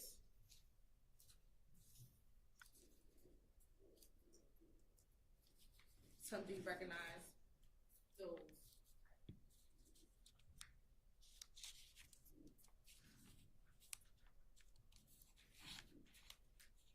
Yes, these packages also have the same GBI case number and item numbers associated with verification that I performed.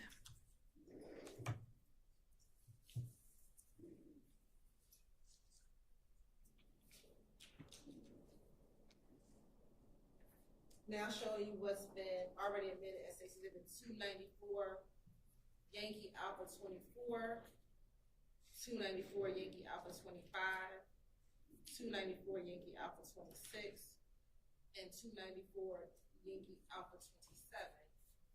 Tell me if you recognize those items.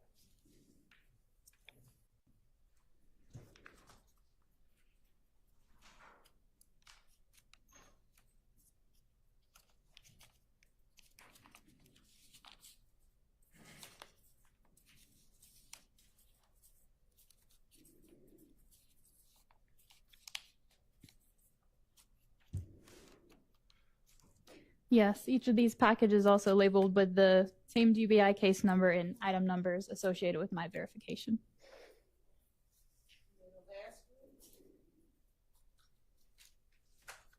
I'm showing you what's been admitted as 294 Yankee Alpha 23, 294 Yankee Alpha 22, 294 Yankee Alpha 21, and 294 Yankee Alpha 20. Tell me if you recognize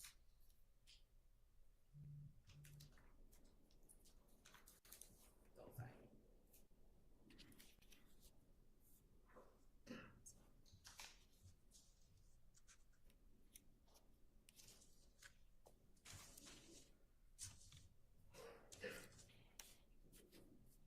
Yes, these packages also all have the same GBI case number and item numbers associated with verification I performed. And when we talk about the item number, what are you referencing? So each of the packages have the item number that was assigned at the GBI. So that would be a different number than what she's calling off. It would be a GBI association number. And in order to complete your testimony, is it easier to identify it using the GBI item number? If that's possible, that'd be great. Okay. What I would ask for you to do is, as you identify them, use both the GBI number and the state's exhibit number. Can you do that? For every time I refer to it, or the first time? The first time, and when we group them together. Okay. All right.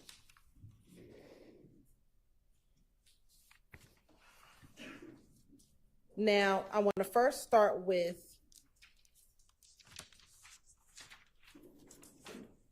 your GBI item number 2A, 2B, 2C, 5B06, and 5B08. Do you have those? Yes, ma'am. All right. If you can first identify 2A, what exhibit number is 2A? GBI number 2A is States Exhibit number 318, Yankee Bravo. And are you able to open up that particular exhibit? Yes. And then I'll ask you to go to 2B. And you can keep it open. I'll have you show it at the end when you finish opening up all three of those.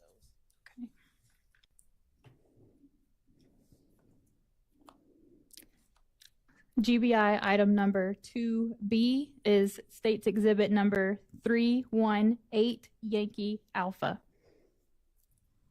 And looking at States Exhibit GBI number 2C.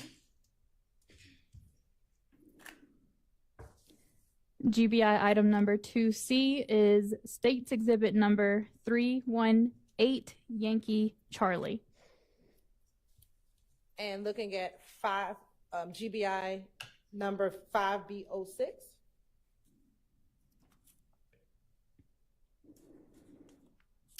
GBI 5B.06 is States Exhibit number 294, Yankee Bravo 7.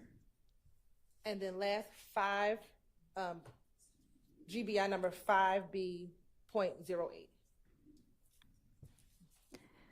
GBI item number 5B.08 is States Exhibit number 294, Yankee Bravo 5. And are you able to open up the 294 item? Oh, here's the scissors. Would you like me to? Yes. Okay.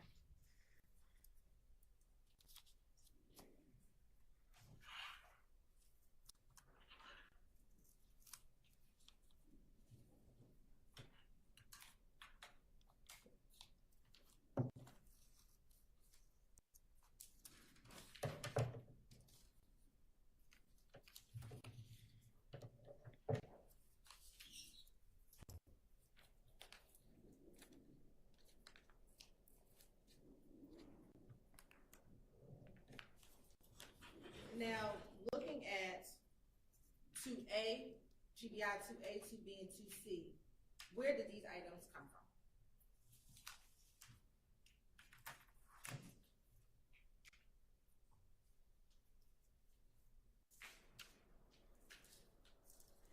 from? Each of those containers has a piece of paper with information indicating they are from the Fulton County Medical Examiner's Office.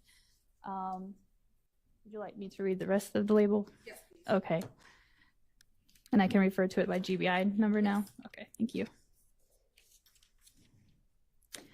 So GBI item number 2A has a Fulton County Medical Examiner case number associated and an Atlanta PD case number written on this tag, as well as the name Donovan Thomas and the medical examiner's name. It has handwritten, maybe I shouldn't read it because it's doctor handwriting, but it appears to say right lateral, and the rest is illegible to me. It also has a date of 1/11/2015 and says next to that 026 and then a B and an M. And who was the medical examiner? It does say the doctor's name was Michael M. Henninger. And is that the same label consistent with all three of 2A, 2B, and 2C?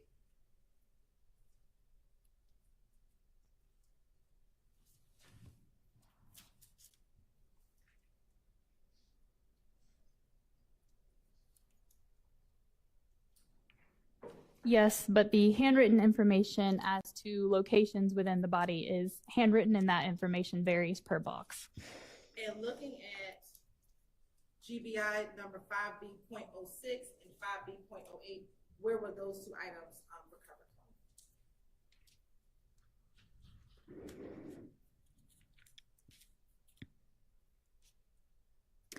I can only read from the GBI label that it was submitted by the Atlanta Police Department. And is that the same for for 5B08 as well? Yes, 5B08 was also submitted to the GBI by the Atlanta Police Department.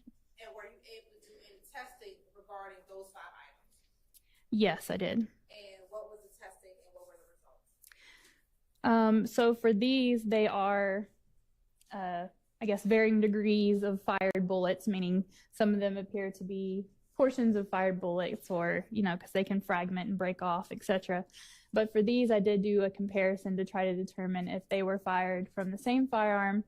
And I was able to determine that all 5 of these were fired from the same firearm. Okay. And were you able to verify the types of firearms or potential list of firearms that those items could have been fired from? I would have reviewed the work of the primary examiner on that, and he did provide a potential list of firearms. And were you able to then verify his list that he placed? I did note that I agreed with his what we called a DTW, which is a determined type weapon. So I did agree with that and noted it on my verification. And what were the type of firearms that could have fired those items? So he listed the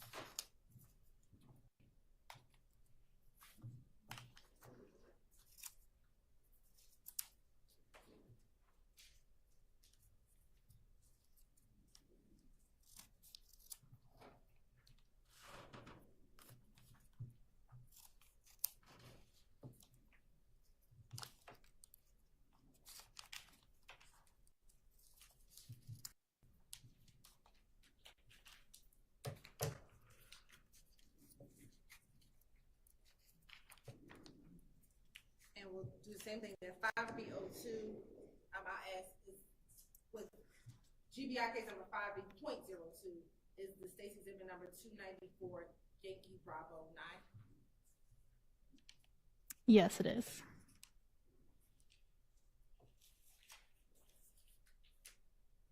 And for 5B.03 is the GBI case, the state's exhibit number 294 Yankee Bravo 10. Yes, it is.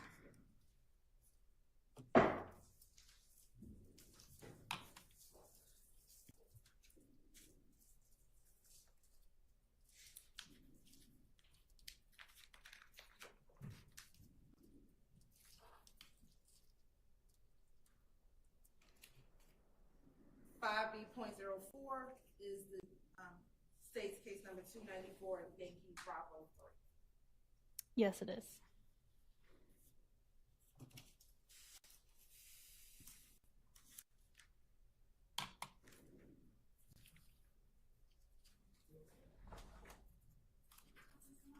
Okay. Is this better?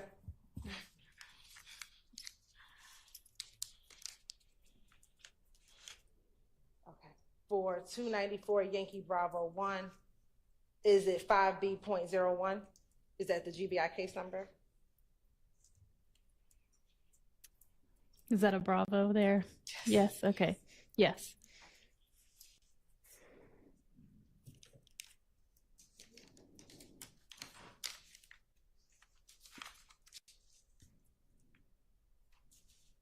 For GBI case number 5B.10, is it 294 Yankee Bravo 11? Yes, it is. And then for the last one, this grouping, is 5B.07, 294 Yankee Bravo B4. 5B.07 GBI is, yes, 294 Yankee Bravo 4.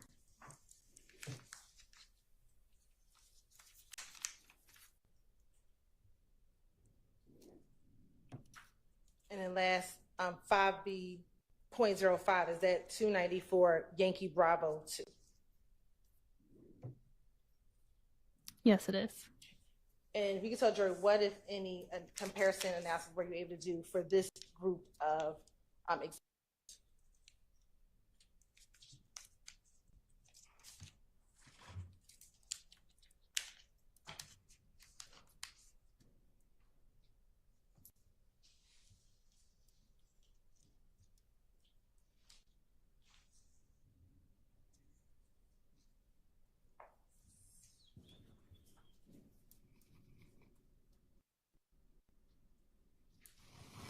So again, these are also bullets or bullet jacket fragments. And I did a comparison of those, and I was able to determine that they were all fired from the same firearm. And were you able to determine a list of potential firearms that that grouping could have come from? Again, it would have been Examiner Voss that came up with the list, but I did note that I agreed with his DTW determining of the type of weapon. The list provided included Springfield, Ruger, and Llama 45 auto pistols. And I also want to say that those lists are based on those class characteristics that I spoke about. So the class characteristics are ran into a database that turns out what manufacturers of firearms use those specifications in their guns. So that's where that information is coming up about what type of firearm manufacturer could have produced the class characteristics from these items. Thank you.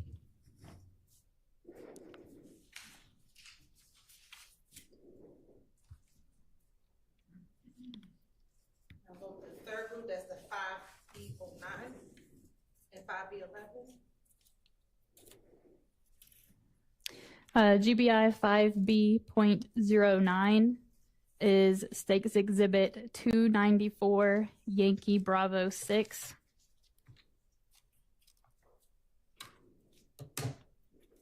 And GBI item number 5B.11 is States Exhibit number 294 Yankee Bravo 8.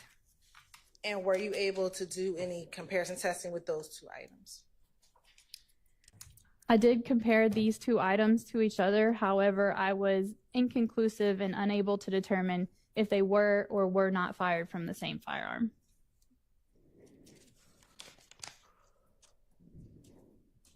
And what's contained in those two exhibits?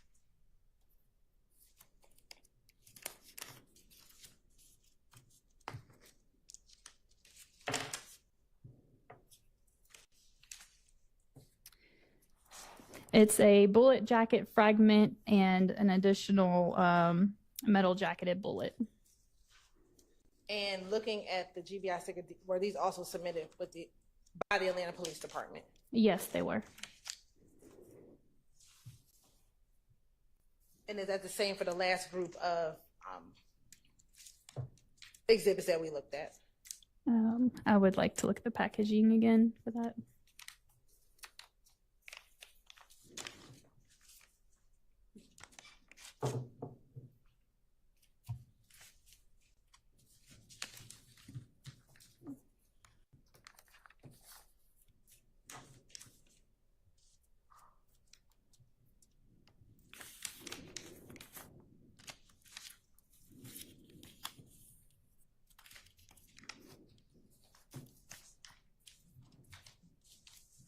Yes, even though each of those packages were also labeled as being submitted to the GBI by the Atlanta Police Department.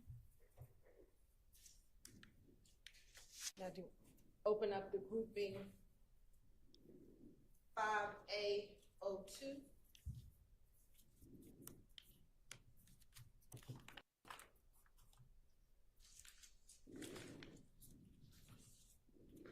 I do not have that group.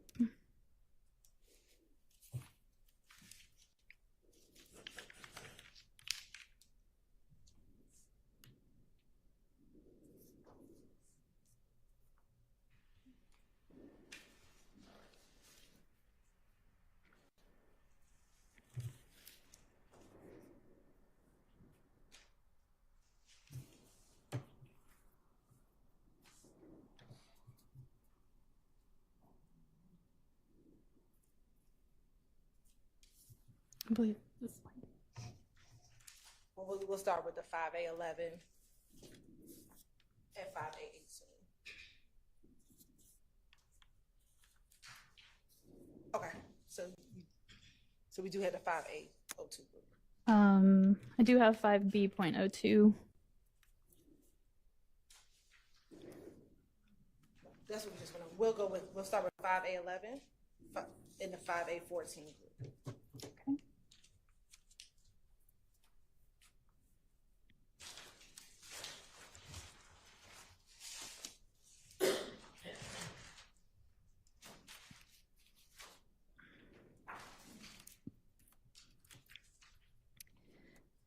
GBI item number 5A.11 is States Exhibit number 294 Yankee Alpha 23. And is that also was that submitted by the Atlanta Police Department? Yes, it was.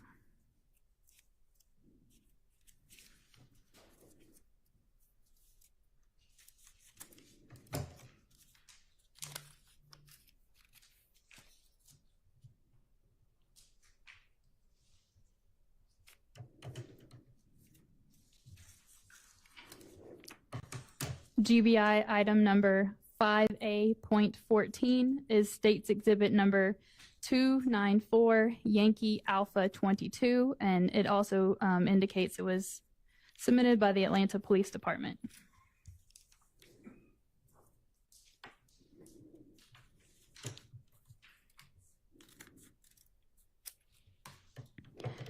GBI item number 5A.17 is States Exhibit number 294 Yankee Alpha 21. And it was submitted by the Atlanta Police Department.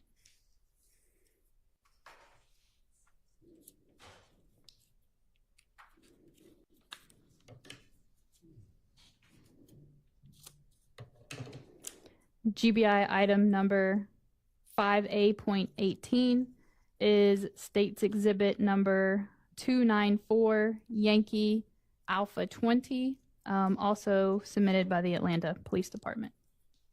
And were you able to do comparison testing on these items?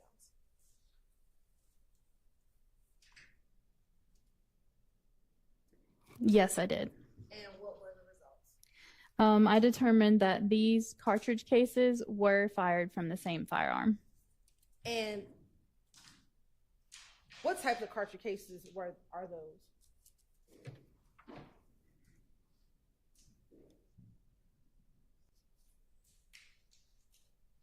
These are 45 auto caliber cartridge cases. And were you able to determine from this group a potential list of firearms that these could have been fired from? May I refer to Examiner Voss's report? Okay, thank you.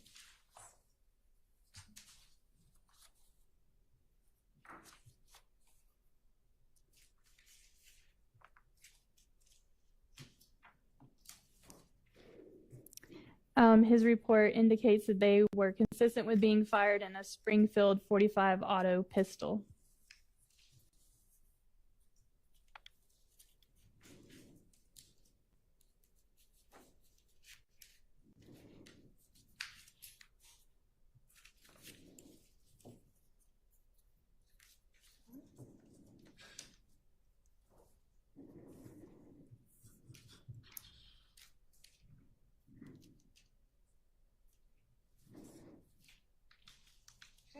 I'm going to hand you the group beginning with 5A.10.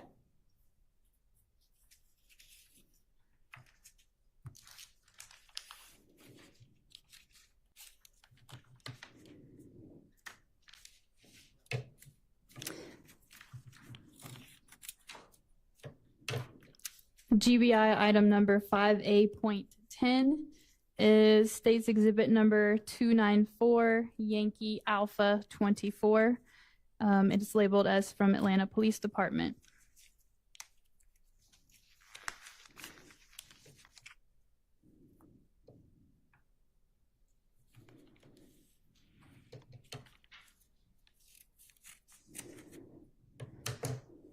GBI item number 5A.13 is State's Exhibit number 294, Yankee Alpha 25. Also labeled as from Atlanta Police Department.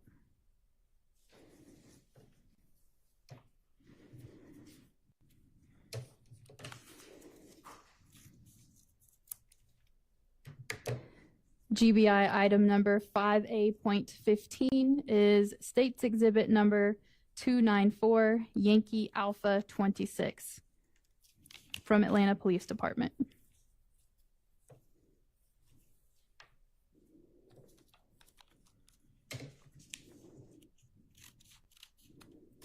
And GBI item number 5A.16, the label indicates Atlanta Police Department submission, and that is State's Exhibit number 294, Yankee Alpha 27. And were you able to verify if these items, what were you able to verify regarding these 4 items?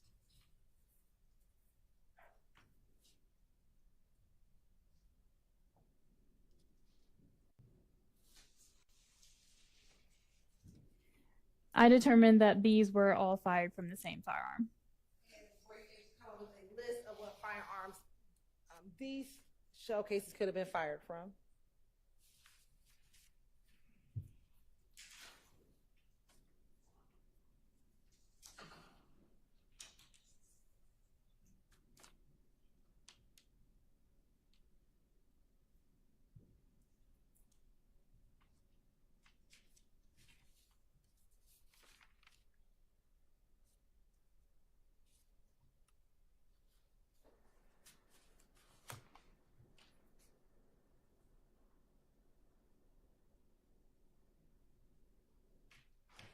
Examiner Voss did not provide a list.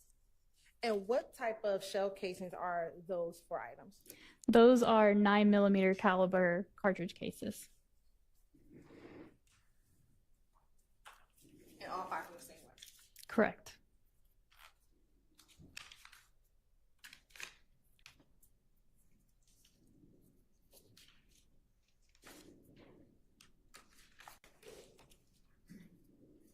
Ms. Hilton, just for terms of break, are you going to be much longer with this witness? It's fine if you are. Just wonder if we should. We can take a break because I have another large group. Okay, let's take a break, and then we'll come back and continue with this witness.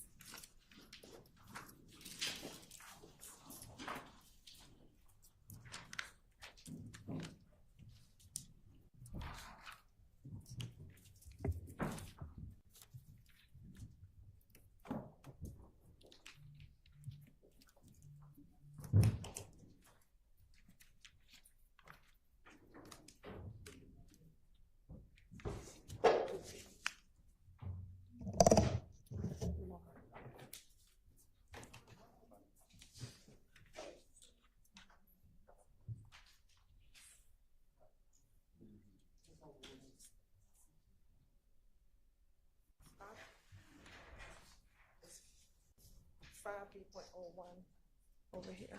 Make sure I keep up. Let's all take a quick break. It's right there.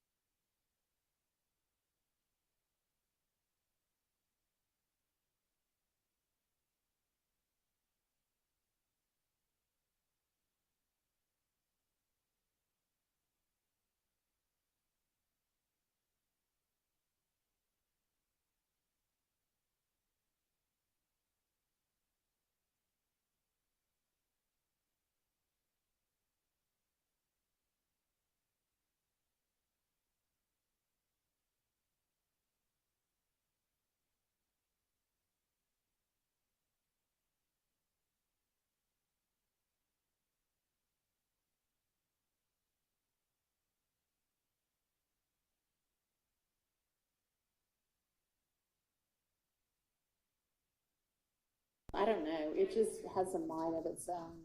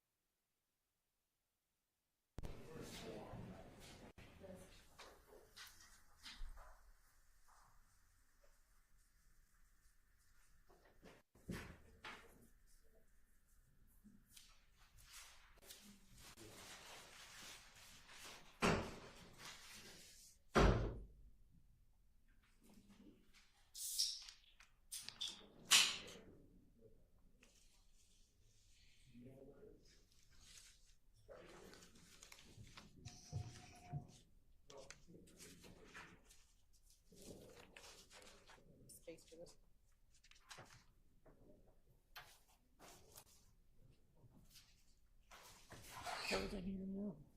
It's cold in here now. I just turned it up a little bit. It's almost 70. It feels colder than what almost 70 was this morning. I don't even get it. Even back here, but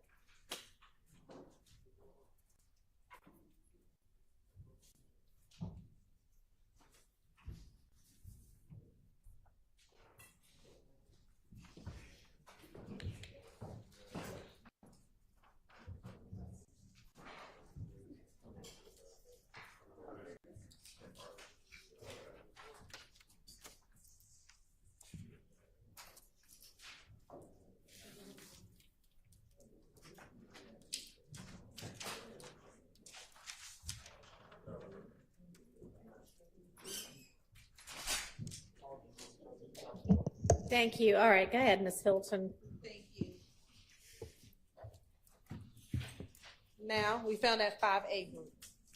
If you can start with this first batch and identify both the GBI case number and the state's exhibit number.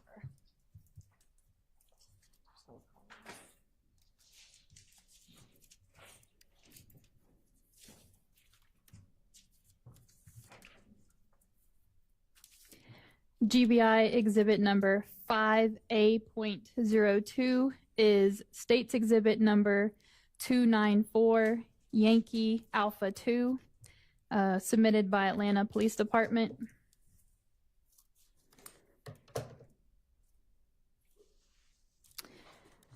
GBI item number 5A.01 is state's exhibit number 294 Yankee Alpha 1, Atlanta Police Department.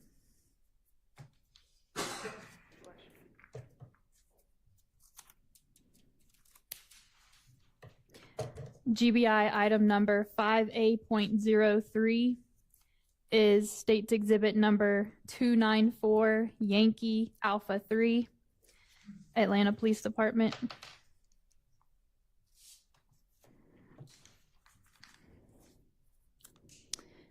GBI 5A.04 is state's exhibit number 294 Yankee Alpha 4, Atlanta Police Department.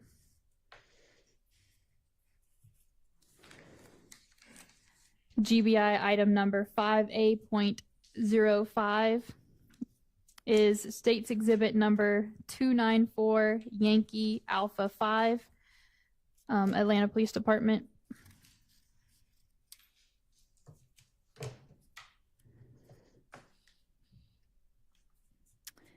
GBI item number 5A.06, submitted from Atlanta Police Department, is state's exhibit number 294 Yankee Alpha 6.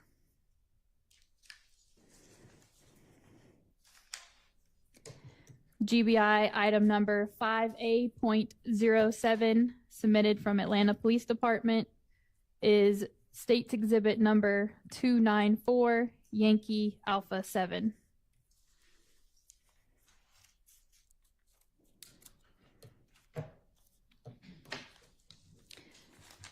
GBI item number 5A.08, submitted from Atlanta Police Department, is State's Exhibit number 294, Yankee Alpha 8.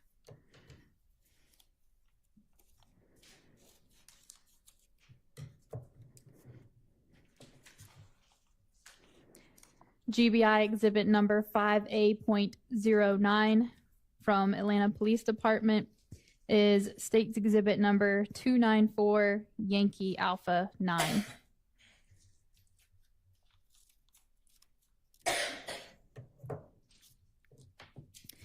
And State's Exhibit GBI item number 5A.12 is from Atlanta Police Department and is State's Exhibit number 294, Yankee Alpha 10.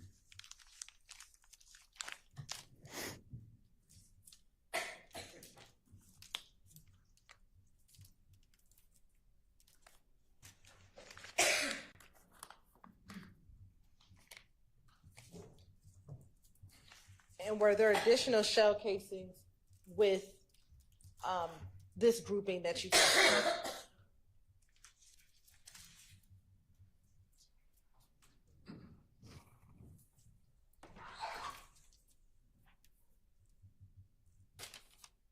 Yes.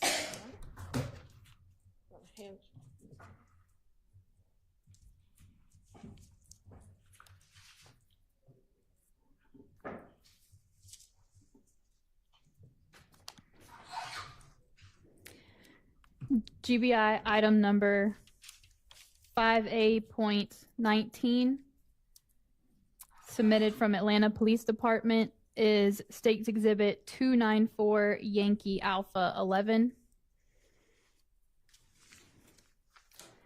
GBI item number 5A.20, submitted from Atlanta Police Department, is State's Exhibit number 294, Yankee Alpha 12.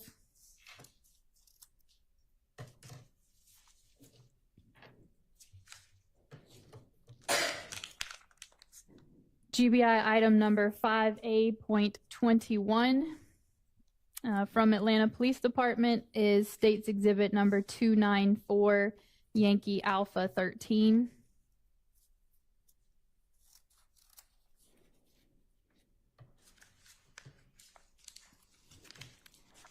GBI item number 5A.22 from Atlanta Police Department is State's Exhibit number 294, Yankee Alpha 14.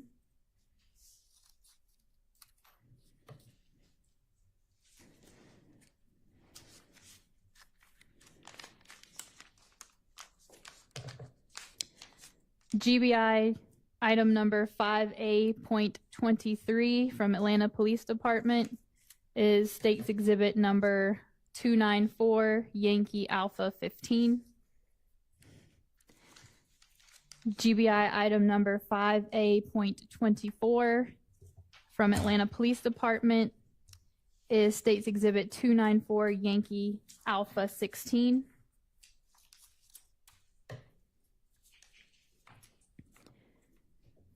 GBI item number 5A.25, submitted from Atlanta Police Department, is State's Exhibit number 294, Yankee Alpha 17.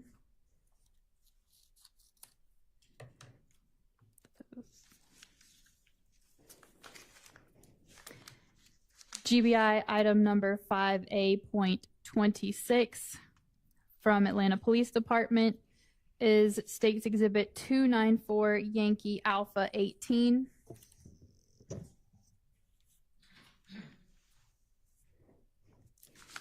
And GBI item number 5A.27 from Atlanta Police Department is 294, Yankee Alpha 19.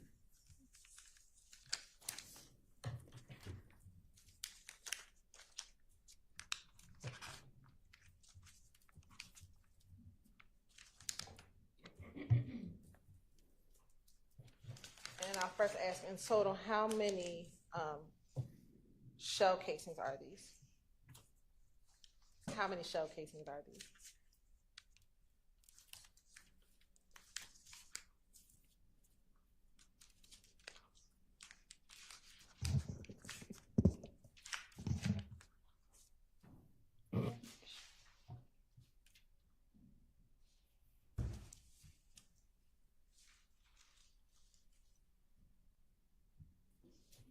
There are 19 in front of me, and give me a second and make sure with my worksheet that that aligns with the number that I looked at as well.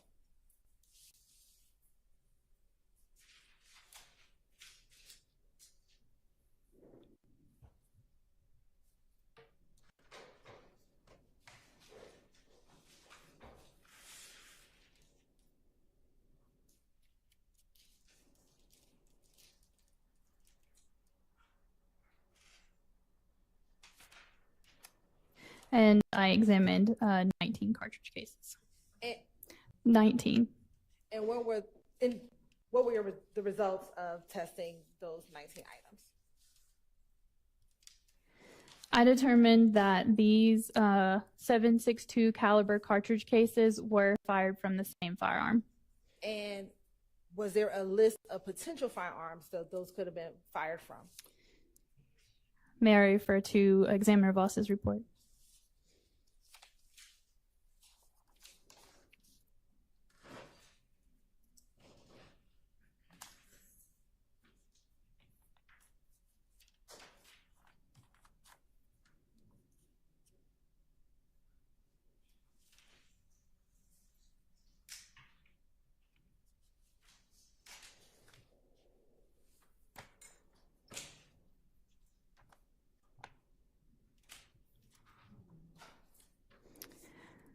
The report states that they're consistent with being fired in SKS, AK-47, and their variant type 7.62 by 39 millimeter pistols and rifles, and that the list is an investigative lead and is not intended to be an all-inclusive list. And that would also go for the other list of firearms as well.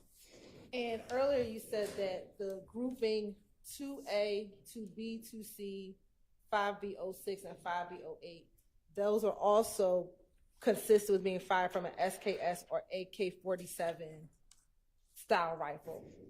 Is that fair to say? That was the determination of the type of weapon, yes. Were that first group, the 2A, 2B, 2C group, and then this last group, were they fired from the same SKS AK-47 type rifle or different? So that is a comparison of a bullet grouping versus a cartridge case grouping. So like I discussed earlier, I would not have compared the bullet grouping to the cartridge case grouping.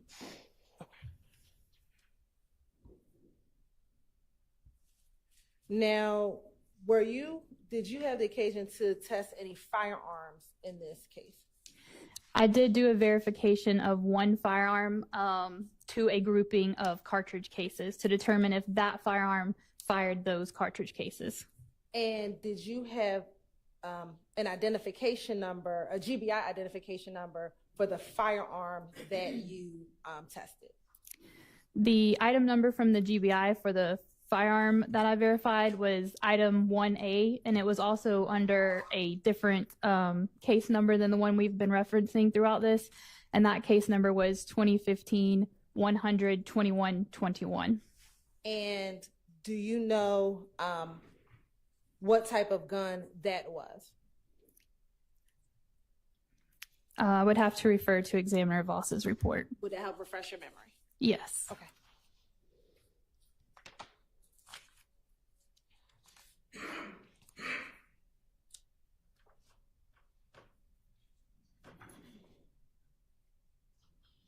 That was a Smith & Wesson 9mm pistol. Okay. And which grouping did you test that firearm against when you did your verification? I verified the firearm, which was GBI 1A, the Smith & Wesson, to the GBI grouping of 5A.10, 5A.13, 5A.15, and 5A.16. And what were the results of your verification? I determined that that firearm did not fire those cartridge cases. It was an elimination or an exclusion from that firearm. That firearm did not fire those cartridge cases.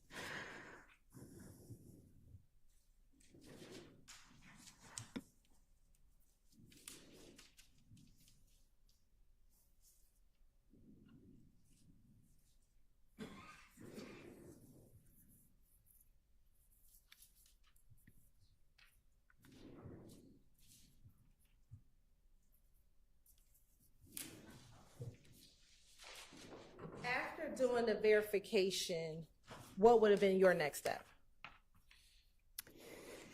if any?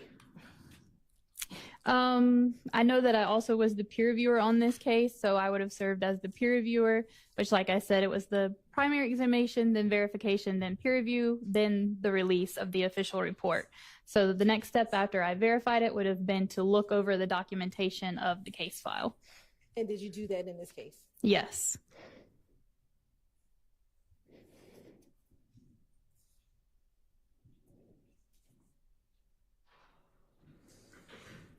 And what were the results of your peer review?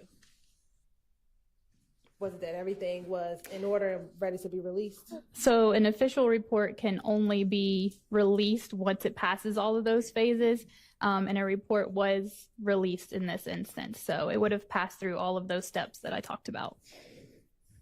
And did that conclude your involvement in the case once you verified and peer reviewed the items in front of you, as well as the gun that we just discussed? Other than testifying today, yes. All right. Your Honor, that concludes my questioning. All right. Are there defense questions for this witness? Okay, go ahead.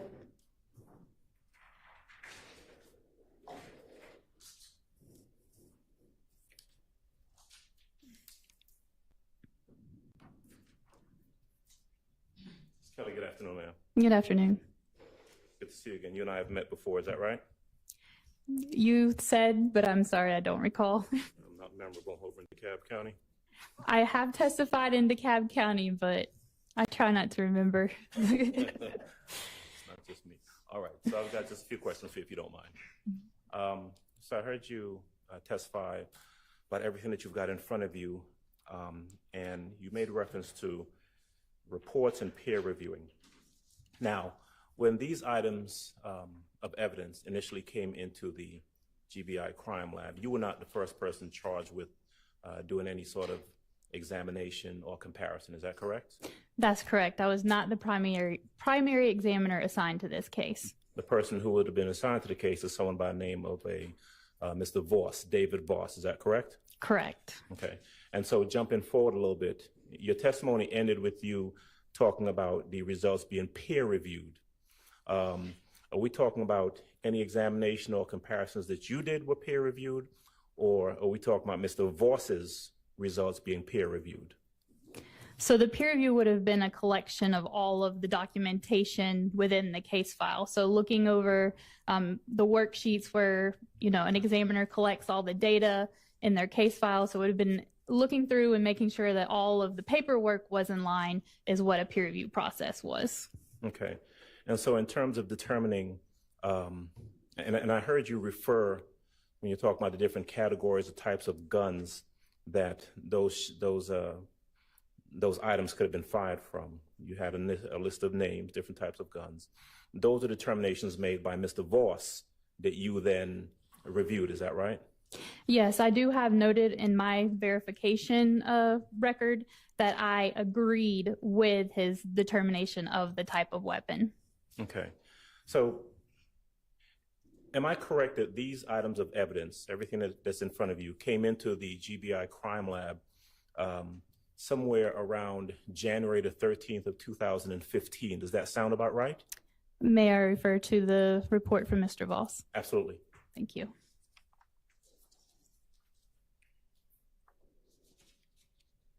Would you like for me to read the dates specifically off the report? Oh, if it helps to refresh your recollection by looking at the report as to what date those items of evidence came in, that's all I'm looking for.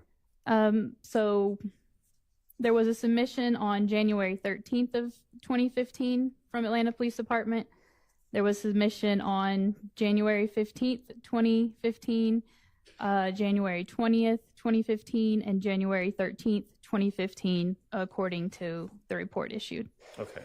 And customarily, when these submissions come in to the GBI Crime Lab, they come in from a particular agency. In this case, it would have been the Atlanta Police Department, correct? The Atlanta Police Department, and I believe earlier there was also evidence from the Fulton County Medical Examiner as well. Okay. It would have been on the same case, though. True? There are several cases represented. We have mainly been talking about one, but I did also mention a firearm from a second gun that I also compared. And the information that you have, or that the GBI has, when that information comes in, is that it's coming in this case, the items that came from the Atlanta Police Department came from an investigator, J. Thorpe Jr. Is that right? May I again refer to the report? Absolutely. Thank you.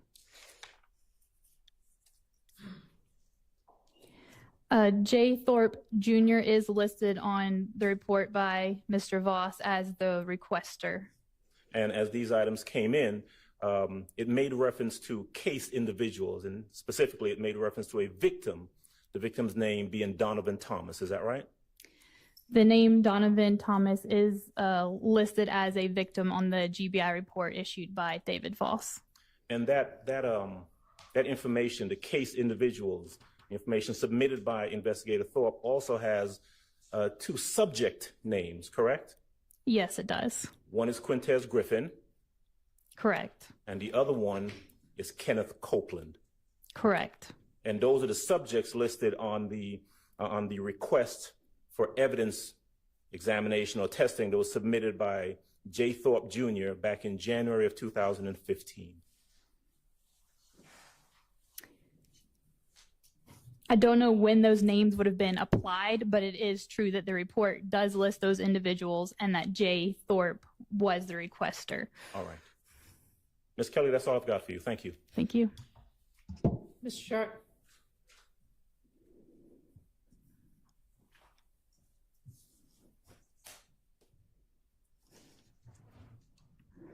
Kelly, good afternoon. My name is Max Shard, okay? Nice to meet you. Nice to meet you. As I understand it, you are an expert in firearms and the mechanics of firearms. Is that fair to say? More so the microscopic comparison of things, but I also am trained in, how they work and how that leads to the microscopic markings as well. Okay. And I believe that I want to make sure I'm clear on this. Can you just describe in layman's terms what happens when someone was say I pull the trigger of, we'll say, a handgun, let's say a 40 caliber semi-automatic handgun? Okay, sure. Could you explain the mechanics that lead to the firing of a projectile? Yes. So in this instance, we have a 40 caliber handgun, a pistol. So one of the parts of a firearm can be a magazine, which is somewhere where you can load those 40 caliber pieces of ammunition, your cartridges, into that magazine. And then the magazine can be inserted typically into the butt of the firearm. And I'll use my hand here. So the magazine will be loaded into the bottom of the frame of the firearm. And then that magazine has cartridges in it, but in order for the cartridge to be pulled from the magazine and loaded into the chamber of the firearm, you need to retract the slide of the firearm and then let it go forward again. And as that slide goes forward again, that's what picks up the cartridge from the magazine and chambers it into the firearm. At that point, you can pull the trigger, and like I said earlier, the pulling of the trigger releases, we'll say, the firing pin. That firing pin makes contact with the primer, which here you can see there's an indentation in the silver part here that's indicating a firing pin impression, and that causes the gunpowder inside the cartridge case to be ignited. That's when the bullet starts traveling down the barrel of the firearm. The cartridge case may be ejected if it's a type of firearm that will eject your cartridge cases. And then if there's more for the next shot, if it's a semi-automatic pistol, you would need to pull the trigger again to do your second and third shots. So those subsequent shots, again, the slide would move rearward and pull the next cartridge with each shot from the magazine. Thank you, Ms. Kelly. Now, I want to go back to the gunpowder. Gunpowder is made of potassium nitrate, charcoal, and sulfur, correct? The best I recall, yes. Okay. Would you agree that the mechanics of the propulsion of the projectile, there's several phases once that firing pin hits the primer, correct? I'm sorry, could you restate that for me? First, it's ignited, correct?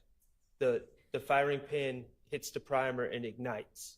Yes, it hits the primer, and then there's actually something called a flash hole, if you can see in there. So the igniting of the primer sends that flame into this body of the cartridge case, and that's what then ignites the gunpowder within there.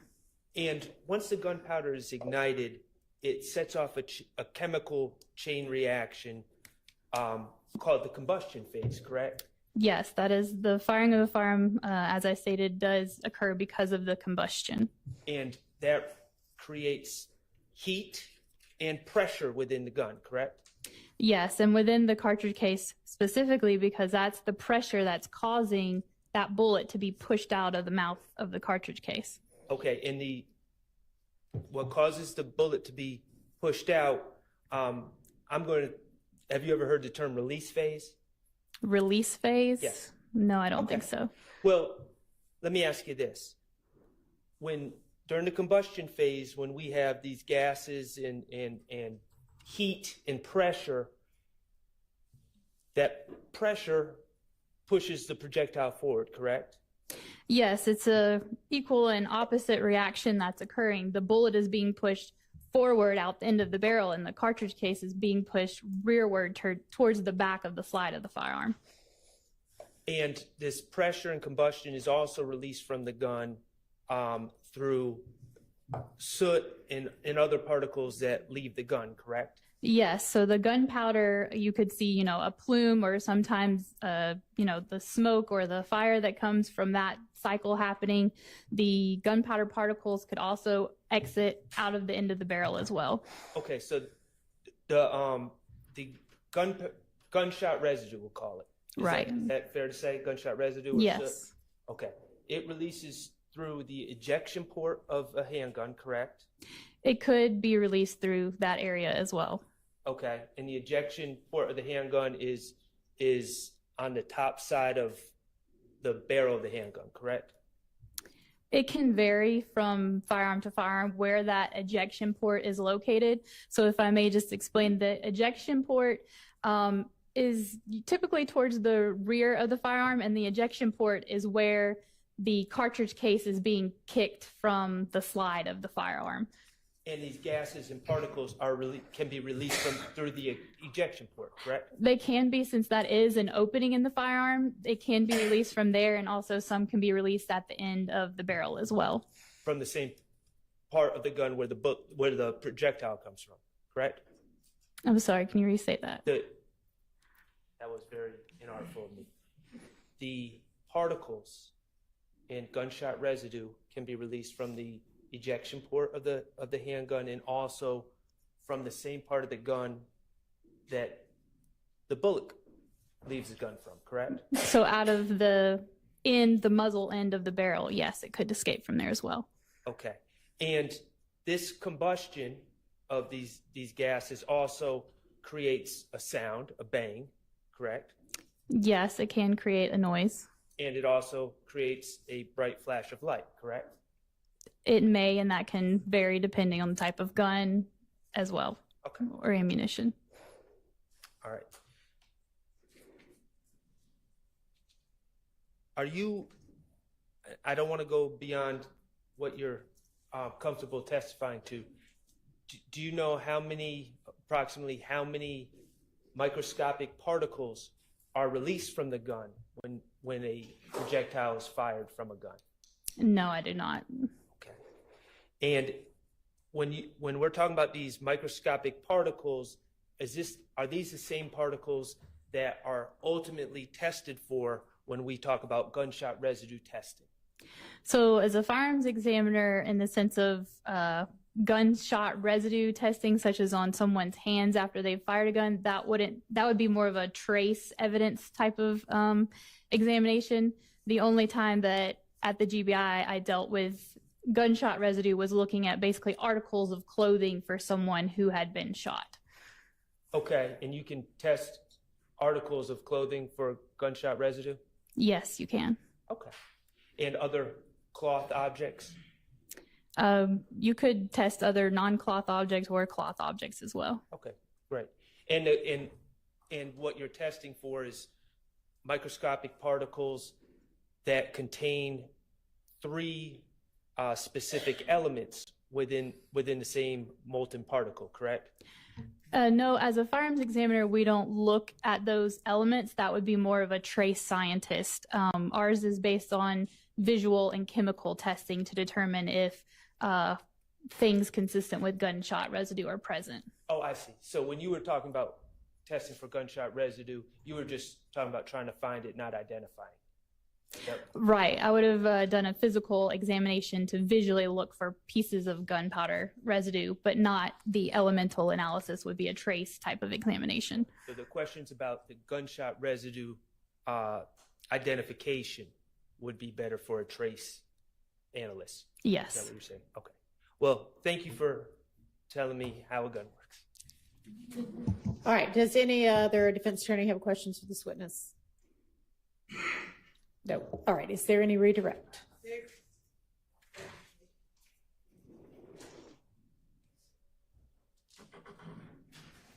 Ms. Kelly, we talked earlier about the item 1A from case number 2015-1002-2121A. What was the serial number for that weapon? I would need to refer to Examiner Voss's report. Would that help refresh your memory as to the serial number? Yes.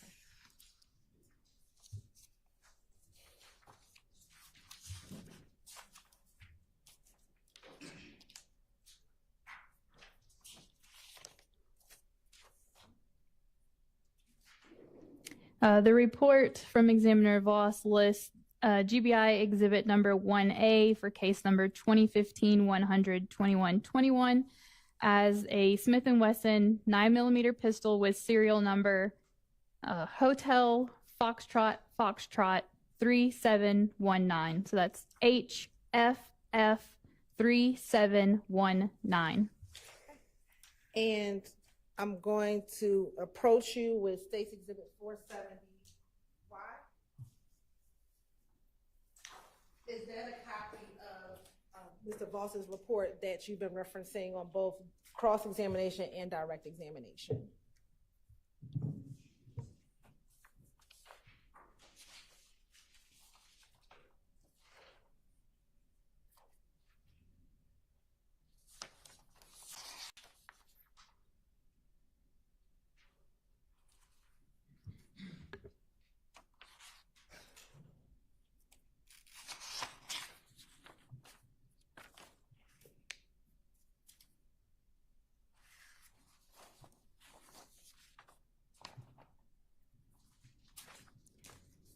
Yes, this report, State Exhibit 470Y, does bear the GBI case number. We've been discussing 2015-100-1545. And would that be the same report that you peer reviewed, the same items that you peer reviewed and verified prior to that report being released? Yes. Your Honor, at this time, the state would like to send the State Exhibit 470Y into evidence. No, Nicole, go ahead.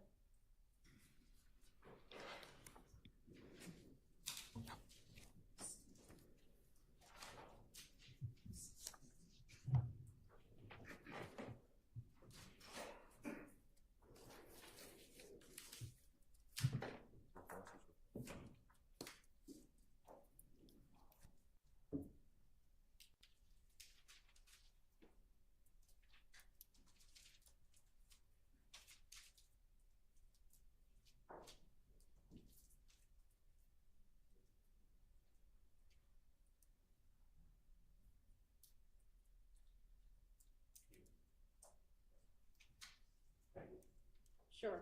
All right. So that's admitted without objection. And then my last question, Ms. Kelly, do you know the effect, if any, Turn that mic back on. I think they turned it off when they were conferring.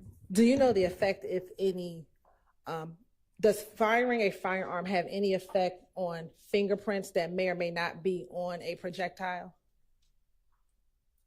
I'm not a fire fingerprint examiner would be best to answer that question, unfortunately. Thank you so much. I have no further. Any recross?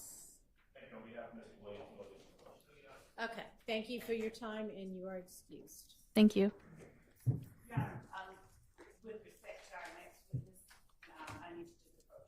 Okay.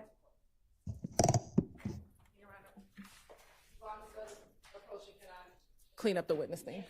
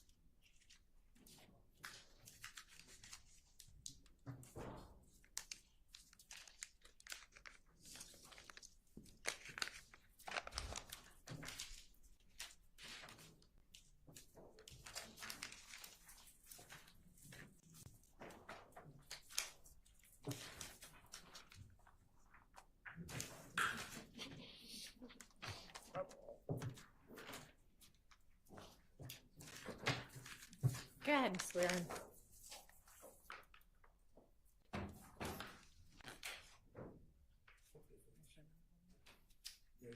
Yeah. You swear affirm testimony given in the truth, whole truth, nothing but the truth.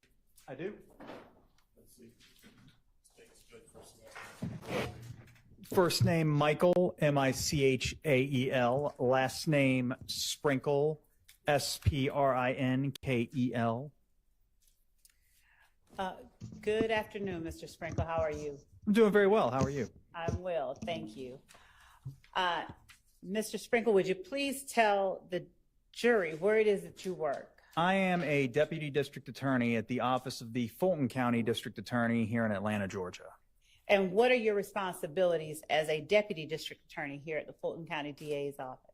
I am over the unindicted homicide unit. And what this means is that I receive case files from the various police agencies here in Atlanta, and I review these case files, and I prepare the cases for indictment, which basically means I prepare the charging instrument, that being the indictment, and I also make recommendations as to other investigative steps that we might take prior to presenting the case to the grand jury.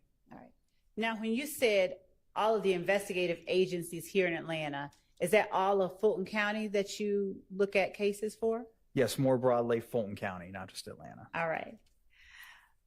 Now, prior to working, first of all, how long have you worked as a deputy district attorney over the unindicted homicide unit? Specifically as a deputy, I was promoted to deputy in late 2021. I've worked in essentially the same capacity since October of 2013, meaning that since I've been in the role wherein I receive case files from the various police agencies in Fulton County and then review them. Do you know how many of those case files approximately that you have received since you've been in that role as a unindicted homicide unit and writer? Do you know how many case files you've reviewed since you've been at the DA's office? Well, over 10 years. I've been doing this over 100. It's going to be over 1,000 case files. Are all of those homicide case files? Well, no, they're not all homicide case files. Now, what other kind of case files then would you have been reviewing? In my current role? Yes. Well, every now and then I'll be I'll be assigned some sort of special case or investigation. Off the top of my head, do you want me to get into specifics? No, I just want you to tell the jury generally what other types. I think at one point in the past, I was specially assigned to a case involving the illegal dumping of tires in abandoned lots across Fulton County. There was a terroristic threats case that I dealt with at one point, just cases like that. All right. Now, when you get a file from a law enforcement agency in Fulton County, is the file always complete to the point that you're satisfied with presenting it to a grand jury? No, not always. Oftentimes, maybe not more often than not, but so maybe sometimes is a better word. On reviewing the case files, I find that there are deficiencies in the investigation. All right. So before we go on to those, any deficiencies or anything like that you might find, would you tell the jury, you started out saying that you have been a deputy DA since late 21 and you've been reviewing homicides since 2013. How long have you been at the district attorney's office total? Since June of 2011. And what roles have you held there since that time? So my first role, my first day of the DA's office was June 21st, 2011. And within 2 days of that, I was placed in what was called at the time the complaint room. Mm-hmm. And I worked an overnight shift. Oh, no, it was like a late afternoon shift. It was like 3 p.m. to 11 p.m., I believe were my hours. And I would essentially just sit there and wait for cases to come in from the various police departments in Atlanta, any kind of felony case at all. They would fax us the police reports, et cetera, and I would read over them. I would draft a summary of the case that would be notarized somehow right there in the complaint room, and this would be provided to a judge at first appearance. And essentially what I did is I would in real time receive the case files, the incident reports essentially from the police officers as they were making the cases. Okay. And then I would prepare some preliminary documents to be for first appearance in the morning and then indictment thereafter. I did that for about 3 months, I believe. Where did you work after that? 2 months, actually. I then was sent to the non-complex trial division. What does that mean? Non-complex at that time, and it may be this way at this time too, I don't know, but at that time it was a division within the Fulton County Superior Court that handled or concerned certain felony offenses that were considered lower level in severity than others, such as simple possession of Your Honor, his background is what I'm establishing, and I'm asking him to just give a brief summary. All right, well, it's not particularly brief in the summary, so let's get a little bit more brief. Let's go a little bit more brief. What did you do as a attorney in the non-complex trial division? I basically just handled the prosecution of lesser felonies like possession of drug and minor theft. After how long did you stay in the non-complex trial division? I believe 6 months. Okay. Where did you go after that? The trial division. And what did you do briefly in the trial division? I handled cases, the prosecution of cases such as aggravated assaults, armed robberies, drug trafficking, that sort of thing. Okay. And how long did you stay in the trial division? A little less than 2 years. After that, is that when you were sort of went into a different role? Yes, that was in October of 2013 when I was assigned to the major case division in the unindicted homicide role, which is essentially the role that I'm in right now. Okay. Did you supervise people in October 2013? No, not at that time. Did you have any other persons working with you, like investigators? I did. I had an investigator named David White. All right. When you received a case, you were talking earlier, and actually, let me just back up quickly. Your educational background, just well, majored in. I major in public policy at the Georgia Institute of Technology, and I got my law degree from Georgia State University. Now, have you always only worked as a prosecutor, as a lawyer? Briefly telling the jury whether or not you have. Your Honor, I'm actually going to object to that as irrelevant. It's irrelevant. Overruled. Since I've been a licensed attorney, no, I worked for King & Spalding briefly as a document review attorney. Have you ever worked for an attorney that did criminal defense work? I did, Alan Begner. How long did you do that? 2007 to 2010, I believe.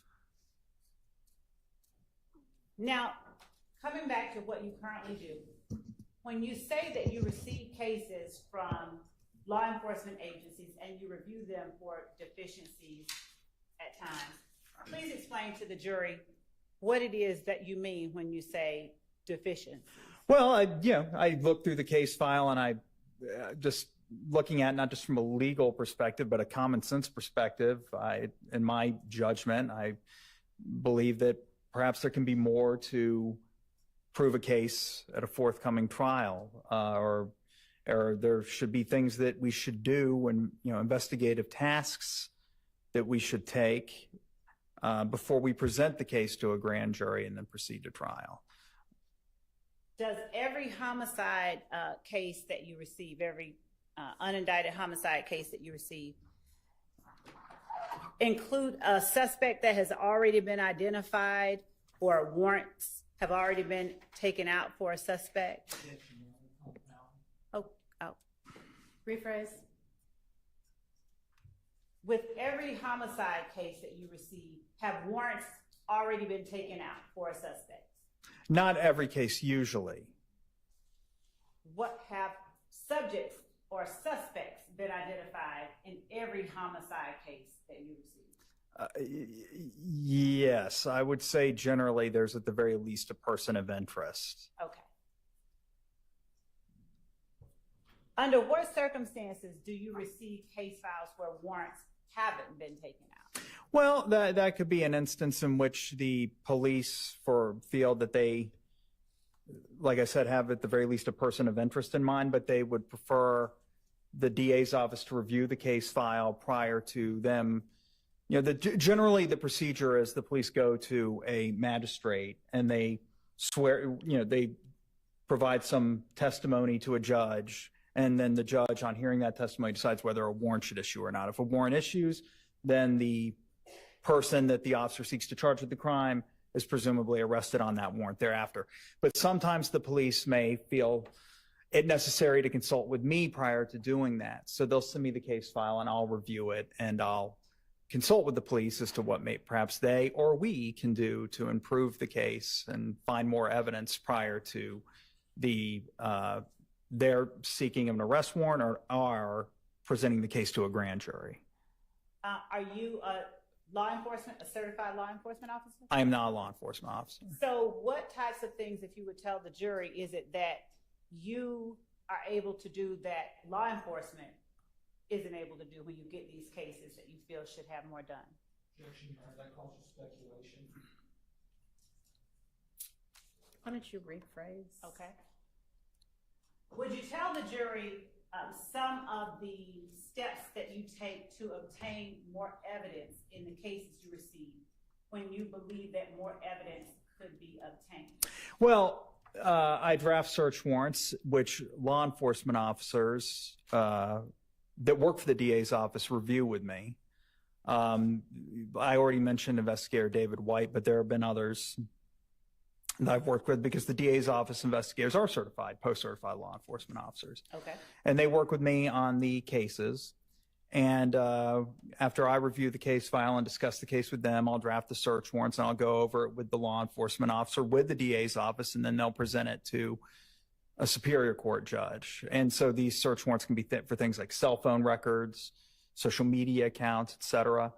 I can subpoena things on behalf of the grand jury.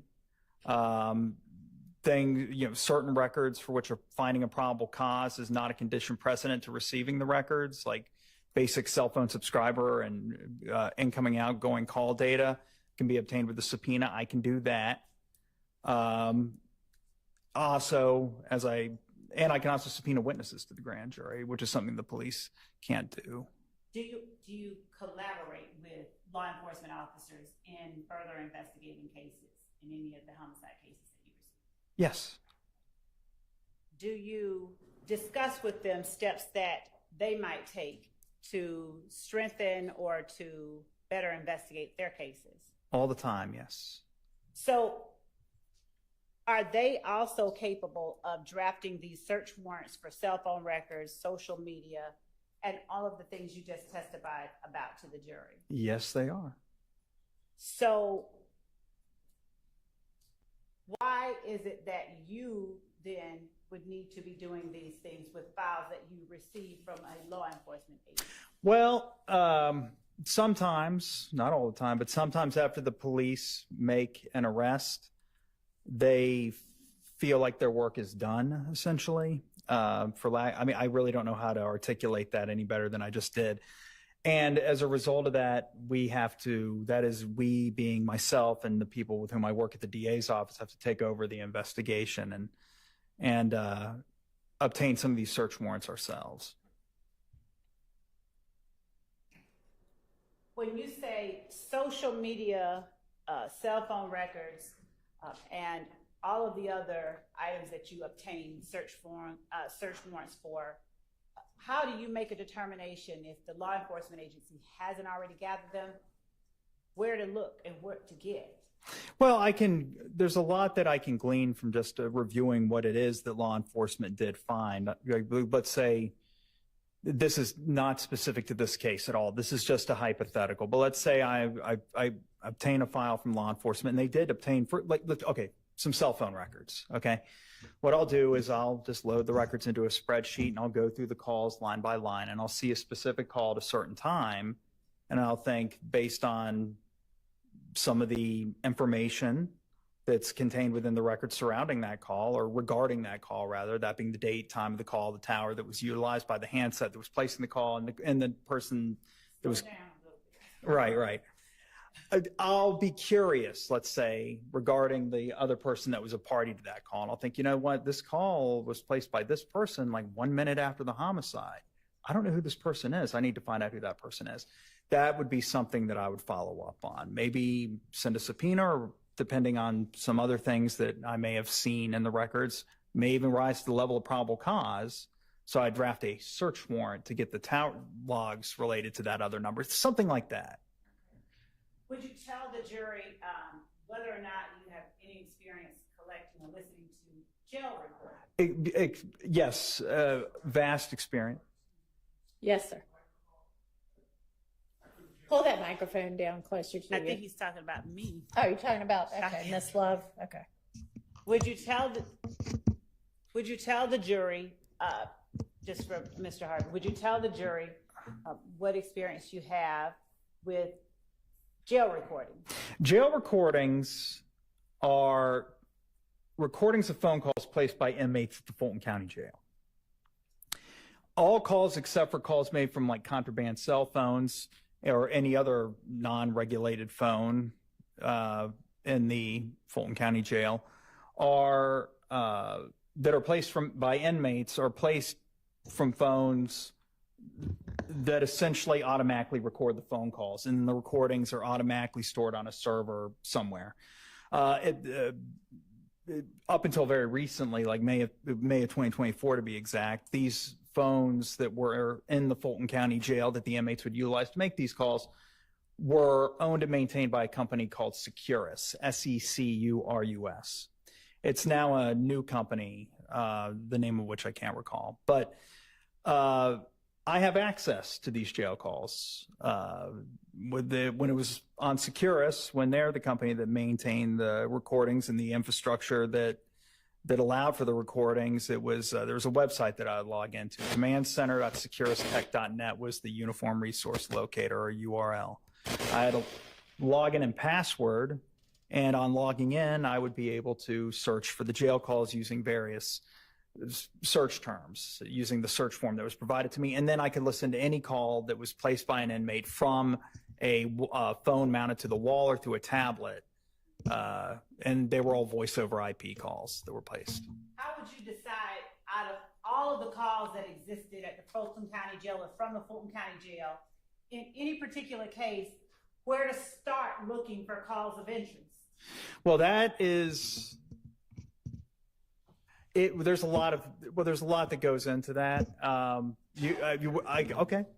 So, on a typical murder case, I would start with every inmate. Let me back up a little bit. Every inmate is assigned an account number that they have to enter before they place a call from the Fulton County Jail phone.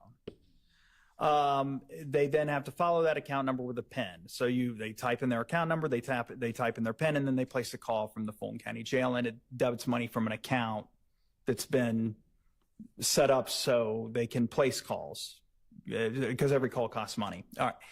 So what I would do is I would first run a list of all numbers, all phone numbers that the inmate called. I'm going to object based on relevance, based on bolstering. That'll be my objection. Your Honor, one, this witness will be talking about certain steps that he took to further the particular investigation of the case that we're here on, and how he did it and the extent to which the steps and the extent to which he went to find certain things are relevant in terms of how exhaustive his efforts were. So it'll allow the jury to gauge. Why don't you just ask him if his efforts were exhaustive? Well, Your Honor, I think it's relevant that the jury understand what he did to narrow down those numbers that he. Okay, well, let's get to that without there being a treatise on all of this. Okay. All right, Mr. Sprinkle, without the treatise, can you give us give to the jury a more condensed version of how you determine what calls you want to look at out of the thousands of calls that exist? Sure. I basically just compile a list of phone numbers that the inmate called, and then I run each phone number individually, and I look at the date and time that the inmate called the numbers, and based on when that call was placed in temporal proximity to something that I deem significant, I listen to that call, and on listening to it, I determine whether or not it was relevant. And when you say you run each call individually, what does that mean with the Securus system? You can search for calls based on phone number only. So you can, in the search field in this form at that website that I said that I log into, you can just type in a phone number and a date range, and ask the system to return all calls placed to a certain number by any inmate in the entire facility for a certain time period. Are inmate names always associated with the PIN number, or inmate calls rather, please forgive me?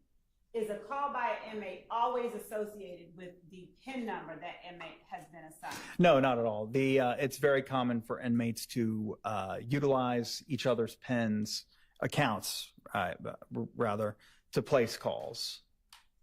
What about when a person is first booked into the jail? Is there an account or a PIN number associated with that person? No, those calls placed in the booking area, they are not required, nor do they have an account and PIN number to even utilize to make the call. So those calls, they don't need to enter any account information. So the only way you can find calls from the booking area or the lobby area, but for you, you're relevant to your question, the booking area, when the inmates first get there, is to search by the phone number specifically. Okay. Now, do you listen to, when you say that all calls are recorded, do you go and listen to calls between inmates and their attorneys, things that are privileged? No, and ideally the attorney will have registered their number with the system such that the calls aren't recorded at all, but if I ever see... Overruled. Please go ahead. Yeah, and if I do see calls from attorneys, then I just don't listen to them, and I just disregard those. You mentioned contraband cell phones. Would you explain when you said that except for contraband cell phones, you try to listen to the calls that are made from the jail? Well, I can't listen to phone calls made from cell phones that have been smuggled into the jail and the inmates are using unlawfully, because those calls are obviously not recorded. Yeah, I mean, they're cell phone calls. Unless there's a wiretap on the phone, I wouldn't be able to listen to those. We'll come back to the wiretap, but do you ever have access to calls or cell phones, rather, that were smuggled into the jail and used illegally? Occasionally. Objection. Asked and answered. Overruled. Occasionally, yes. There will be cell phones that are seized from inmates at the Fulton County Jail, and the contents of them are digitally forensically extracted, and I will review those, yes. When you're talking about them being digitally forensically extracted, could you break that down in lay terms? So, sure. A cell phone, as I think we all know, has a port on it, generally that you plug a charging cable into to charge it, but also with most, if not all, modern cell phones at this point, that cable can also allow for the transmission and of data to and from the phone. And so when a phone is seized by law enforcement, there's certain software that law enforcement can use to basically plug the phone up to the computer using that same port that can send and receive data. And this software can make an exact copy of the contents of the phone. It's called a forensic data extraction of the phone. And it creates a forensic image, digital image of the phone. And it's meant to ensure that the contents of the phone are not altered at all in this process. And it allows, through the specialized software that law enforcement utilizes, to read the forensic image that is created from this process, to inspect the contents of the phone, such as the text messages, images, videos that were filmed and photographed by the phone, etc. Can you do or find social media content on those extractions as well? You can. There's subsections of the reports. One of those is or not just Instagram, but social media accounts that are registered to various apps in the phone. So yes, those are in there as well. And do you ever use those extractions to aid in furthering an investigation into the homicides that you receive? Yes. How do you decide what or how to find social media accounts of interest when you're investigating unindicted homicide cases? Well, there's a lot that goes into that. Are you saying if I were to have a person of interest, or anyone really, and I just wanted to find their social media accounts? Yes. How do you go about determining what social media platforms and to whom or how a person identifies themselves on social media platforms that you find of evidentiary value? Well, that can be difficult. or easy, depending on the person. I suppose I would start by just searching for their name on a social media platform. If they have a very uncommon name, then it can be very easy to find them.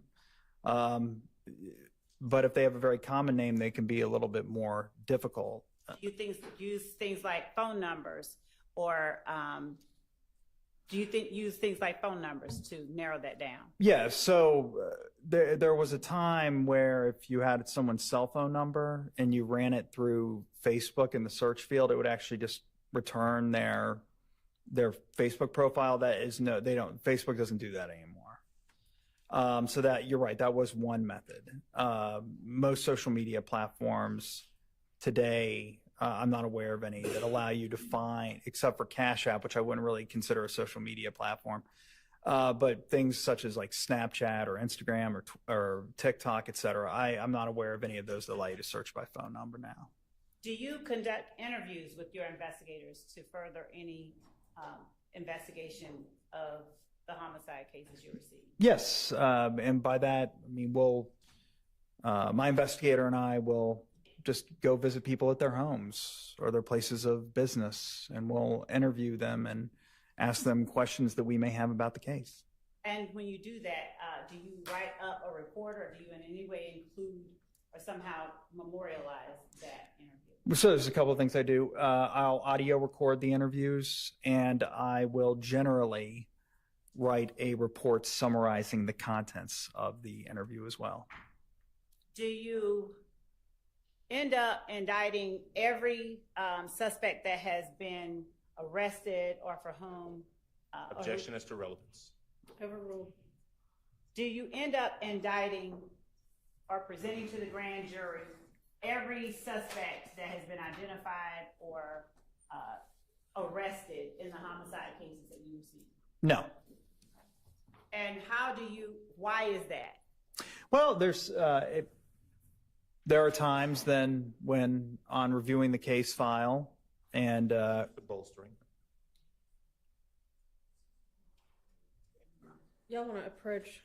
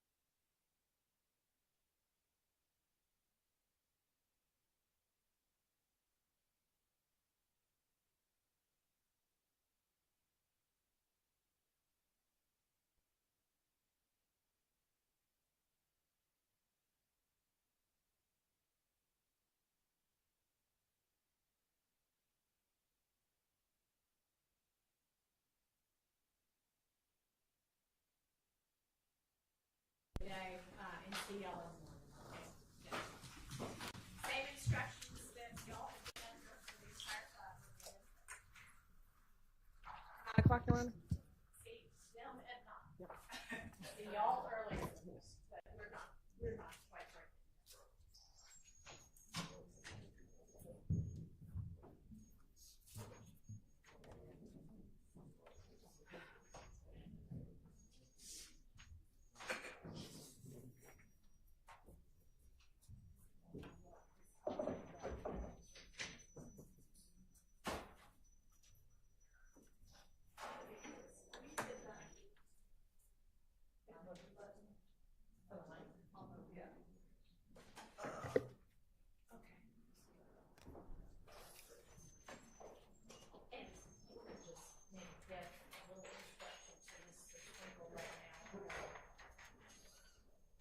With everybody here, if you want to give, I don't know where that noise is coming from.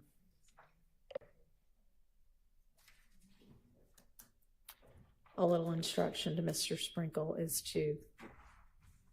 Okay. Yes, Your Honor. I will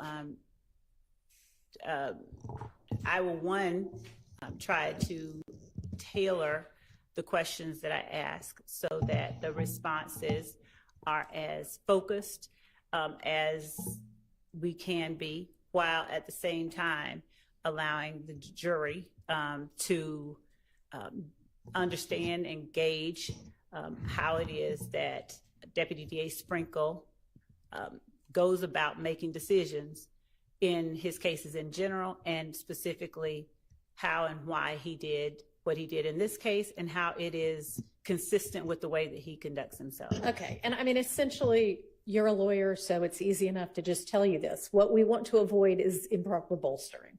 All right, so just keep that in mind as you're testifying. And obviously answer the questions that any attorney asks you, but. And beyond that, with respect to what was discussed at the bench, Your Honor, I'd like the opportunity to. Sure. So we're going to excuse you for the day, Mr. Sprinkle, and 9 o'clock for you. And of course, if we end up with a different witness, then it won't be 9 o'clock for you, but be prepared to be over here ready to testify at 9.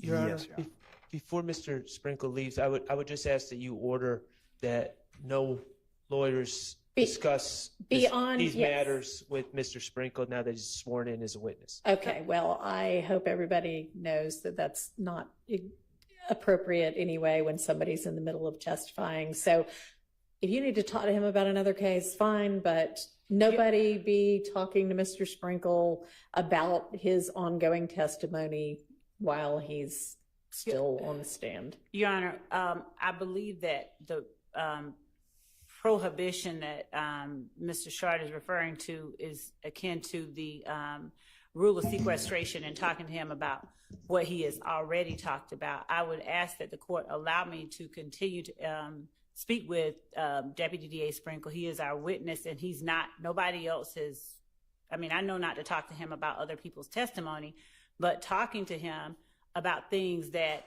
I'm going to be showing or saying or whatever to him, I don't know that there's any legal prohibition against that, and constraining us from interacting with our witness.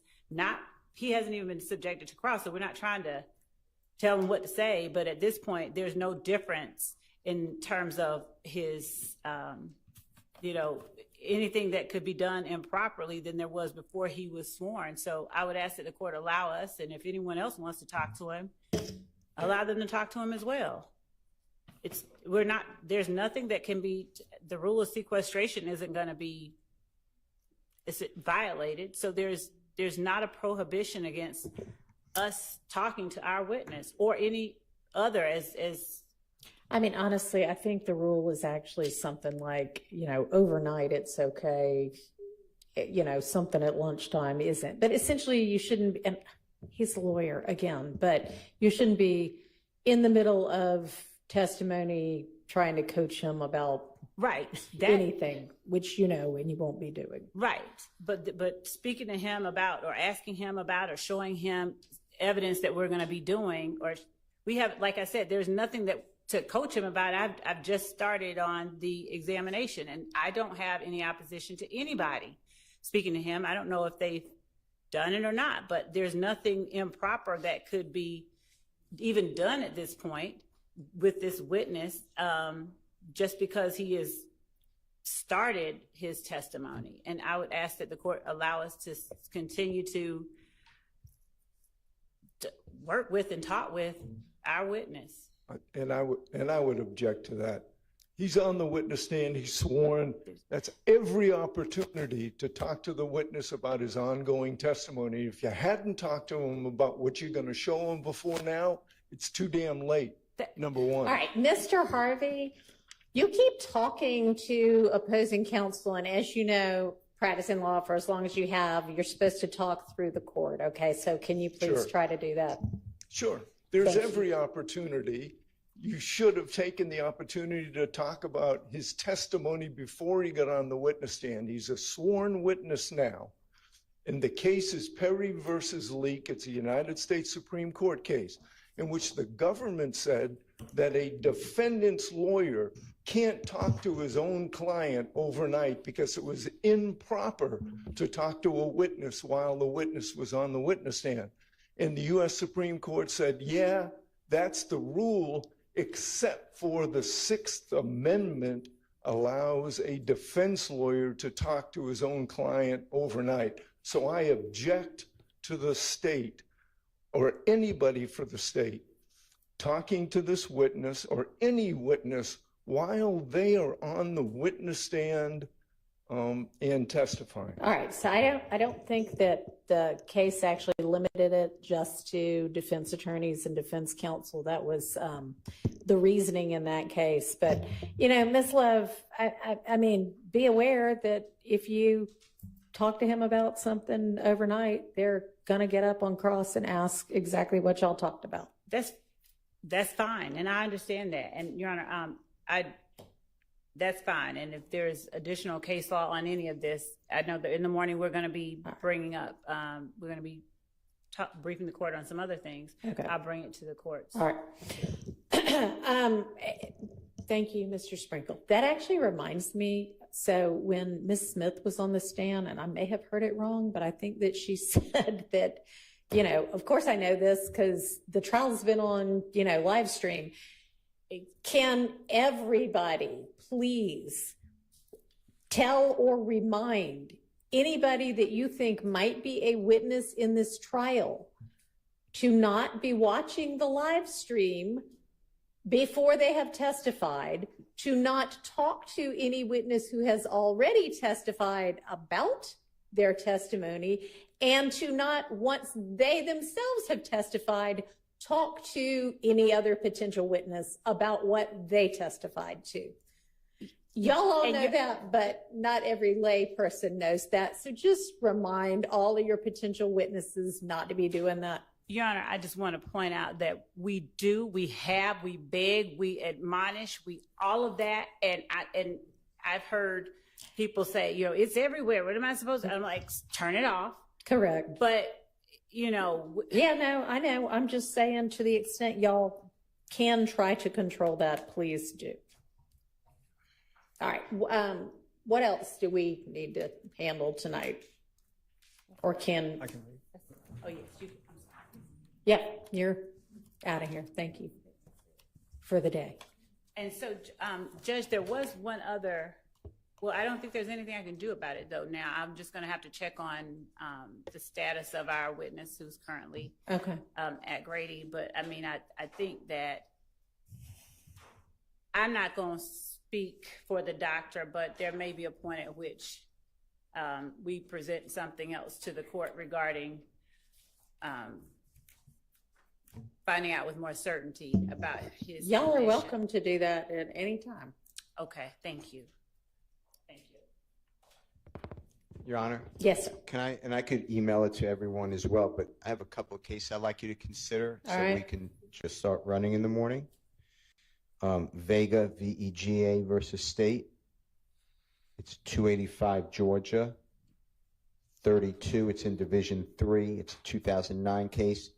The cases it relies upon are still cited in 2020 3, and it specifically what we're targeting is where the conduct and the motives of the actor are not matters concerning which the truth must be found, i.e. are irrelevant to the issues on trial, then the information, etc., on which he or she acted shall not be admissible. Only in rare instances will the conduct of an investigating officer need to be explained. Otherwise, Hang on just a second. Of course. Sorry, have the deputy going in and out of the jury room, and it looks like some of them are still in there. Go ahead. Only in rare instances will the conduct of an investigating officer need to be explained. Otherwise, it is error to permit an investigating officer to testify under the guise of explaining the officer's conduct to what other persons related to the officer during the investigation. The mere circumstance of an officer's initiation and continuation of an investigation without more is not relevant to the inquiry. And the reason, there's also Leslie, by the way, Leslie versus State. That's 355 Georgia Appeal 244. 355 Georgia Appeal 244. It's in Division 7. It's a 2020 case. It says the exact same thing. But, yeah, and my understanding of those cases, and it used to be, especially before our new evidence code, that every time there's a hearsay objection when there was an officer on the stand was, oh, it's to explain his conduct, and that's hardly ever relevant. This is A, not just an investigating officer, but B, if Ms. Love, I know you had said some things up at the bench that I think are relevant in responding to this issue of whether, I don't know if it's so much his conduct, but, I'm sorry? The practice that he goes about in deciding to sometimes not, I guess, bring an indictment against somebody that had been arrested. Yes, the decision, the way that he does his job. I mean, yes. I just want the court to appreciate this then. Then are we allowed to bring in people who've been exonerated by DNA from the Fulton County District Attorney's Office under Michael Sprinkle murder case that has been found to be innocent? Do we get to bring in individual people who say that they were wrongly charged and their murder case after indictment was dismissed? Do we get to bring in people who have pled guilty but will explain, I only pled guilty even though I'm innocent? Because this is just opening up, to me, the DA's office reputation. I could put my reputation in this courtroom as well. I could have a lot of people come in and say, I believe beautiful things, but we don't do that. And that's Which is why, as you know, up at the bench, I instructed Ms. Love to focus and tailor her questioning so that it focuses on what he did in this case. okay. I thought we were still talking about okay. And I agree with you. Whatever he did in this case may or may not be relevant, but right now he's talking about, I don't indict everybody that's brought to me. Sometimes the law enforcement doesn't do a good job, so I have to pick up the pieces. I don't see why that would do it. I don't know why Ms. Love asked that question anyway, but I mean, it's Ms. Love's case. Well, it's the state's case being led by Ms. Love. But one thing that I think it is, this is not the typical case in that the defense actually in this case has a couple of people, I think, who were once indicted for the murder of Mr. Thomas who no longer are, and we have this other set of people now indicted. And there has been very much suggestion through defense questioning of witnesses thus far, and I don't know, I suspect will be in opening and in closing as well, which is entirely appropriate as a defense counsel to do, but to poke holes in the state's case by saying, these people law enforcement thought it was them, XYZ, and all of a sudden, it's not. So y'all actually have somebody you're pointing to and saying, this is who ought to be being prosecuted, but they're not. And it's because of, I don't know, whatever reasons y'all come up with to argue. But that, I think, takes it out of the general, well, conduct's never relevant, because neither side should be hamstrung in not being able to counter what the one side is saying about the case. So.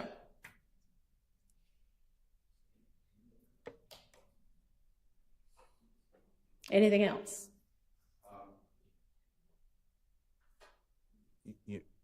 If it's tailored, then we can do it Yeah. question by question. But right now, it's very broad. Yeah, I agree. And I do not want Mr. Sprinkle sitting up here saying, hey, I'm brilliant, and when I decide, somebody should be prosecuted, it's because I know, or obviously he's not going to do that, but anything like that, because his thoughts about it aren't really relevant. And Your Honor, that is the point that I was actually trying to stay very narrowly focused on, because it's not about his thoughts, but there has been a persistent assertion by way of cross-examination and whatnot,